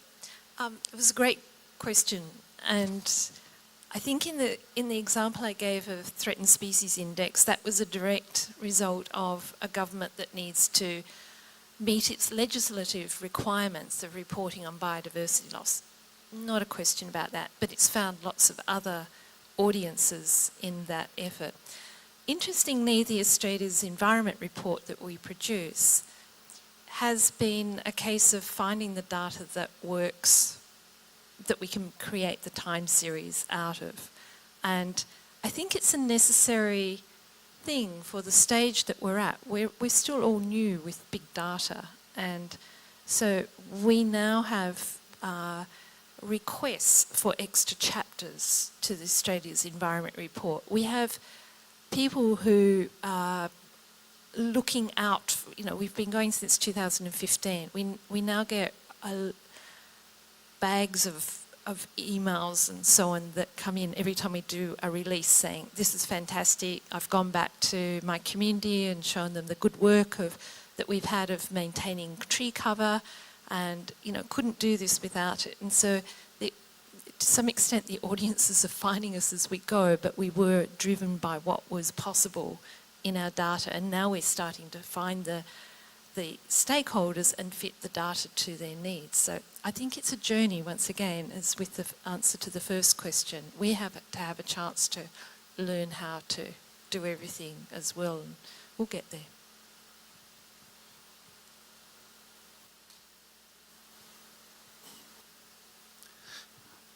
예, 감사합니다. 혹시 Thank you very much. 조금 민감한 정보나 또는 Sensitive data or immature data processing. Is anyone from NI would answer this question for such things? Database platform, right?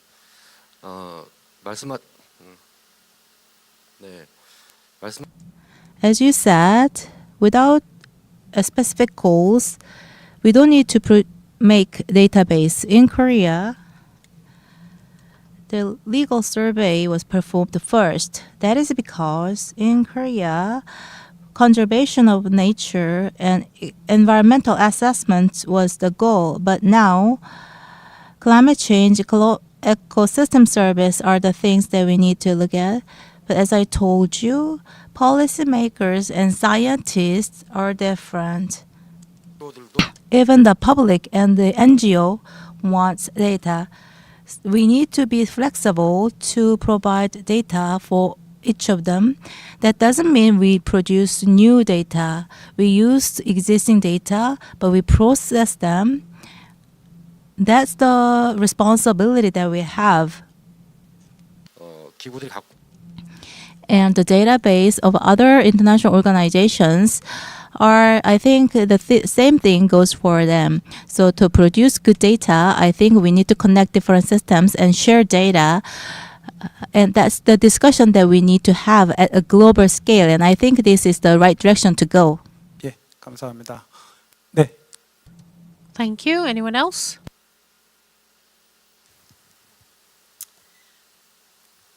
Hi. I thought that was a very thought-provoking session. Those were great talks. One of the things on my mind was a different type of extinction. I was thinking about these beautiful databases that are in the making and thinking 10 years from now, we all meet again and everyone's very successful. And some of you, like Vadim, I'll pick on you, you have a very scientifically specialized database, let's say, archiving the species and the images and things, and others have different stakeholders.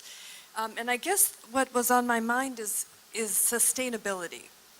So the extinction of the database is a very big problem globally. So there's a recent survey that shows that there are almost 3,000 biodata resources.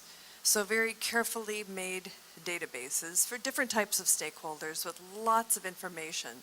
And I think of this as, sort of like the libraries of Alexandria, the libraries of old or something. So these are all there, lots of lives.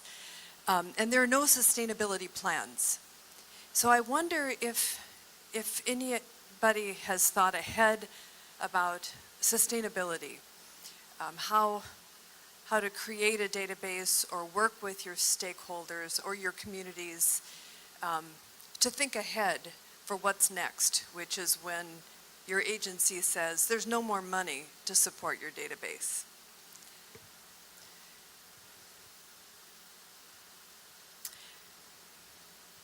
So maybe Dr. Park and Dr. Bakalan? 예, 누가 네. 먼저 할까요? 예, 먼저 네. 먼저 I will go first. In fact, that's very important. It's very important for the data life cycles. So mostly 일반적으로 이제 우리가 Normally, when we produce data, when we talk about data, as I told you, we talk a lot about creation, but we do not talk about the disappearance of data. But as you pointed out, there's a possibility of we lose our data. So how to manage data is very important. Database or repositories are being created a lot, and among them stay for a while and the others are not. So to effectively have them, I think integration of data, database integration are very important. For example, gene bank. For gene bank, in the beginning, the US gene bank or the Japanese gene bank, their database or the European database are actually, unlike the past, they are creating a consortium to share their data. So we are making progress. Ecological data, when it comes to ecological data, there are many important data sets. So I believe we need to create association to share our data, and that's the important part, I believe. the government or the organizations provide some budgets or policies which are very important. So we also need to continuously talk about the necessity of the budgets and policies. Thank you. 저기 바딘 바클린 박사님 혹시 Dr. Bakalin, is there anything you want to add? Yes, actually, I agree in full with Dr. Park, but I can add some information, and I will start from the story. 50 years ago, nobody analyzed DNA, but now we need to analyze it. Yes, 50 years ago and before, we worked with herbarium specimens, and at that time, it was not fully understood that we need to divide herbarium specimens and distribute across the world to keep in different herbaria. And during the end of Second World War, the largest in the world herbarium in Berlin was bombed and completely burned out. Yes, so many type specimens officially disappeared because they were burned out. Yes, but later, probably within 5 or 10 years later, it was found that it's not disappeared due to many stolers who before stole any parts of type within 100 years, probably even longer, from Berlin herbarium and put illegitimately in many herbaria around the world. So it's really, of course, illegitimate, but I guess that it's one of the solutions now. If we will legitimate the same way to distribute type specimens across the world. And gene bank, of course, it's a very good system to conserve an information. But if, for example, 10 years ago, it was enough just 1 or 2 genes to sequence and we compile a phylogenetic tree. Now we work with complete sequences of mitochondria or chloroplasts. So gene bank information become out of dated. So we need to physically keep specimen to be able to obtain additional information like in a germplasm bank or some other resources to keep it. Yes. So if possible, I would like to add some information about big data. Actually, I am not qualified to give any suggestion in this field because I am plant taxonomist. But when I am listen as a presentation, one question appeared in my head. When we are talking about flora, we commonly operate just with probably 50 or 60% of real flora because many crops out of our consideration like lichens, mosses, leaves and algae. Moreover, for some countries we have exact information about all groups of plants like United Kingdom or like France, but for some countries, for example in Southeast Asia, we have very preliminary information. So database may be very, very good organized, but we cannot use it because information for different fields are uneven. So it's incomplete for many countries. And when we analyze it, it is a continuation of the same process. When we analyze the distribution of diversity in Russian Asia, it's about 10 million of square kilometers, so very huge land. We analyzed the distribution of diversity and found the diversity hotspot. We found that only 20% of found hotspots of biodiversity coincide with existing natural protection regions. So, but many official national park and reserve are out of diversity spots.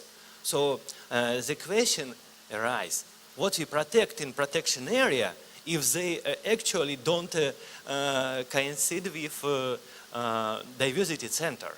Yes, this is some my my estimation about today's topic. Sorry. Yeah. Just very quickly, we need to ensure our countries are funding and aware, and in Australia the databases are part of our national data research infrastructure, and there is a whole of government responsibility. But there is also a meeting next year of the international group of global research infrastructures, and I think that one of the outcomes we could have from this symposium is to have an item for discussion by all countries that are attending that meeting, ICRI, to have a global research infrastructure for environmental data, to bring it all together to make an international global repository with nodes at the country levels. That's an action that we could take. Thanks. 예, 좋은 제안. Thank you very much for your recommendation, Dr. Morris. Anyone else has question or from the floor or feedback? We're running out of time, so probably this will be the last one. Just a really quick question, because I was still pondering this question about who the users are, and yet you have the infrastructure, you're building the infrastructure to know who the users are of data. Nobody mentioned that, and it's just a last thought that actually, when people are looking for information, what information are, who they are, but that's a whole sort of area of metadata that is fascinating. The World Database on Protected Areas, 80% of the users are scientists, not the practitioners. So going back to the question of a colleague from Thailand, what we should be aiming for is some objectives for the use of the data by those who actually should be using the data. And I'm just throwing that in as not a spanner, but just as a kind of a challenge that's where this needs to go, whether it's in Korea or the world. 예, 혹시 제안을 어떻게 보면 I think it's kind of question, but at the same time, it is a recommendation or suggestion. Anyone wants to comment on this? 예, 그러한 제안도 I think this recommendation gives us a homework, and we will continue to think about it. 것으로서 저희 So, this is I think we are running out of time. So now I'd like to thank you all for being part of this session. Thank you. 지금 세션 3로 We have 20 minutes until we start session 3. So we will meet again here at 3:50. Thank you.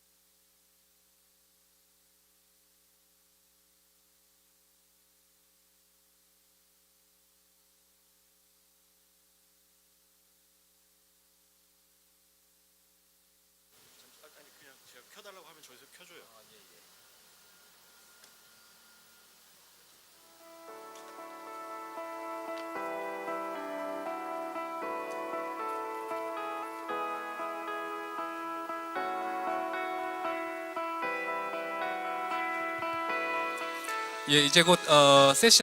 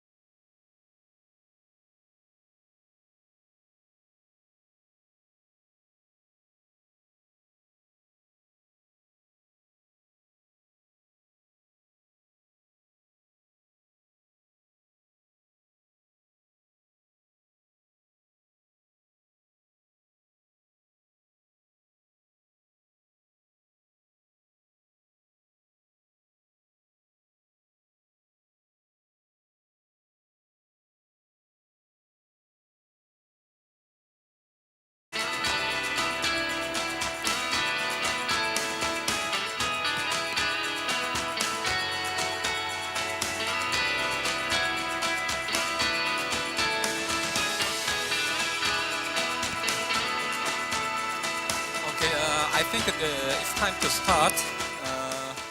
Thank you for keeping yourself seated the whole day today. I'm Gil Sang-jung, the moderator of this session. This is the final session, which is about enhancing biodiversity by utilizing various conservation and restoration measures. We have 4 speakers. 3 of them are here, and 1 is online now. Their talks will include topics from policies to actual field practices at the global all the way down to the habitat and the species level. The first speaker is Dr. Alice Hughes from Hong Kong. She has been dealing with various topics, and she will talk about how actual data can help preserve nature. This is just a portion of her interest. Please. Thank you. Thank you. It's great to be with you all again today, and it's been a fantastic session and a lot of really interesting talks.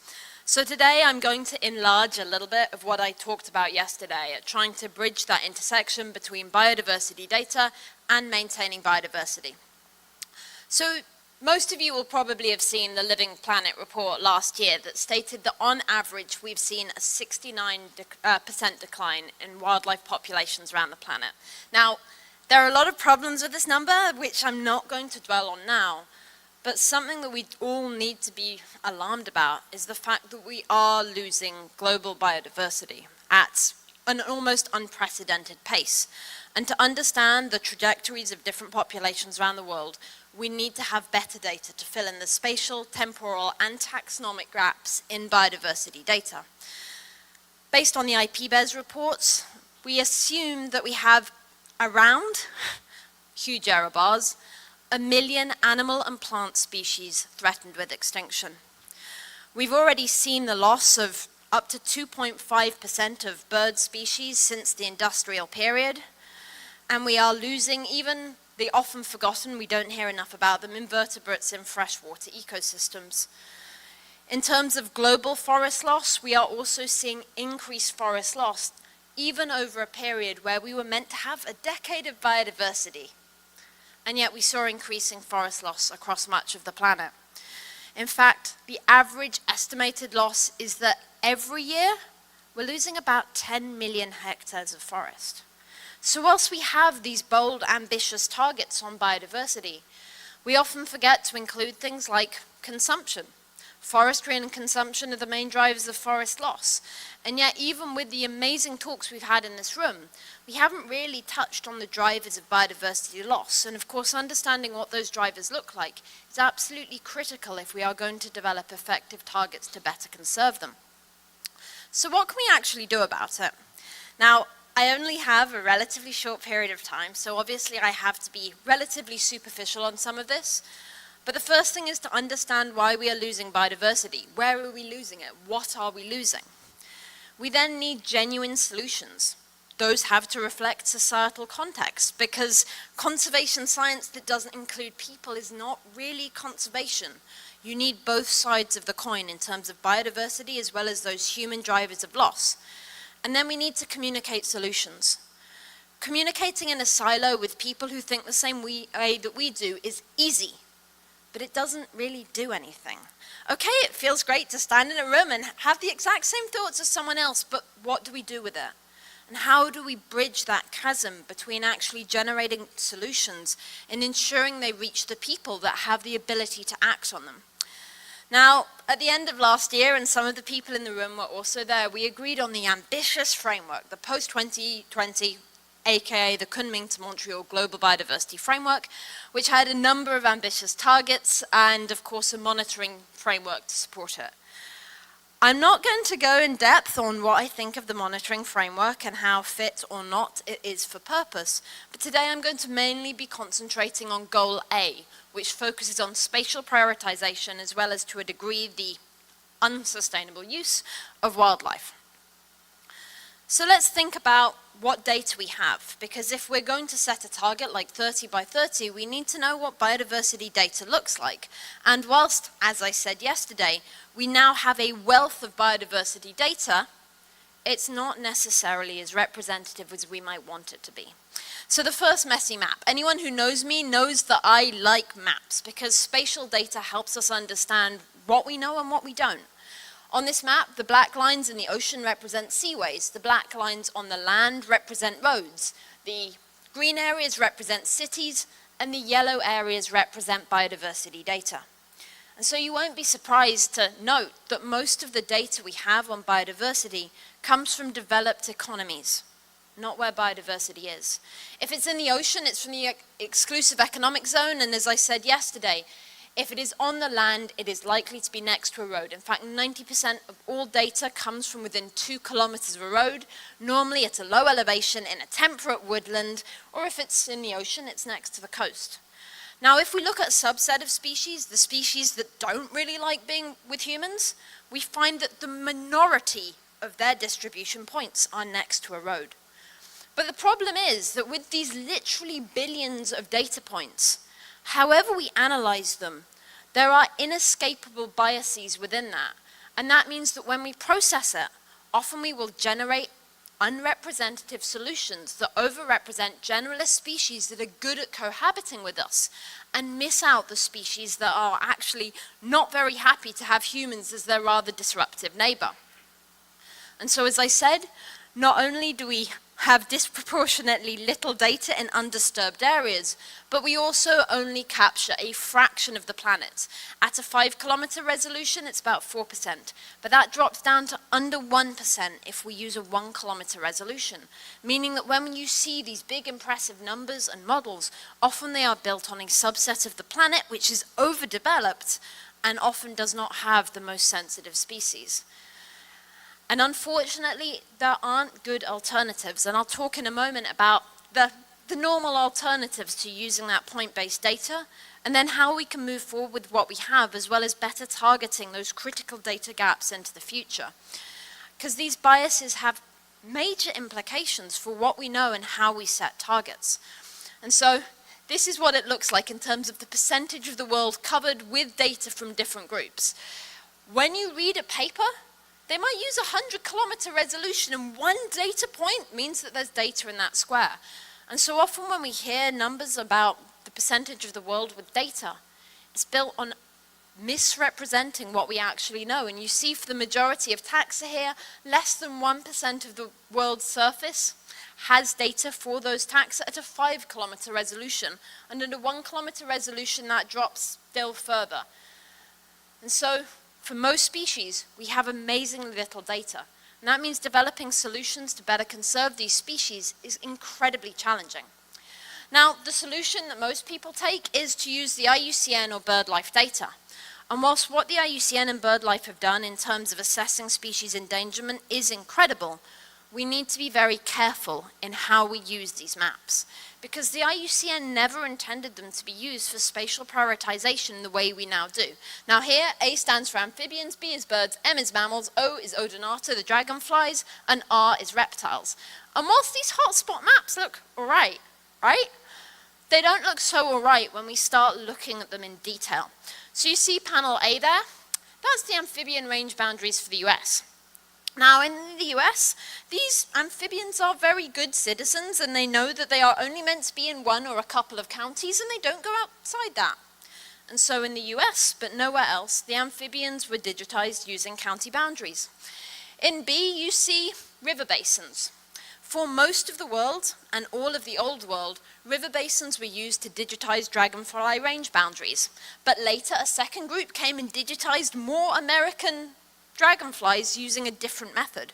And this means when we analyze it, we start seeing differences between regions, which are not because of biological differences, but are because of artifacts and how that data was digitized.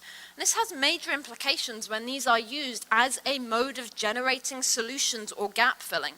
In C, and this is actually from the GARD database, which is the Global Amphibian Assessment, you'll see they used a totally different approach entirely.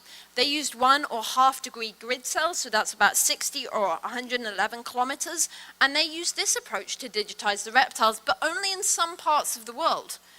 And this means that whilst we tend to use this data because we assume that it will be comparable across space, time, and taxa, that is not in fact the case.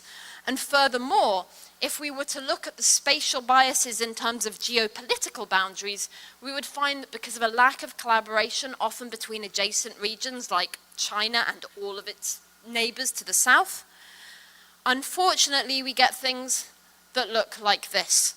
Now this is a hotspot map of bat diversity for where I used to live in Xishuangbanna. And there have been a series of irresponsible papers that blame climate change on COVID spilling over by saying that this was an under-characterized zoogeographic divide, and climate change caused novel communities because of the fact that we have this zoogeographic divide. And so COVID spilled over because of novel communities and stressed bats. But there is no zoogeographic divide there. There is not a 60 species difference between where I lived in Xishuangbanna and neighboring countries. What there is a lack of collaboration and an overstatement in the degree of confidence we have in the data. And if we digitize this using different approaches, so going back to those maps I flashed through a moment ago, we can see that using various different approaches, so the IUCN data, both trimmed by habitat and untrimmed, even the methods that are often suggested for trimming that data will not ameliorate geopolitical boundaries. And so we need to be very careful about the limits of the data. The IUCN spatial data is great for checklists of islands. It's useful for within-country analysis if it's been tested by local scientists. What it cannot do is do gap filling or assessments of spillover risk in a region where you have complex geopolitics and a lack of collaboration. And unfortunately, that is the case in much of the world. Now, we have alternatives, and I will come onto them later. But we need to make sure that when we are using data, we understand what its limits are. Because when you put out research, climate change is responsible for COVID spilling over because there's a zoogeographic divide, people buy into it. And it's founded on an artifact, not on real data. So we need to understand what the data tells us, what its limits are, and how we can use it effectively and responsibly. one of the major questions need to be, does the data allow us to develop meaningful priorities? And here is data density for Australia, also known as a map of roads. Unfortunately, when we use the vast majority of data, because unsurprisingly it's in accessible regions, unless we use it with a lot of care, or we work with scientists to fill in the black spots on the map where data often does exist but is not accessible, then we cannot generate representative solutions for species, especially sensitive ones.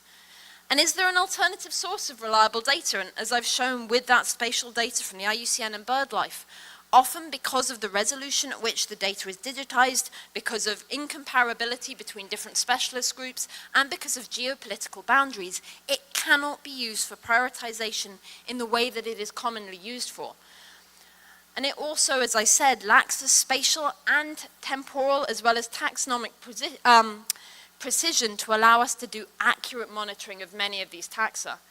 And so are there other data sources we can actually use to start spatial targeting in the short term and then think more carefully about how we monitor these systems to better conserve species? Now, another thing that we also need to note is when we talk about biodiversity, we talk about the 1%. We talk about the mammals and the birds that we can see, that we can monitor, that we've spent time in mapping. But even within things like the IUCN Red List, if we look at the percentage of estimated species that are included, we're at 0.0%. And so we also need to be aware of the fact that we need to get much better at monitoring those neglected taxa, which are often key to ecosystem functioning and totally fall outside any of these global dialogues on conservation. So what can we do? Well, one thing, of course, is the ever-popular species distribution model. Now, useful. You need to have local data. You need to have local experts that can say, yes, this matches what we know about the species ranges, and yes, you are using a set of variables that are useful and predictive. And based on this, we can start to see how well biodiversity hotspots are actually protected for different groups. And of course, most biodiversity hotspots for different groups in Southeast Asia are not protected. In fact, for the majority of species, we conserve less than 40% of key areas for biodiversity. But in terms of things like 30 by 30, we already know those key regions we need to conserve. Furthermore, in an area where we see rapid development, especially things like the Belt and Road project, we can overlay these biodiversity hotspot maps and start to think about how we mitigate the potential impacts of development, be that avoiding the key hotspot or thinking about subways or bridges so that biodiversity can still cross over in these areas rather than driving further fragmentation. And whilst we could have much better data when we need it, even in the short term, we do have enough data to help us optimize spatial planning across these landscapes. We can also think about even more neglected taxa. So developing mechanisms to help identify what these biases look like is absolutely essential. And so some of the work we've been trying to do is look at some of the most neglected taxa and see if in the interim time before we can develop species-specific models, we can start to map out what priorities might look like and use them both as a basis for further research in key but under-surveyed areas, but also for conservation. And so here are some nice biases for you. So here DB stands for database and CL stands for checklist. And what you can see is if we look at the degree of sampling for the bees, we have massive sampling in North America, Europe and Australia. That is somewhat ameliorated when we look at richness, but when you compare that to the checklist, you'll see suddenly Asia comes back. Suddenly Africa is a completely different shape in that sub-Saharan region. And the reason for that is if we look at the representation of data, so the amount of points is the inner ring and the number of species is on the outer ring. And so for a place like Southeast Asia, it has 15% of the world's bee species, but 1% of the world's bee data. And that means if we are trying to analyze what patterns look like or generate priorities, it's still massively challenging. Now, there are ways to circumvent that, and what we've been doing is using inventories from across the planet to try to generate biodiversity richness maps as a first pass, and then work with experts in different regions to see how accurate these are.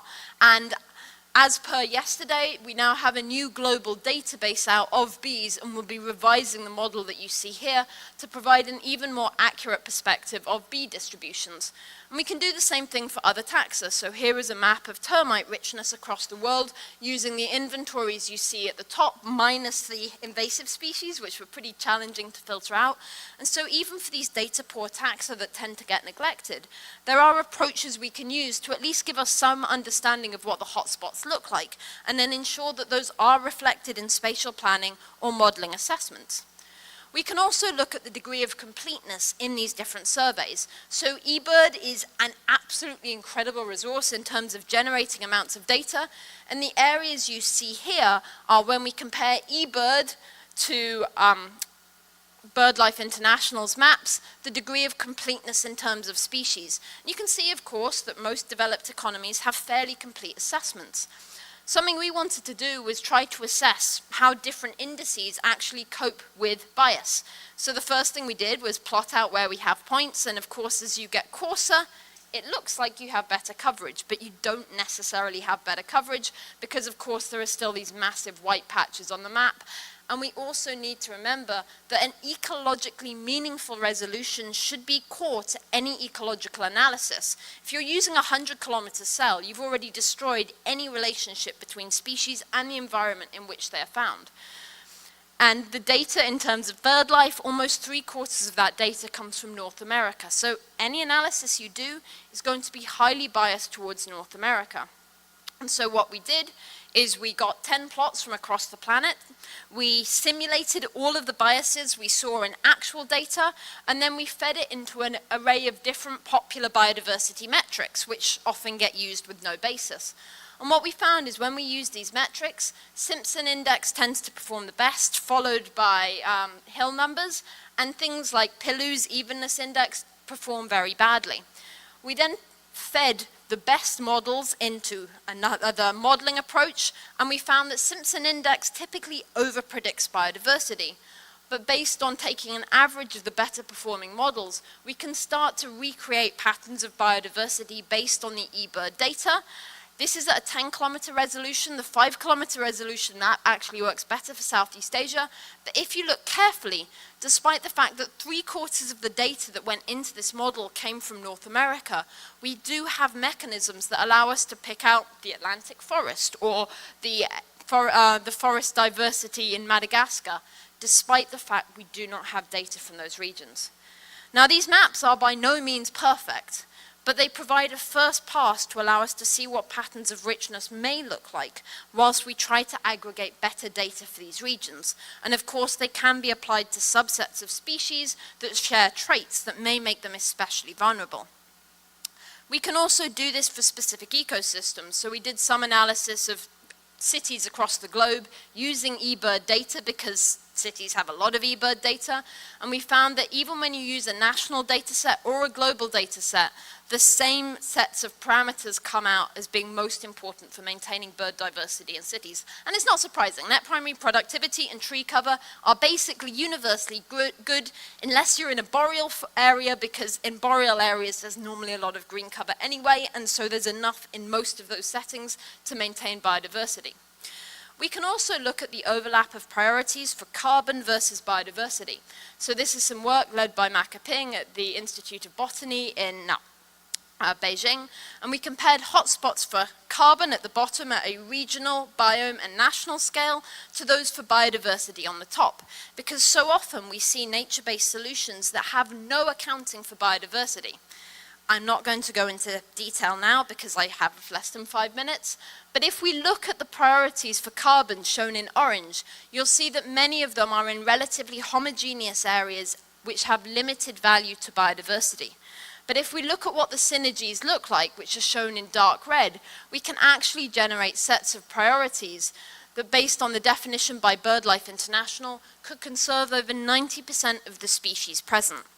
But the bad news is that we cannot do this within a 30 by 30 framework. In countries like Indonesia, which are hyper-diverse, we need considerably larger areas if we are not going to lose species. And whilst we know that, it means we need to think much more intelligently about generating extra funding models, but also thinking about how we can generate conservation priorities across landscapes. We can also develop tools that directly align with political agendas. So within China, we have something called ecological civilization, and one of the pillars of ecological civilization are ecological conservation red lines. Ecological conservation red lines look at the synergy between eco-fragile areas, areas that provide ecosystem services, and key areas for biodiversity. And by looking at these in synergy for the greater Mekong subregion, we can try to identify the areas that provide the greatest degree of provision across all three metrics. And while sadly governments rarely care about biodiversity, they often care about not having a landslide destroying a village or having clean water.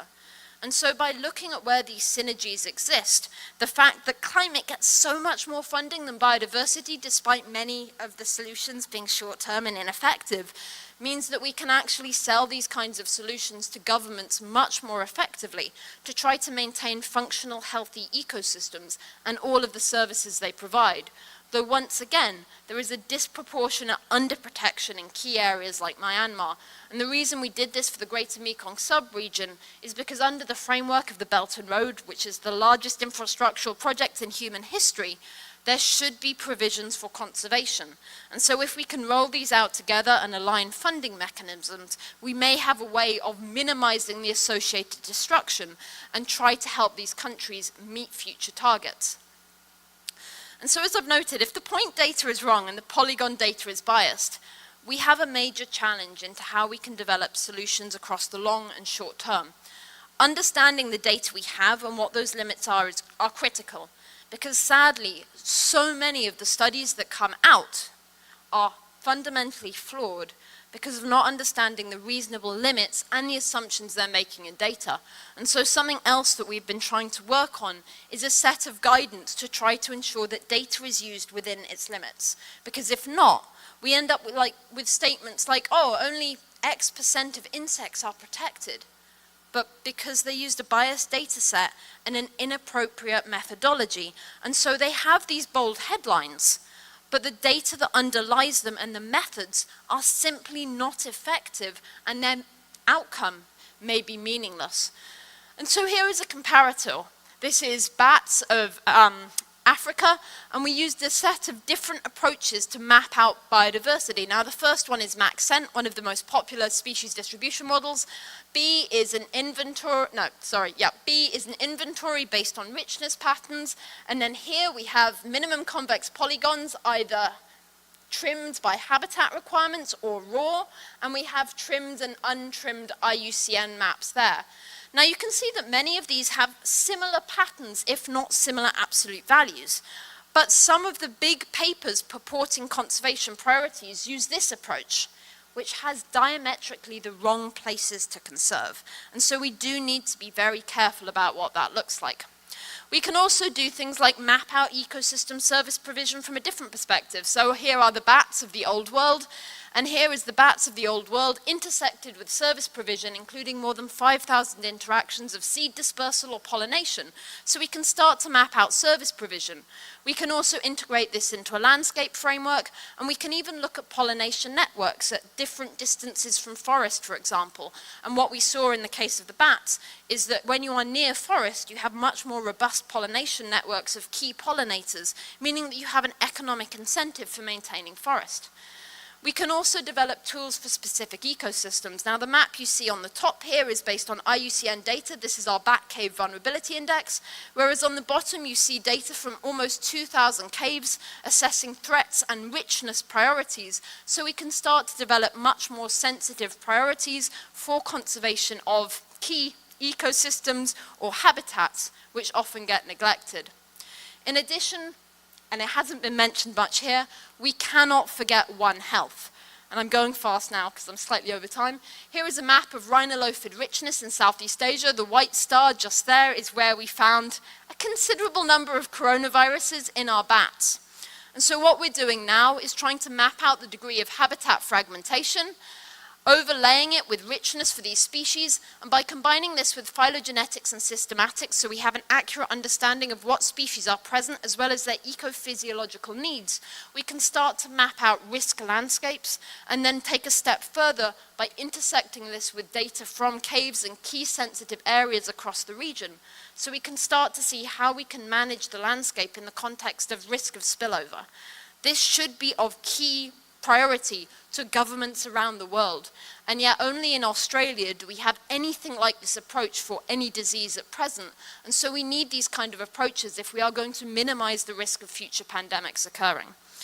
So unfortunately, most of the world is undersampled.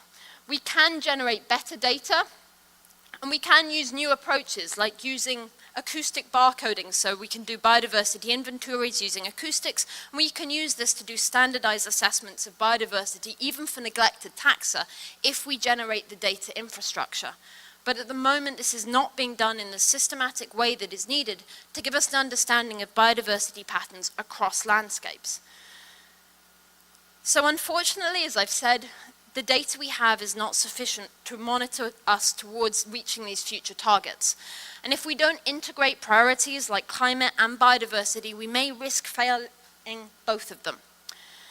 We need to make sure biodiversity is a part of every solution. We need to make sure that we see synergy between different conventions, and we need better data so that we can monitor what patterns look like, but also generate priorities that are sensitive to genuine data and not flaws in that data. And in addition, we need to work harder to make sure that when we have things like impact assessments, they do genuinely digitize that data, and so we can fill in those blank spots on the map.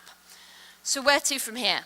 Bad analysis undermines trust in scientists, misdirects funds, and often prevents the generation of good solutions. We have to be responsible scientists, but we also have to communicate and advocate for better targets. We can also work in task forces or regional groups to make sure that our knowledge is communicated in a way that can be acted upon to help take us forward. And we need to engage better between sectors, between parties, between countries, so that we can move better together towards these targets, as well as generating standardized data sets so we can see what patterns genuinely do look like and try to do better for biodiversity. So with that, I'm very happy to thank you all, and I'm looking forward to questions in the next period. Thank you.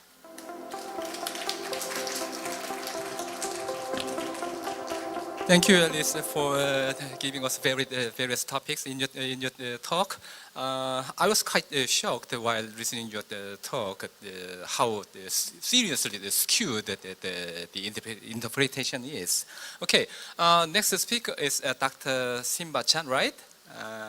So he will bring us another interesting topic about the extremely rare bird species. Okay, Simba. Excuse me. So I just press next slide like this. Okay. Yeah. First of all, I must thank, congratulate, NIE for the 10th anniversary. And I'm very happy that I'm invited to give a presentation about a project that I have been working with NIE researchers together.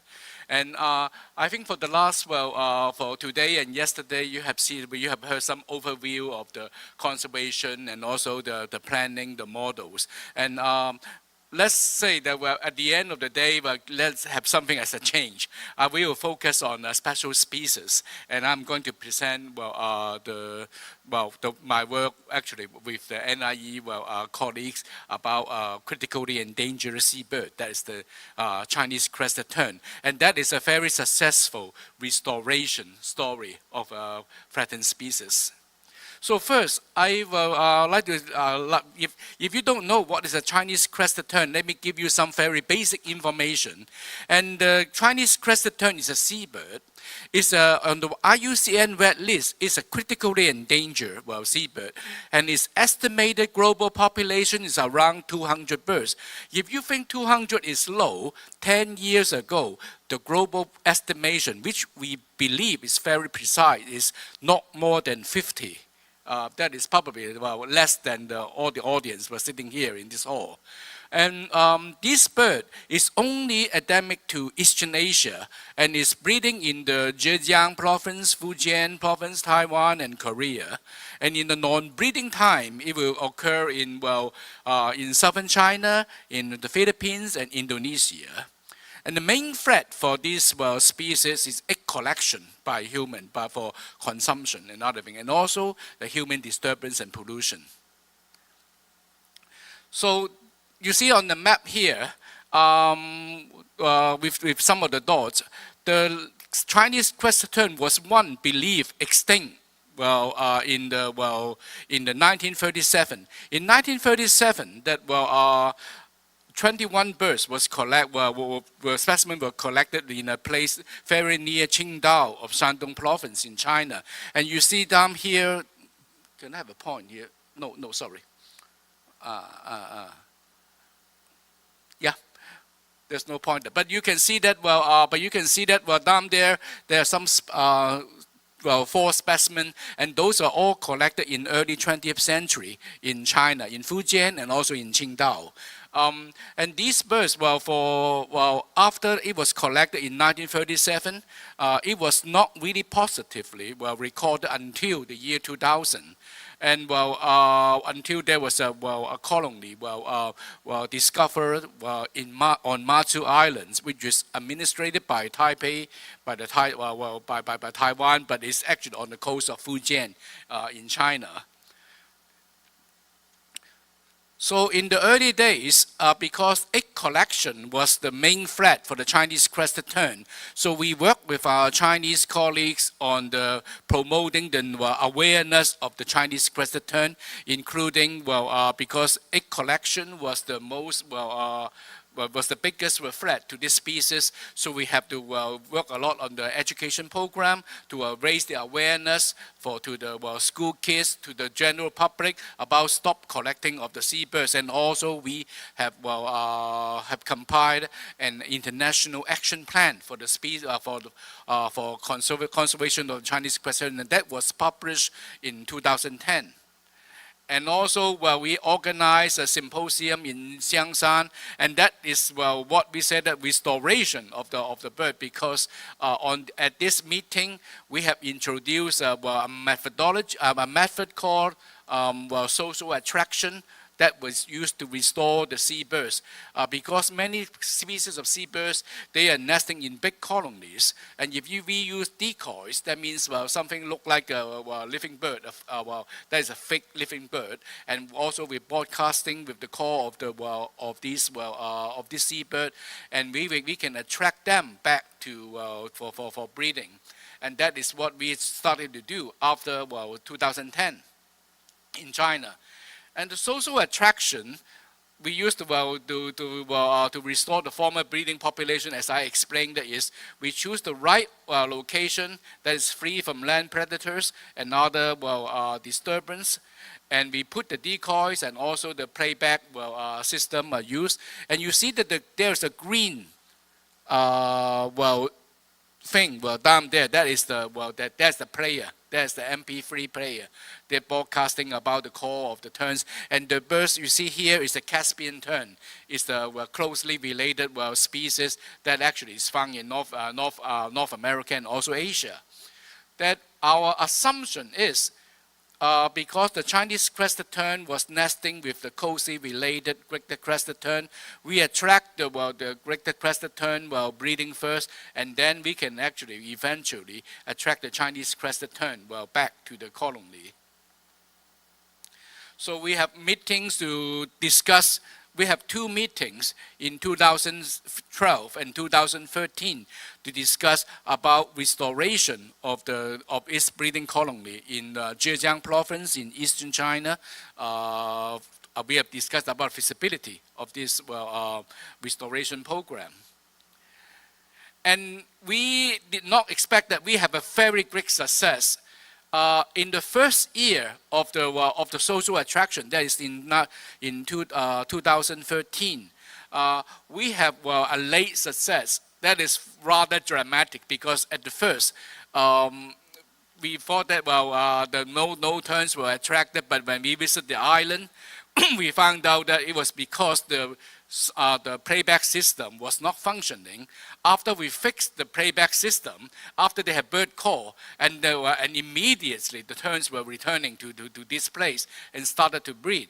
And then at the in September, we have recorded at least one Chinese crested tern fledge from that colony.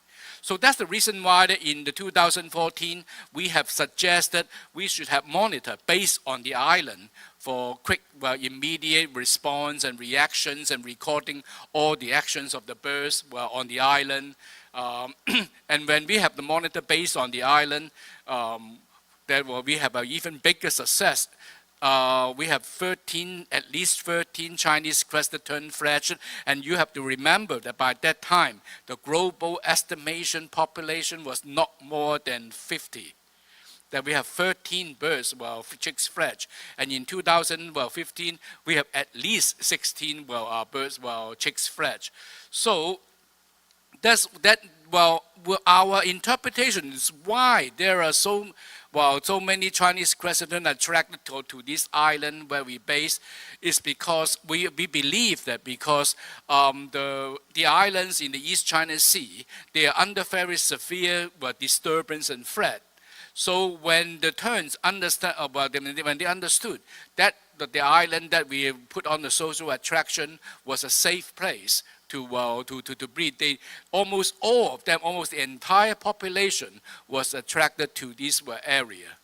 But then, at that time, we have one very important concern is our Chinese colleagues said that if you want to have somebody based on the island for 3 months on a small island, who is going to do this? And our Chinese colleague was not certain whether somebody will be willing to do this. And at that time, I said that I assure them that there should be at least, I can guarantee at least, there will be one monitor based on the island. And that was what happened in 2014 and 15.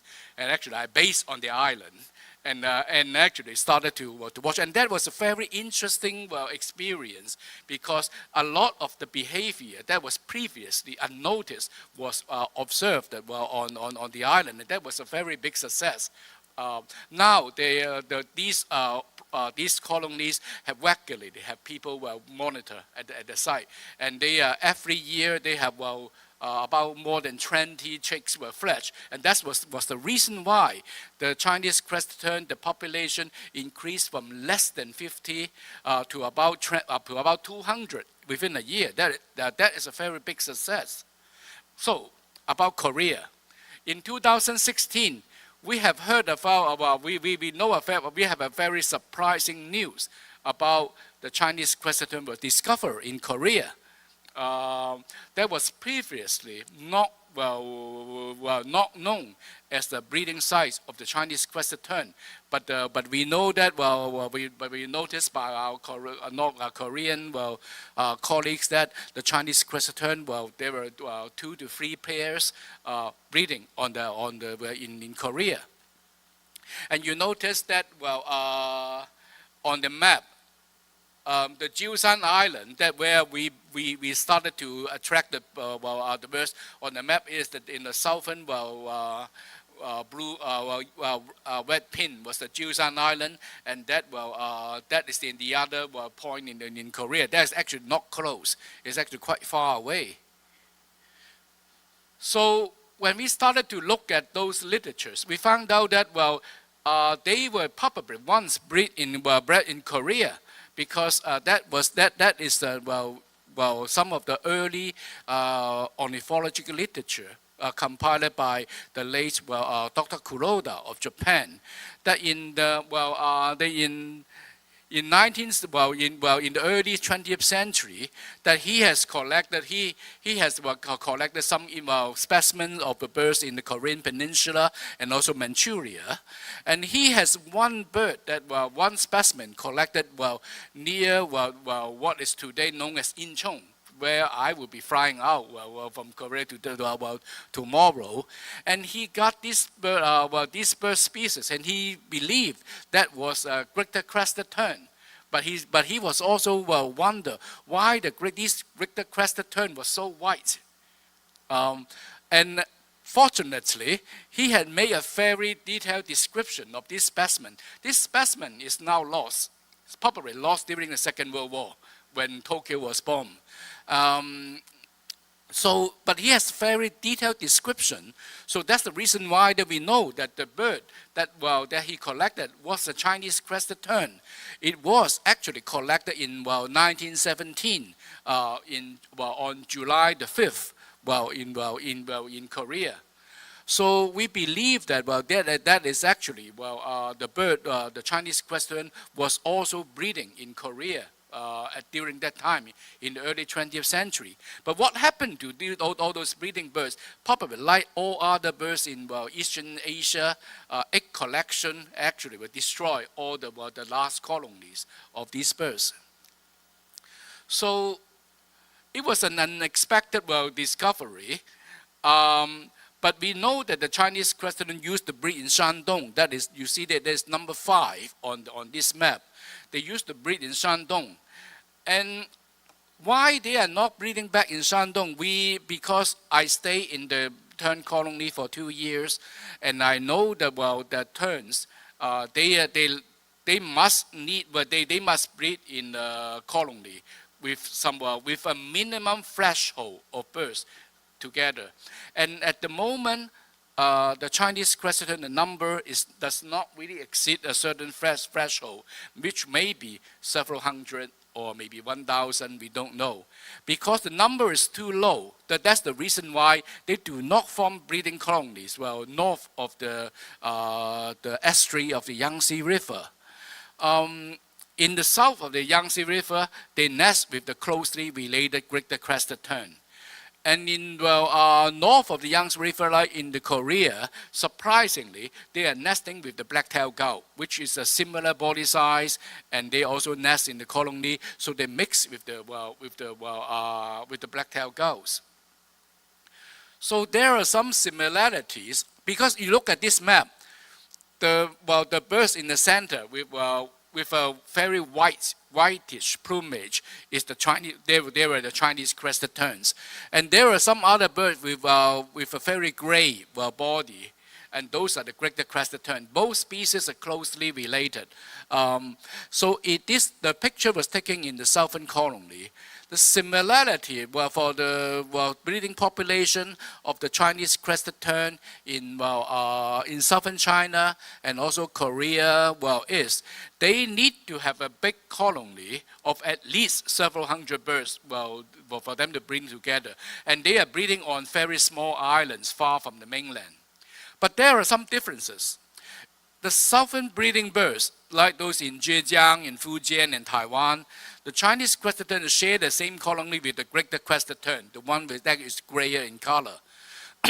And there were also black-tailed gull on those islands, but the black-tailed gulls are marginalized because the number of the black-tailed gulls is much lower than the Richter-crested tern. But in the northern breeding ground in Korea, the Chinese crested tern are breeding in the colony of the black-tailed gulls. In the south, the black-tailed gulls seem to be pushed away by the crested tern because the Richter-crested tern outnumber the black-tailed gull. But in the northern breeding colony, there were no Richter-crested tern. The Chinese crested tern has to nest in the middle of the black-tailed gull colony. That's the biggest difference. And also, the interaction between these two species may be different. In the southern colony, because the black-tailed gull, they are minority, so that's why they were not as aggressive as those in the north. But in the northern colony, they may be more aggressive. That is something that we really need to find out more. And one other thing that we find out also starting from 2016 was a very interesting thing is, since 2016, there were more records of the Chinese crested tern. Notice they were found in Qingdao. You remember, as I said, Qingdao was once their breeding ground before 1937. That means before about 80 years ago. But during the late summer to early autumn, that means from around September to November, they started to see some of the Chinese crested tern turn up in Qingdao. But they are not breeding in Qingdao, but they just appear after the breeding season. So the number of the record of the Chinese crested tern increased year after year since 2016, and this is the number recorded 2 months ago on the 5th of September of 2023. There were 128 Chinese crested tern recorded in Qingdao, and you see that all of them are very white. The greater crested tern will be a little bit of gray if they are mixed in this flock. So we've noticed that these Chinese crested tern, they were not coming here to breed. So people may ask the question, why after the breeding season they do not migrate south, but they move a little bit north to Shandong before they migrating south. And I have a suggestion of a hypothesis is because the Chinese crested tern, like the greater crested tern, they have they only lay 1 egg per year, and this is a species showing a very great parental care. The parents will teach the young bird about the migration and about feeding and other things. So all these Chinese crested tern, they must have learned the migratory route from their parents. That means they have the intention to move north first to find out if there are suitable places. But in fact, they could not find those suitable places, and that's the reason why they have the nest in the south with the greater crested tern. So we found out there are more and more birds because there are more success in the breeding in the south. So, and also, in the year 2018, there was the first record of Chinese crested tern recorded in Japan. That is at the Miyako-jima of the Okinawa chain. That you see the one I highlight with orange. That is the location of the Miyako-jima. And I have another hypothesis is after they staying in the north, in September and October, they start to move south to Philippines and Indonesia, and they will flew directly across the ocean to the south. And that is the reason why in the southern China and Taiwan, you very seldom have records of Chinese crested tern after August, because they do not actually stay near the coastline. So that is very interesting. That they would fly directly to the south.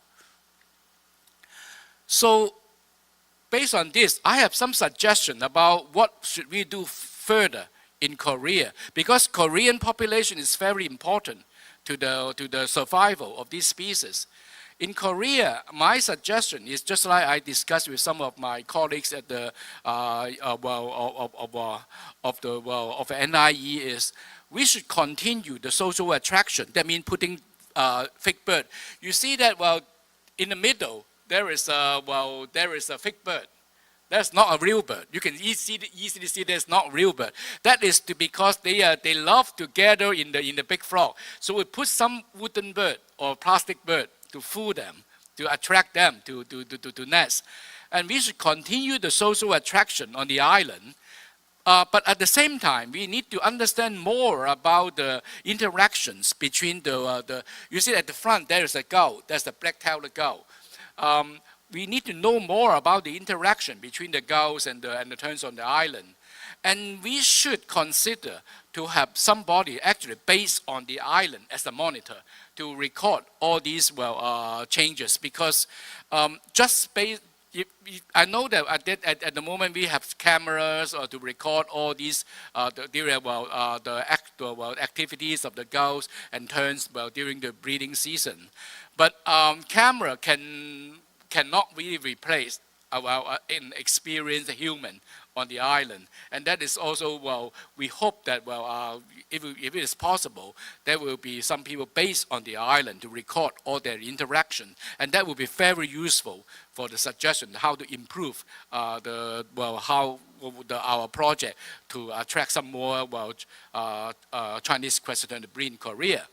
We also work with Northern China about surveying suitable place that we can attract the more crested tern stay in the north, and that is we survey the suitable place that black-tailed gull still breeding in northern China, and we have to study the feasibility of the social attraction to attract more Chinese equestrian need breeding in northern China. And both countries, Korea and China, should keep a very close communication and coordination. And Korea and China have the migratory bird agreement, and I suggest maybe, but based on this agreement, we should develop some more projects. And I have to say that this breeding population, starting with the 2 to 3 pairs of Chinese crested tern in Korea, is very important, because we have been talking about typhoon will be a big problem to the nesting birds, which I personally do not agree. That is what people say, the typhoon is a problem. But if there is a northern population, the typhoon would not be a problem during the breeding season. And also, people also suggest the interbreed hybridization between, well, the Chinese crested tern and the great crested tern would be a problem. And I also personally do not agree with this, because I stay on the island for 2 breeding seasons. But if we actually have, well, the Chinese crested tern breeding in north, because there is no great crested tern, so you do not actually have the threat of the hybridization. So the most important thing is we have to form 2 breeding groups, one in the north and one in the south. The reason why we have to form this is a very gloomy picture. Since 2 years ago, we find out that the avian influenza becomes a very important global, wild bird problem to wild birds. In the past, before 2021, avian influenza, of course, they did have cases of avian influenza, but wild birds are not greatly affected like this, since 2021. And also since 2021, many of those casualties are seabirds. Now the avian influenza have devastated see a lot of seabird in South America, and they're now moving to South Georgia and reaching Antarctica, which is what really worry. And the avian influenza would be I would think that may be one of our biggest challenge of the seabird conservation in this decade. Seabirds are actually, particularly susceptible to the HPAI. And when I talk about the Chinese crested tern, we find out terns of the same genus, they are particularly susceptible to the avian influenza. Like the sandwich tern in Europe, they have been, a lot of them has been killed off by the avian influenza in last year and also this year. And also there were cases in this year in West Africa, North America, South America, and also in South Africa. So we are very lucky that they have not yet really spread into Eastern Asia. But I believe that is the matter of sooner or later. It's just a time. It may spread into here. So that's the reason why that, we have 2 populations of the Chinese crested tern. It will guarantee long-term survival, because this is what they say that is spreading into Eastern Asia, because they have some records in Sakhalin too. And what is actually, and I think I will skip it, because this is something because I do not have time. And we have formed an avian disease working group on this. We have noticed here, this is what I've taken on the island. The southern colonies in Mazu, in Taiwan, and also in the Fujian, and also in Zhejiang, the birds around in these southern colonies, they do actually move around during the breeding season. So that means you can treat them as one very big colony. The birds will infect the other birds if avian influenza broke out. So that's the reason why the Korean population is very important. The northern population is very important. So that's why I said that separate breeding colony of Chinese equestrian is essential to its long-term survival. And I do hope that we can actually work more on the seabird, and that is, I also work with the NIE people. I hope that the Korea can also work closely with other countries, and we together to save this most critically endangered seabird. I see that I have already over time for 2 minutes, so thank you very much for your attention. For your huge effort to protect the bird, as well as the avian influenza, as one concern as a population geneticist, I hope the birds can avoid the genetic defect, which is maybe inevitable because of the small population size. Thank you. Next speaker is Dr. Lim. Oh, okay, Anya Lim. So we have been cooking plan to be introduce a big extinct big cat species in Korea. So please. Good afternoon, everyone. I'm very pleased to be here today, since yesterday. And then before starting, I have to ask for the understanding about my voice. I'm losing voice, so if my voice is something got wrong in the between, because I got so excited to speak about Amur leopard, please understand. So, next to the interesting Chinese crested terns, I would like to introduce another critically endangered mammal, Amur leopard. So, Amur leopard has many different names. Amur leopard, forestern leopard, or Manchurian leopard, anything, or Korean leopard, absolutely. And they are, by IUCN, they are listed as critically endangered. And of course, CITES Appendix 1. And nationally, although we don't have them, they are listed as a Class 1 endangered species. And also, by the UNESCO, they are flagship species representing the healthy ecosystem of East Asia. And among 9 different subspecies of leopard, Amur leopard is probably living in the most northern parts. And there's also some kind of discussion whether Amur leopard is genetically same as North Chinese leopard. And according to the IUCN report, they are the actually same subspecies. However, in management level, they are managed still as a different subspecies. Now, currently, they only live in the transboundary area among Russia, China, and North Korea. And there are probably less than 150 individuals. And majority of population live in the Russia, which is called the Land of the Leopard National Park. Russia became successful actually to harboring these endangered species. Like by the 1990s, these incredible species, its population just belongs to like 30 in the world. And with enormous effort nationally and internationally, so within about 2 decades, the population became tripled. Then why I'm talking about Amur leopard, which is not even exist in South Korea, because we have quite a history with this incredible animal.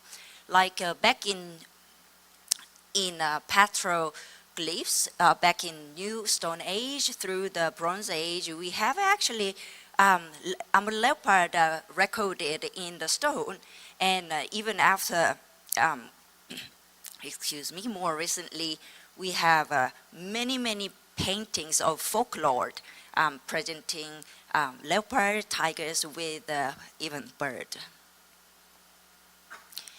And historically, actually, the Korea was the land of the leopard.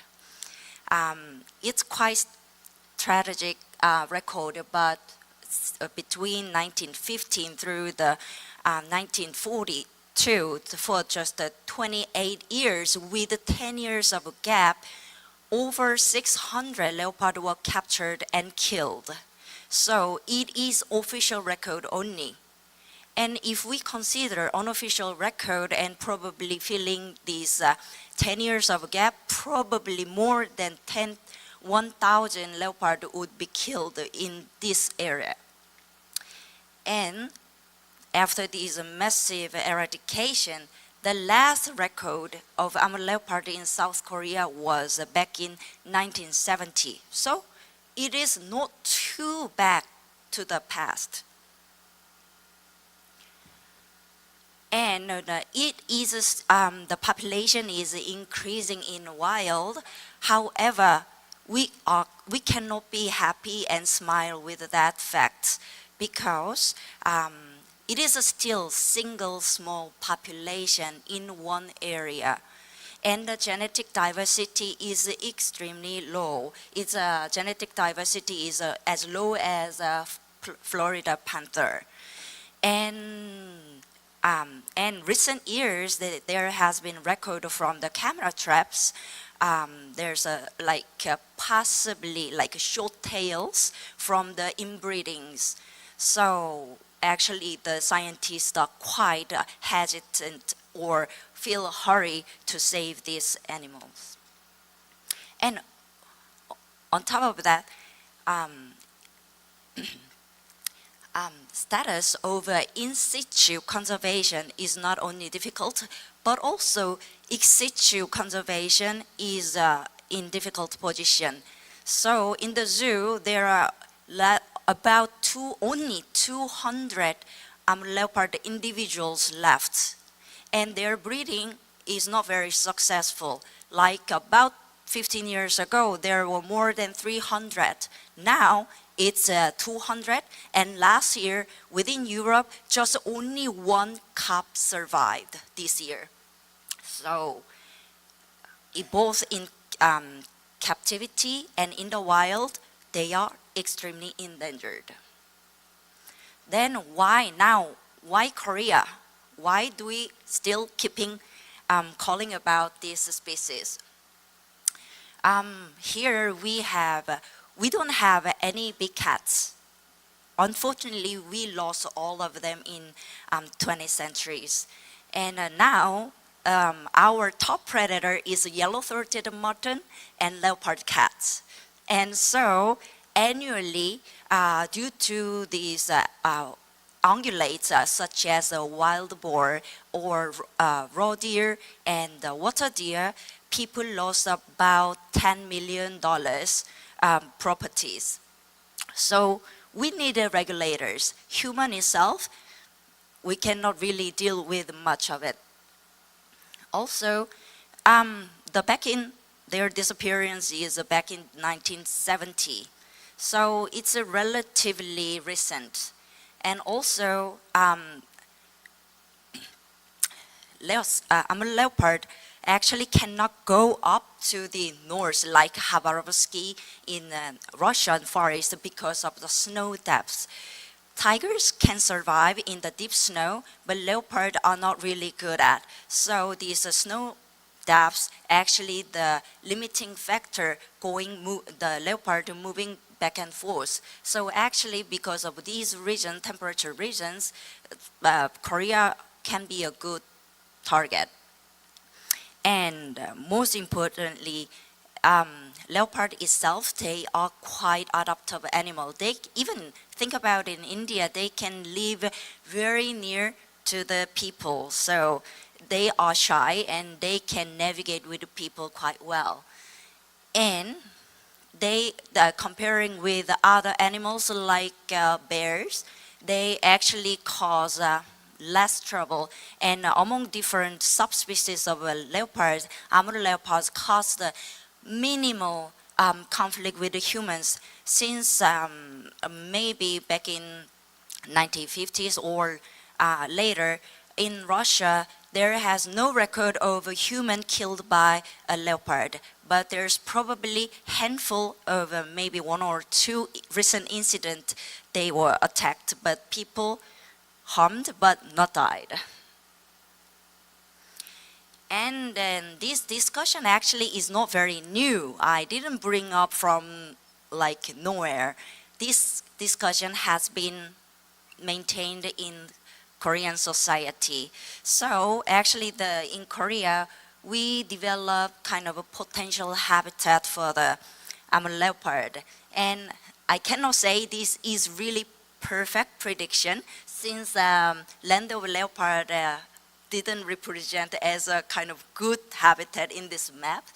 But I would like to say actually in the short term or in the long term, South Korea actually have a habitat to host Amur leopard. Even more recent, actually for my PhD research, I evaluated a possibility of Amur leopard reintroduction in South Korea. And I did some viability assessment for this species. And although we don't have the species with us, however, like I put it, what if we have this animal? What could be measured as like a status of a very good or fair or poor according to the conservation measures partnerships open standard. Nowadays they call it as a conservation standard. So about like if I say if there is over 50 individuals, then we can say maybe that's very good. And also there's other like indicators can say these animals are kind of viable or healthy in the ecosystem. And of course they need prey. And based on these previous criteria for the Amur leopard, I also listed the criteria for the prey. And to host like 50 individuals, they need a certain kind of a biomass and also major prey density. And here the coral is actually unfortunately also listed as a class 1 endangered species, so there could be a conflict for the conservation. But yeah, their density is not as high as roe deer or water deer or wild boar, probably would be the major prey for the Amur leopard. So according to this assessment, the overall status of a prey was estimated as good.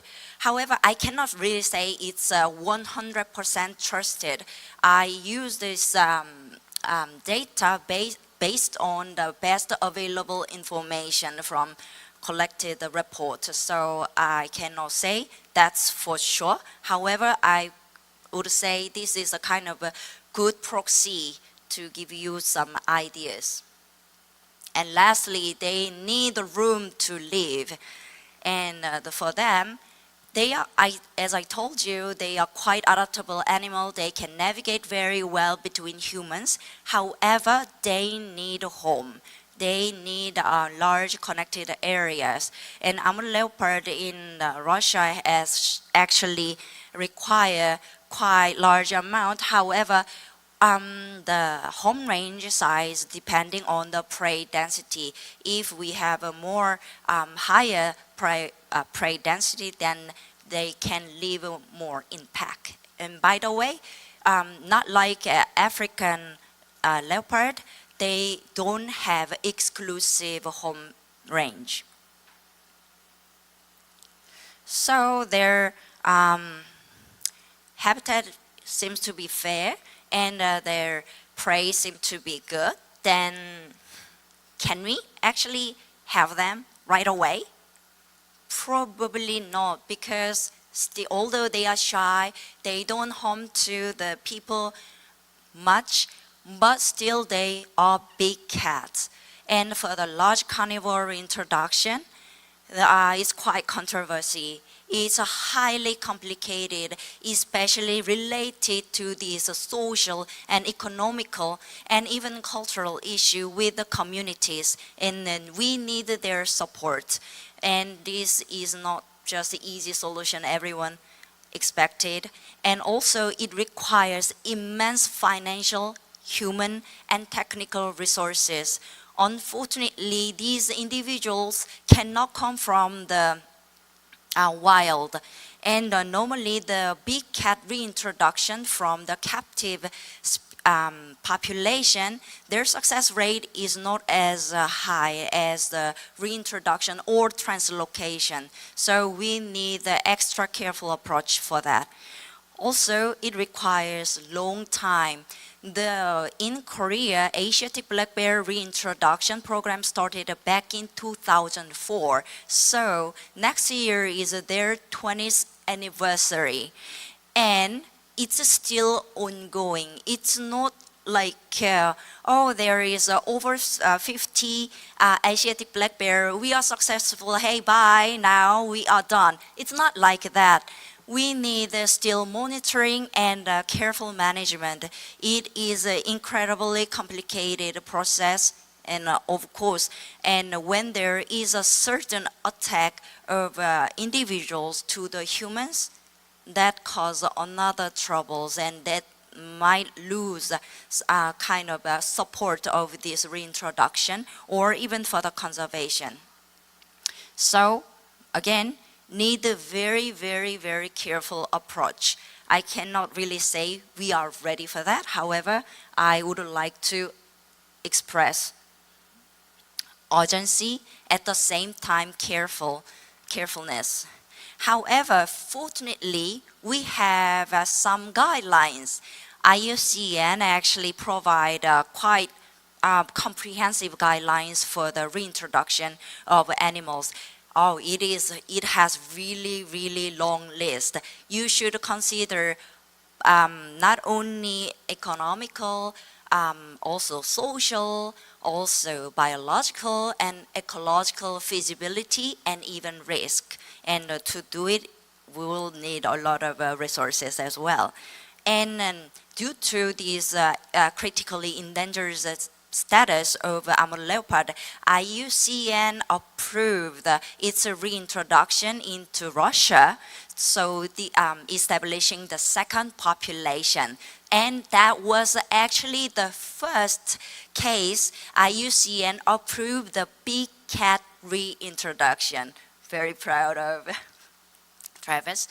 And so we have some guidelines which is already listed and well kind of planned, and we can use them as a good example.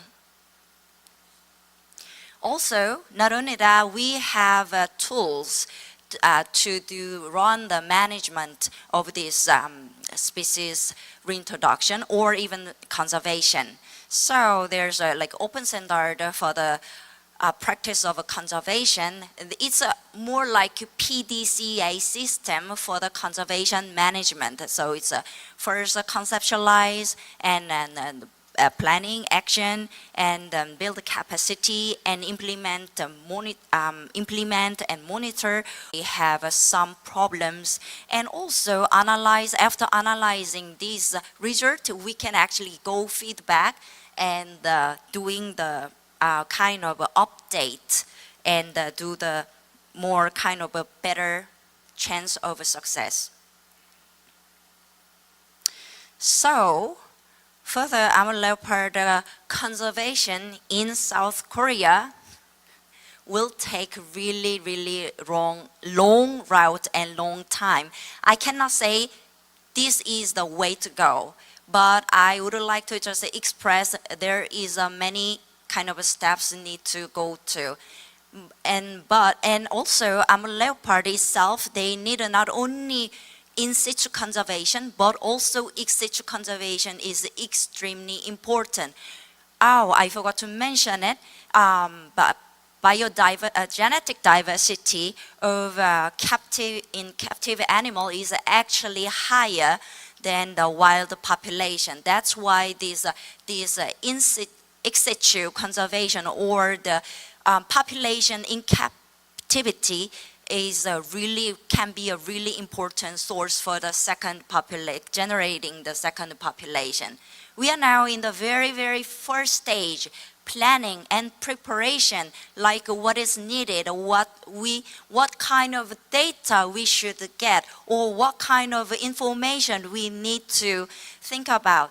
But I can kind of roughly categorize as in situ conservation and ex situ conservation. Probably ex situ conservation could be done more quickly for us. Now we are actually gathering with zoos in South Korea to make allies, so kind of establishing an ex situ conservation network. So we are also all discussing about what kind of facilities can be done, maybe improve their welfare and probably more adaptable for their nature behavior, and also securing the budget and human resources, which is quite difficult all the time.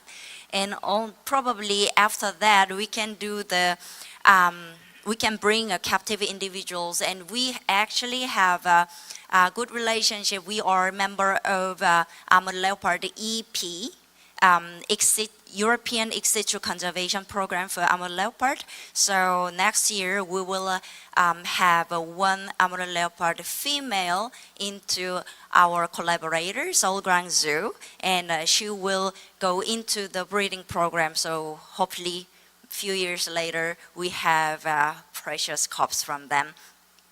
And probably if it is linked to the in situ conservation, then need to go to the rehab.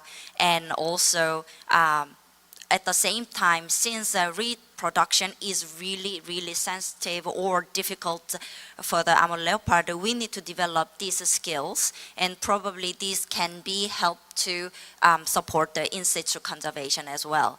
And then, as I mentioned before, I'm not talking about we are ready or we need to go to the recovery or reintroduction of a leopard in South Korea. We need a careful approach, we need a careful consideration. And as a first step, based on these data collected, we need to do this feasibility and risk assessment. And based on the result of this feasibility and risk assessment, we'll make a decision.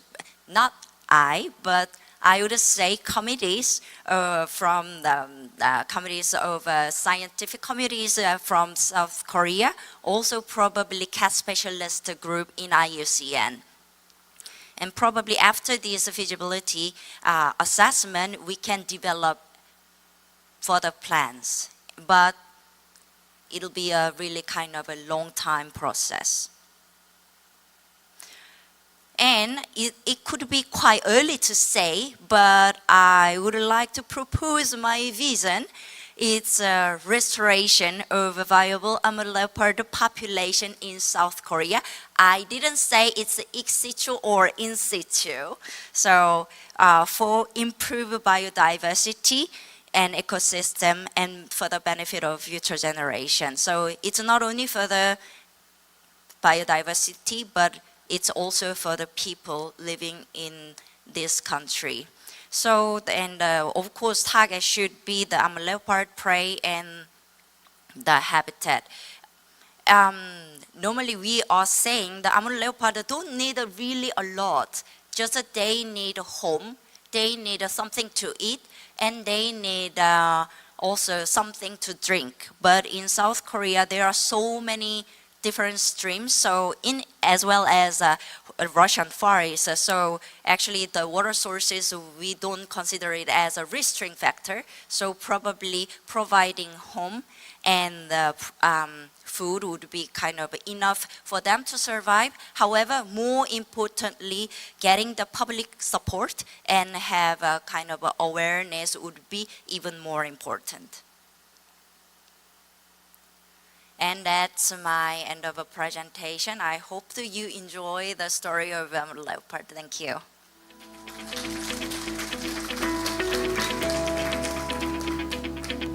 Thank you very much, Anya. I hope I can see the traces of the big species in my backyard soon. Okay, the next speaker is not here, but online. So, is she ready? 준비됐어요? 준비됐어요? 그럼 좀 켜주실래요?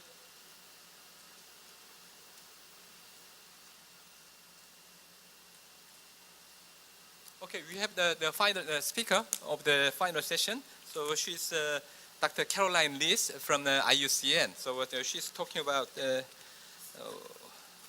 I don't know the title of the talk.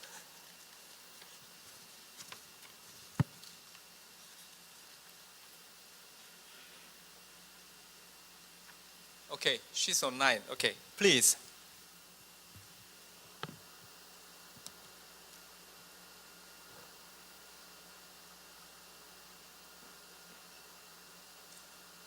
Can you hear me? Yes, yes. Okay. Good morning, everyone. It's a huge pleasure to be part of this 10-year celebration, and thank you very much for inviting me.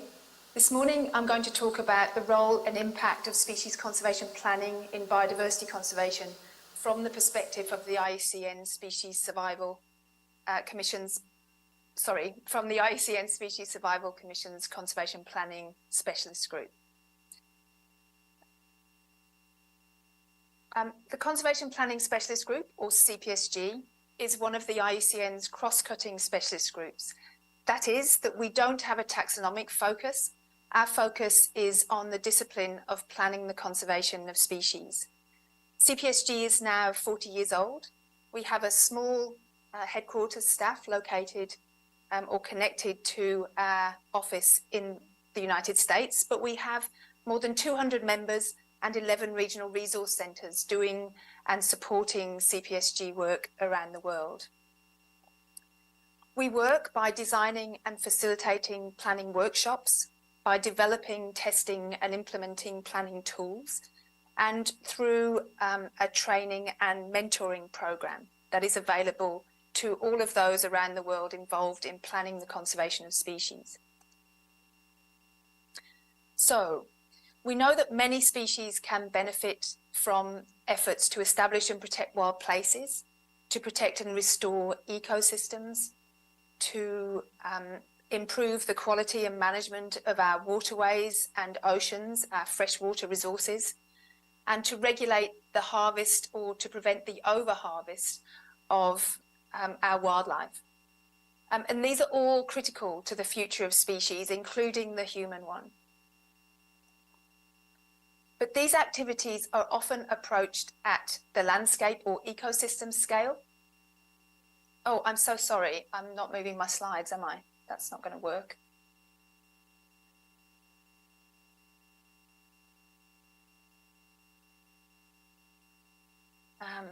Oh, sorry. Just a second.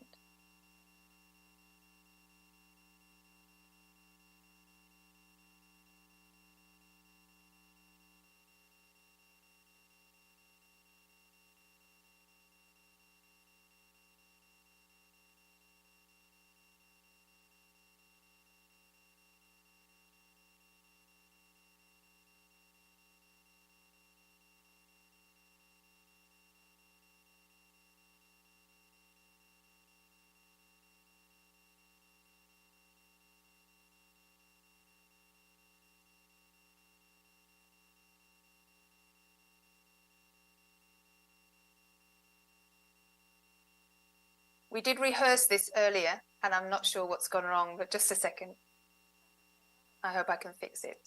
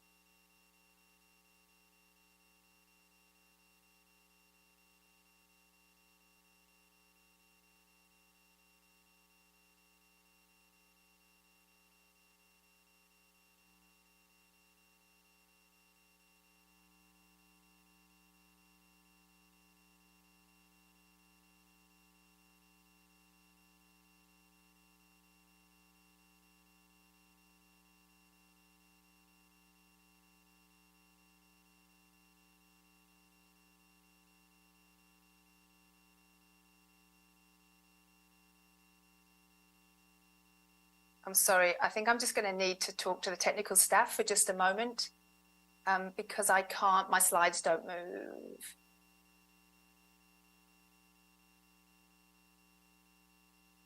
I don't know what happened.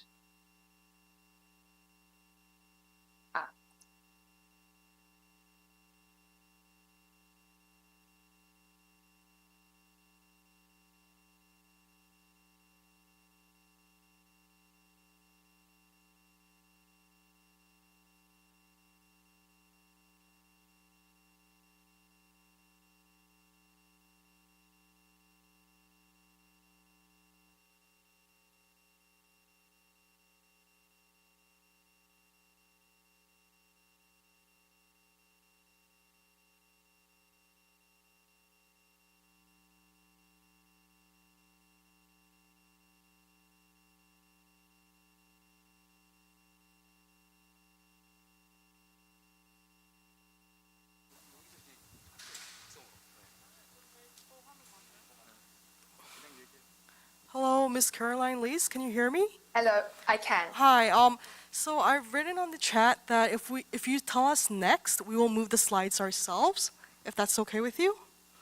Yes, and what do I need to press to make that happen? Sorry. Oh, you wouldn't need to press anything, you just need to tell us next when you're looking at the Okay. slides, so we will move it on our side, if that's okay. Okay. Okay. And I'll see if I can see it. Okay, that sounds great. Correct. Yeah, I'm sorry, I don't know what's gone wrong there. Okay, could you please page forward to slide 4? 4.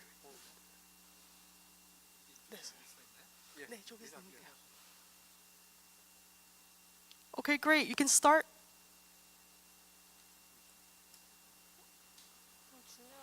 Okay, sorry, I've got.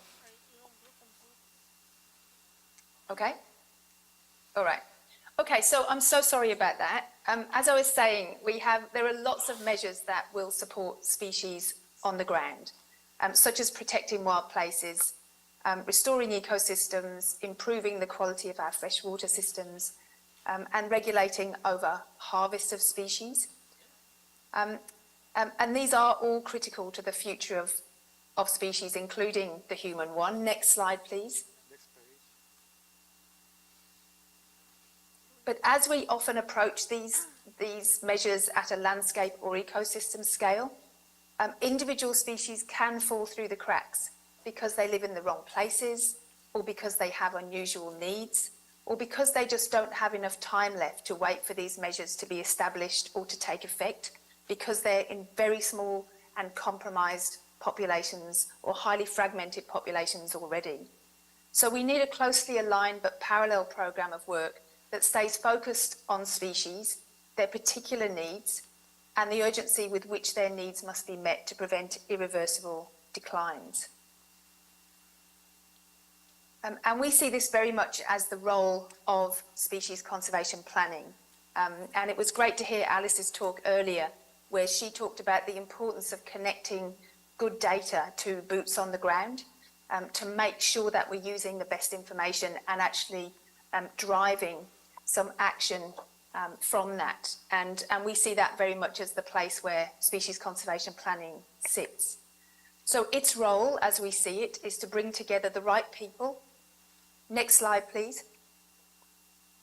The right information to discuss whether existing conservation actions are achieving the desired results for individual species, and where they're not, to recommend changes or new types of action planning, new types of action that will help to set the species back on track to conservation or recovery.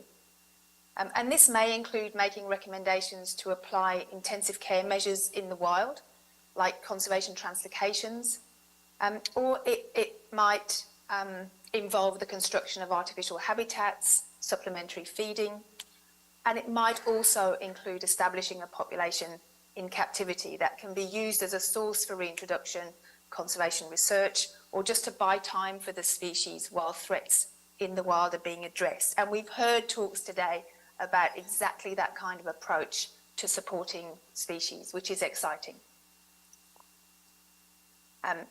Next slide, please. It's important that plans are always positioned within a cycle of assessing, planning, acting, and then reassessing. We call this the Assess, Plan, Act cycle under the SSC,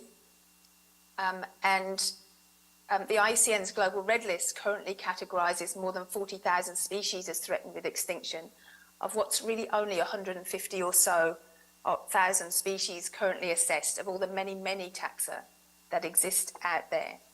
And we might consider as a starting point these species as species that are currently falling through the cracks of conservation measures that we've set in place around the world. And these are all species that should at least be considered for more detailed attention.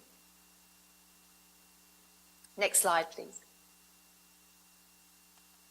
And we've also heard a lot at this symposium about the post-2020 Global Biodiversity Framework, and particularly about Target 4, which provides a clear imperative for governments and for all of us to be working to do more for these species in particular. Next slide, please. And one of CPSG's goals is to ensure that every species in need is covered by a sound plan. And we use that in the broadest context. We don't mean that every species needs a 40 or 50-page recovery plan, but we do think that every species should be considered for and receive a conservation prescription of some kind if we know that it's threatened with extinction. Next slide, please. So CPSG's approach to planning is to work always at the invitation of governments so that we really are all pushing in the same direction towards those global targets. We want to make sure that all conservation planning and the action that comes from it really feeds into, connects with, and is integrated with national contributions to the global biodiversity crisis to ensure the most efficient and effective response. And CPSG does not write plans. Instead, it helps carefully selected, diverse groups of people to plan collaboratively the recovery and conservation of species in the wild, in captivity, and where needed in places in between, so that we're really making use of the best experts and people who really understand the local context and what might be possible there. Next slide, please. We support these diverse groups through a sequence of planning steps that are common to many organisations engaged in planning. So first of all, we bring everybody together around agreement on a successful future of the species. So what does a successful outcome look like? And can we all get behind a single version of that? What are the elements of that? And how might we measure those going forwards? Then we work really hard to ensure a collective understanding of all of the biological, environmental, social, political, and economic barriers to achieving that vision of success. And then we work to agree where in this system we can most effectively intervene, how this intervention will take place, when, where, and by whom. And we try always to include in our plans an implementation structure or process, a home for the plan, so that there is at least one body or individual whose job it is to coordinate and track what's happening with the plan and driving it forward to implementation. Next slide, please. CPSG often includes population viability analysis simulation models in its planning projects. And PVA models can be very useful to groups in helping to identify, for example, which life stages of the species are most vulnerable to the identified threats, which ones can affect the choice of management intervention, to help us clarify which threats pose the greatest risks overall to species, and to help us estimate the likely effectiveness of alternative management strategies on the viability of the population and the particular goals that we have set. Next slide, please. We often use vortex simulation models, which are especially valuable for small and highly fragmented populations, where chance has a much bigger influence on viability and makes planning harder for groups to think about. So when we think about chance, we're talking about demographic chance, we're talking about genetic chance, demographic chance, environmental variability, as well as potentially large catastrophes driven by different environmental factors. Next slide, please. So these large workshops can involve 20 to 50, or these large planning initiatives can involve 20 to 50 participants from different sectors and disciplines. They generally take 3 to 4 days. They work through a combination of small working groups and larger plenary and report back sessions. We always proceed by consensus so that we really are building a solid foundation for the plan and its implementation. We use a range of analytical tools, and our output is a written document that captures the agreed position of the group at the end of the planning workshop. Next slide, please.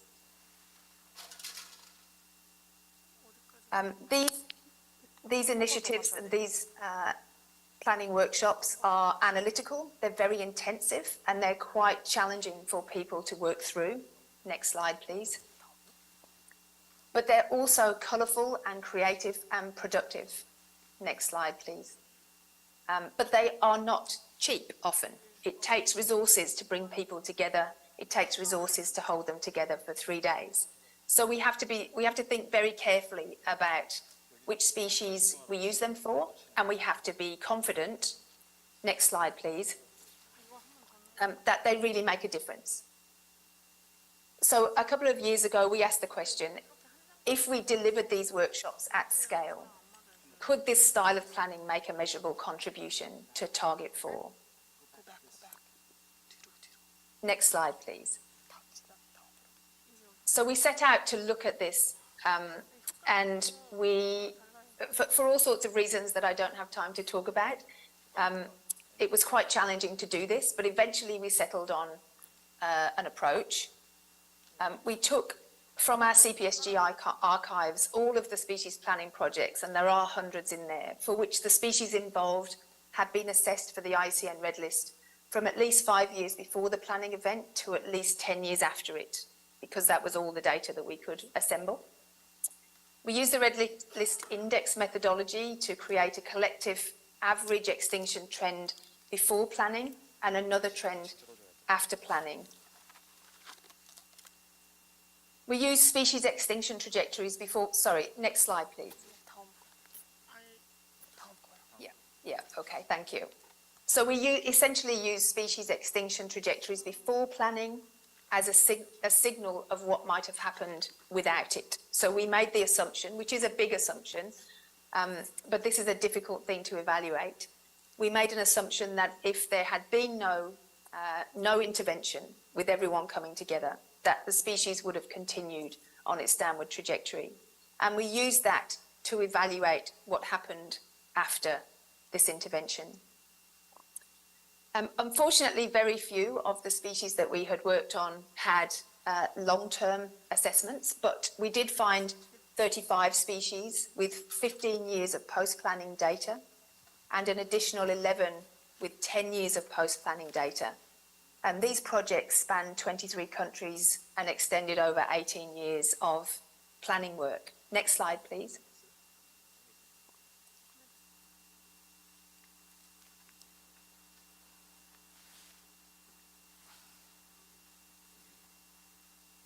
And what we found was that although species declines through the red list categories continued after planning, that the rate of decline slowed, and after around 15 years we started to see some signs of an upturn in prospects for species. Now of course it's the action on the ground that saves the species and not the planning itself, but this piece of work, in addition with many other pieces of more anecdotal testimony that we've captured over the years, and also a series of post-workshop surveys that are done routinely. From these pieces of work, I think that we can reasonably conclude that this kind of stakeholder inclusive science-based approach can be a turning point for species conservation efforts that can help stakeholders to start to reverse the decline of threatened species. And we do think that if this could be delivered at scale for those species that most need it within countries, that we could start to address our obligations under Target 4. Over the past year, next slide please. Over the past year, CPSG has had the huge privilege of working with South Korean colleagues at NIE to build plans for 3 species, or at least preliminary plans: the stumpy bullhead, the gold-spotted pond frog, and the oriental stork. And we also had the opportunity to see firsthand some of the great species conservation action taking place in the Republic of Korea for these species. In these 3 separate workshops, participants worked hard to generate realistic, achievable plans for these species based on the best available information and the views of those present. And those plans are now in production. A group of those who attended these workshops are now skilled and experienced in this planning approach and in the use and incorporation of PVA simulation models into this work. And PVA simulation models, I know, are already a well-embedded part of NIE's work. And we really hope that this will be the beginning of a strong program of adaptive planning for all threatened species in Korea towards a robust response to the current biodiversity crisis. Next slide, please. Thank you for listening. 감사합니다.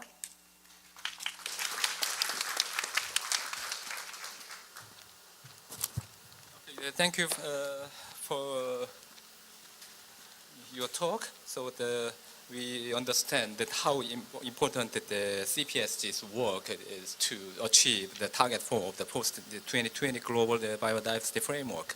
So I think we are done. So even though there was a kind of the technical issue, but we all 4 speakers that gave wonderful talks. So now it's time for the discussion. So please, the 4 speakers come on over the stage and then get ready for the discussion. And in the meantime, if you have any question or things to discuss, please raise your hand. Okay. And there are 2 persons. So since we don't have enough time, so we'll just take 2 questions or 2 issues to discuss. Okay, thank you very much. My question is maybe not so appropriate for you. And my question is something like general. In Kyoto University, we have the Wildlife Research Center. The center is to take care of the issue of the ecology and the conservation of the wildlife, and consisting of the 10 professors. Some of the professors sometimes give a talk to the general public, and sometimes they have the question that what is the good reason for the conserving the endangered species? Why do we have to conserve the endangered species? So how do we take care of those questions? In the Caroline's talk, there is a word, every species in need. So we have to think about the in need, meaning of the in need. That is my question. Sorry, not so appropriate. So I can give a bit of an answer on that. A lot of my work is on species generally deemed non-charismatic. Something I highlight, whether we're looking at an undescribed cast gecko to a bat, is the fact that we need to think about ecosystem stability. As we undermine the stability of ecosystems, it becomes inherently unstable. It's like a block of Jenga blocks, and as we slowly remove pieces, the system becomes nearer to collapse. And so be that a spider that you don't really like or any other species, unless we protect systems and the species that depend on them, we will see more things like pandemics. We will lose access to key resources and ecosystem services. And so rather than cherry picking the species that we like and think are cute, we need to realize that these systems rely on actual ecosystem function, and so we need to start looking after them as a whole. Yeah, I'd like to introduce you the reality of the Japanese general public. Thank you very much.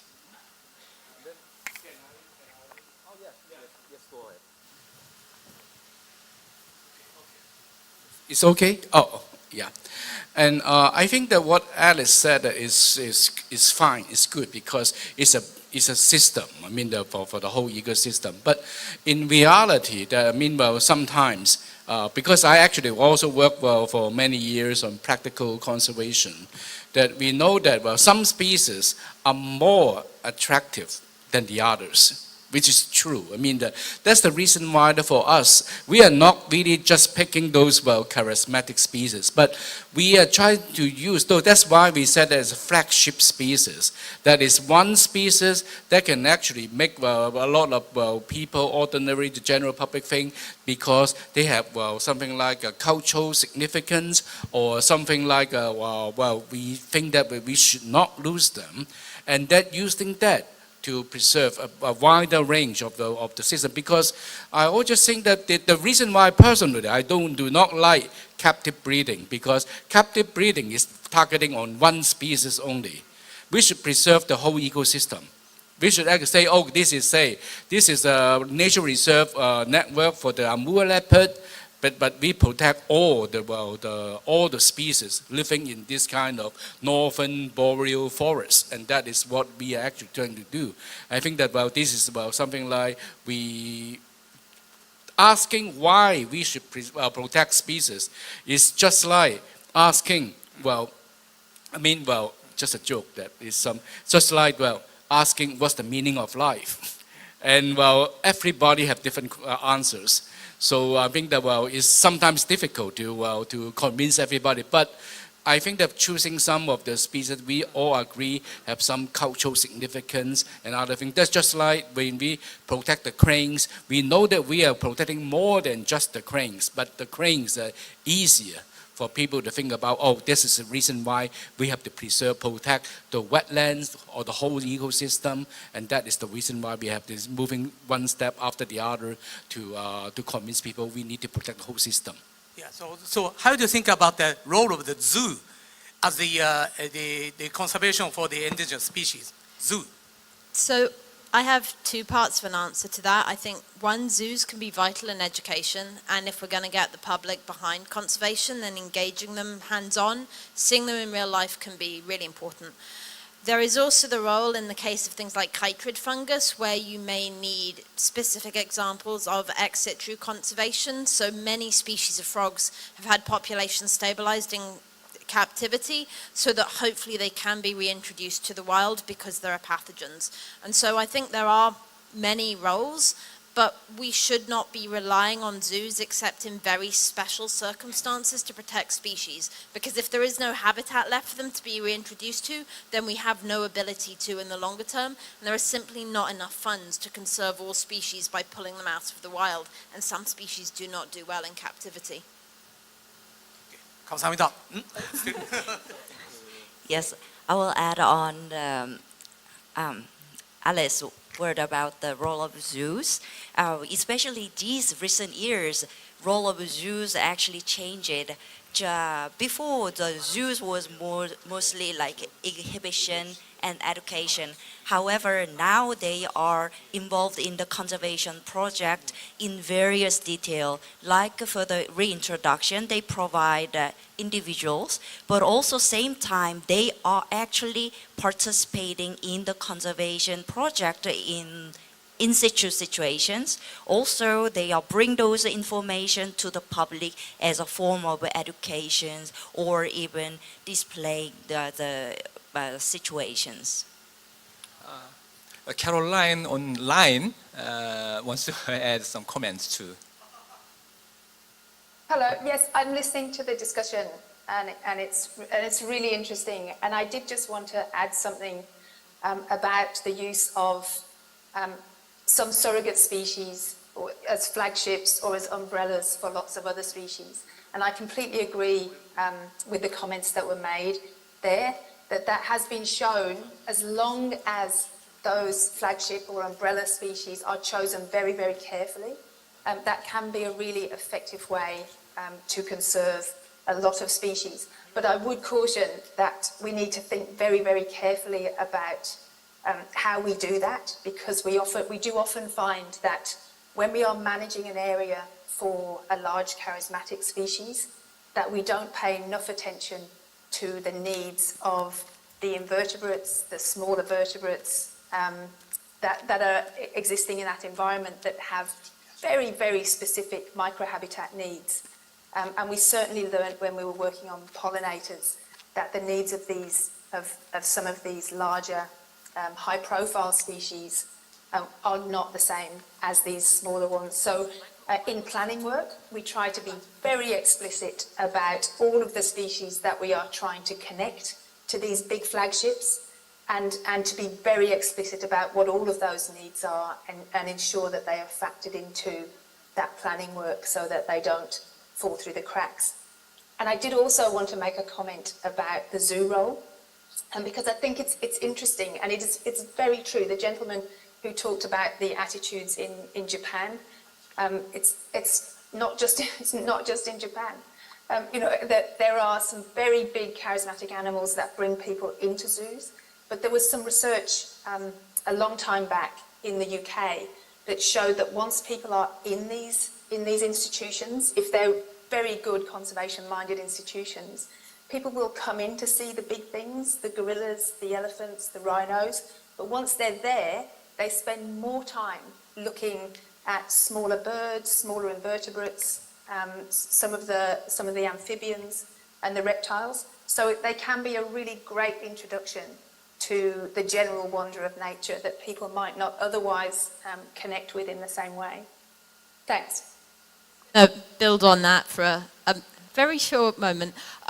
So in choosing indicator species, it is tremendously challenging, and it's something that is often done very badly.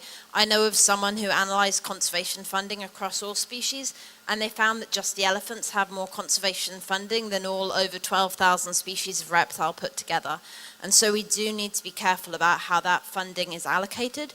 And in some work that we did where we looked at biodiversity hotspots, the most indicative group was the amphibians, because if you have high amphibian diversity, you generally have high diversity across taxa. And so it is a useful tool, but we do need to be especially careful to make sure it does get down to the ecosystem level, because we get a lot of differences in biodiversity priorities. And in China, where the key protected species are generally a subset of large mammals, it means that many of the national plans have put a lot of focus on them. And it means in the south, where we have higher biodiversity, because those species are not incorporated, those areas are very poorly reflected in conservation planning or even ecological conservation red lines. And so you do need to have that balance, as was being said, to ensure that we have a genuinely representative collection of species when we're doing spatial planning for conservation. Okay, thank you. And then, yeah.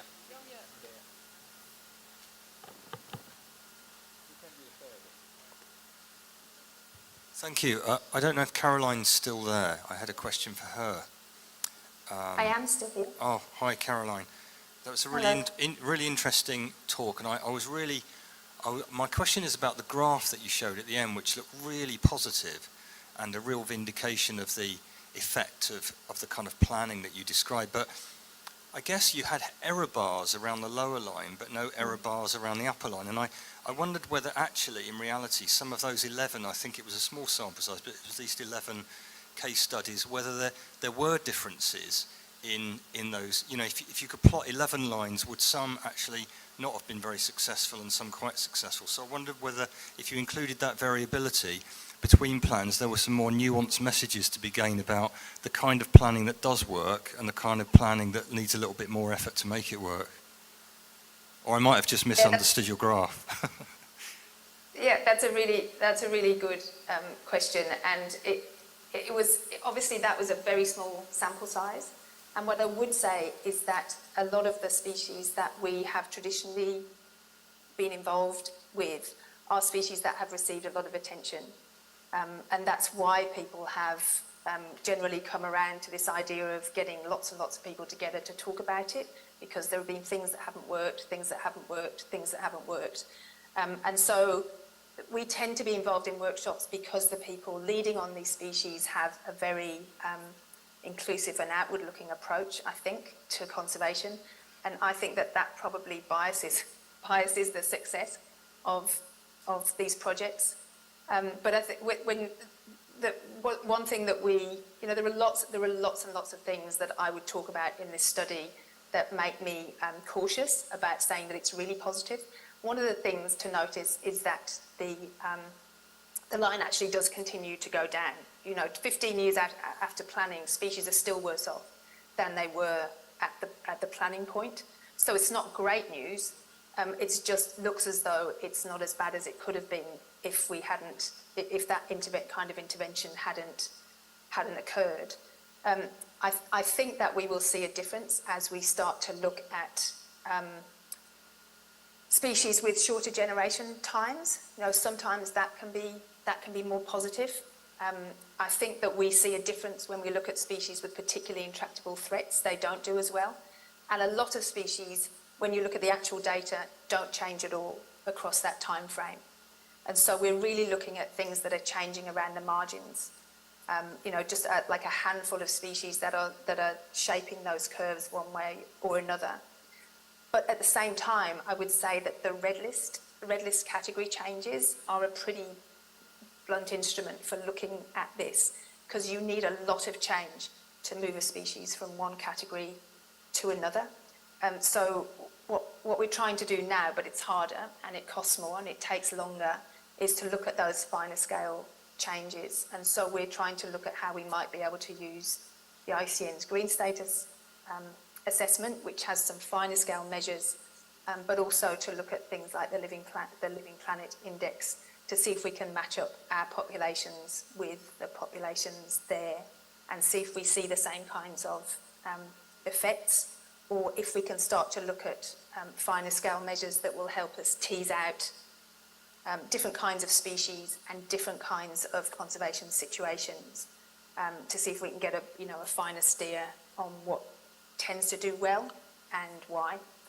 Sorry, that was a very long and rambling answer to your question that might not even have been an answer to your question. But please write to me if you'd like to discuss it further.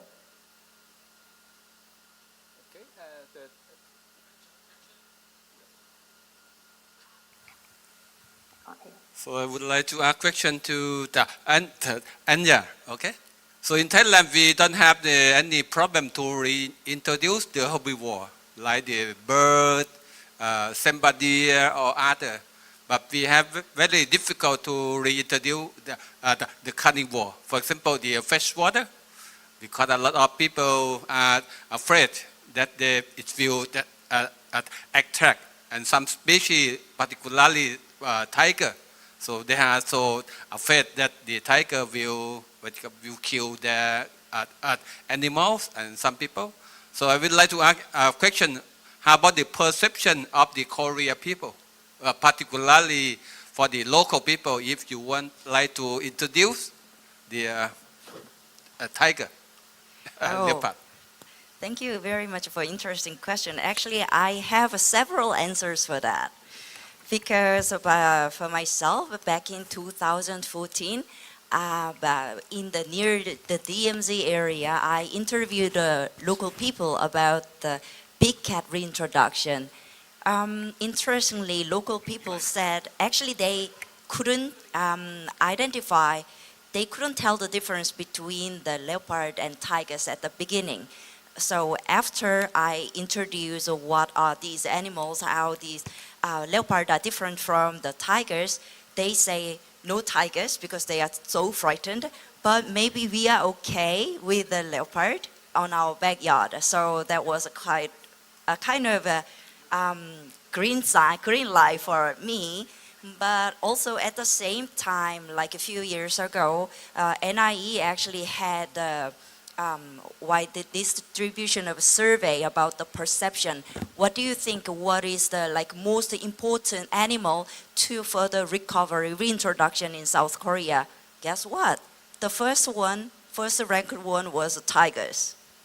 So, but I cannot really totally trust that part, because even within the NIE, I communicated with even my colleague with the different disciplines a lot about the reintroduction of a big cat, and they were so frightened. And even within when I communicate with the local people, in tiger ranged country, they have this conflicted mind. However, I would say their perceived risk about this animal is much higher than actual risk. So we need the awareness campaign for that to improve it. Okay, as the moderator of this session, I'd like to express my huge gratitude to the speakers and also audiences.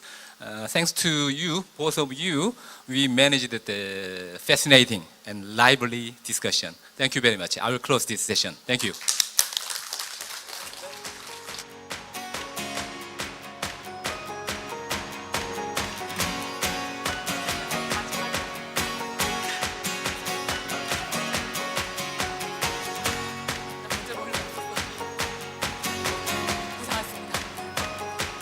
네, 안녕하세요. Hello. My name is Lee Eun-ok. I'm an organizer member of the International Symposium. I've contacted you a lot through the email, but I am honored just to briefly see you. Let me make a few housekeeping announcements and my comments. As I carried out for preparation, it was a great opportunity that everyone was gladly accepting our invitation and share great stories, and thank you so much. And I believe that a lot of staff members at NIE listened to some comments and recommendations from you, so we can create very good future. I think we are ready for the very, very last part, but I had a great time today. But just to have a final moment, we would like to re-invite the president of the National Institute of Ecology for closing remarks.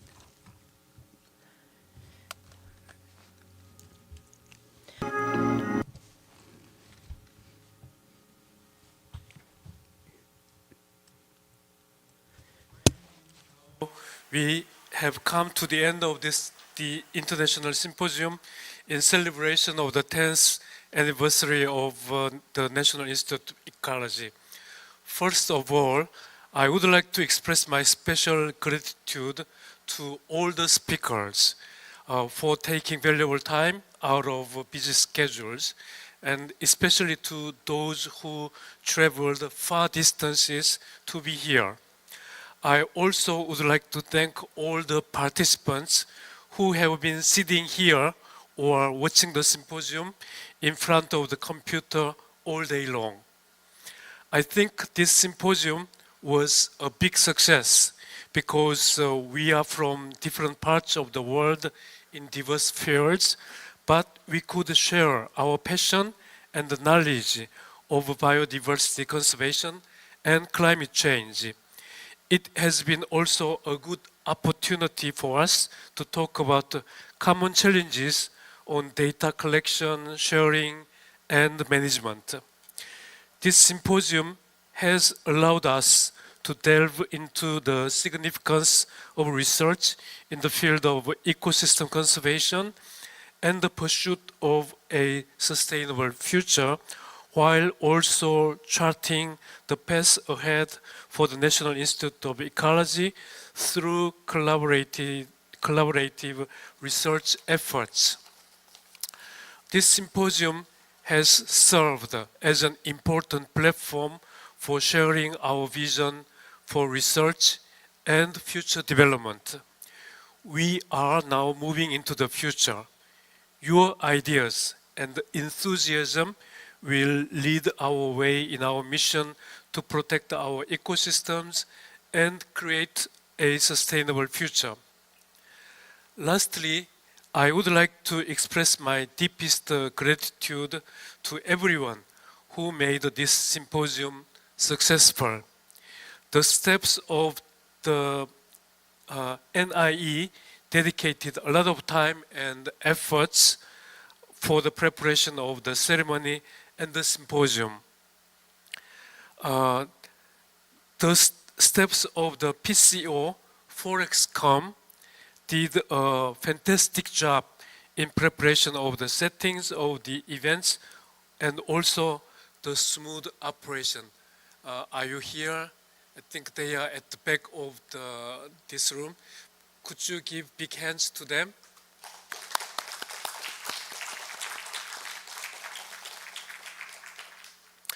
In addition, I would like to commend the interpreters for their wonderful job with high professionalism. Let's give them big hands too.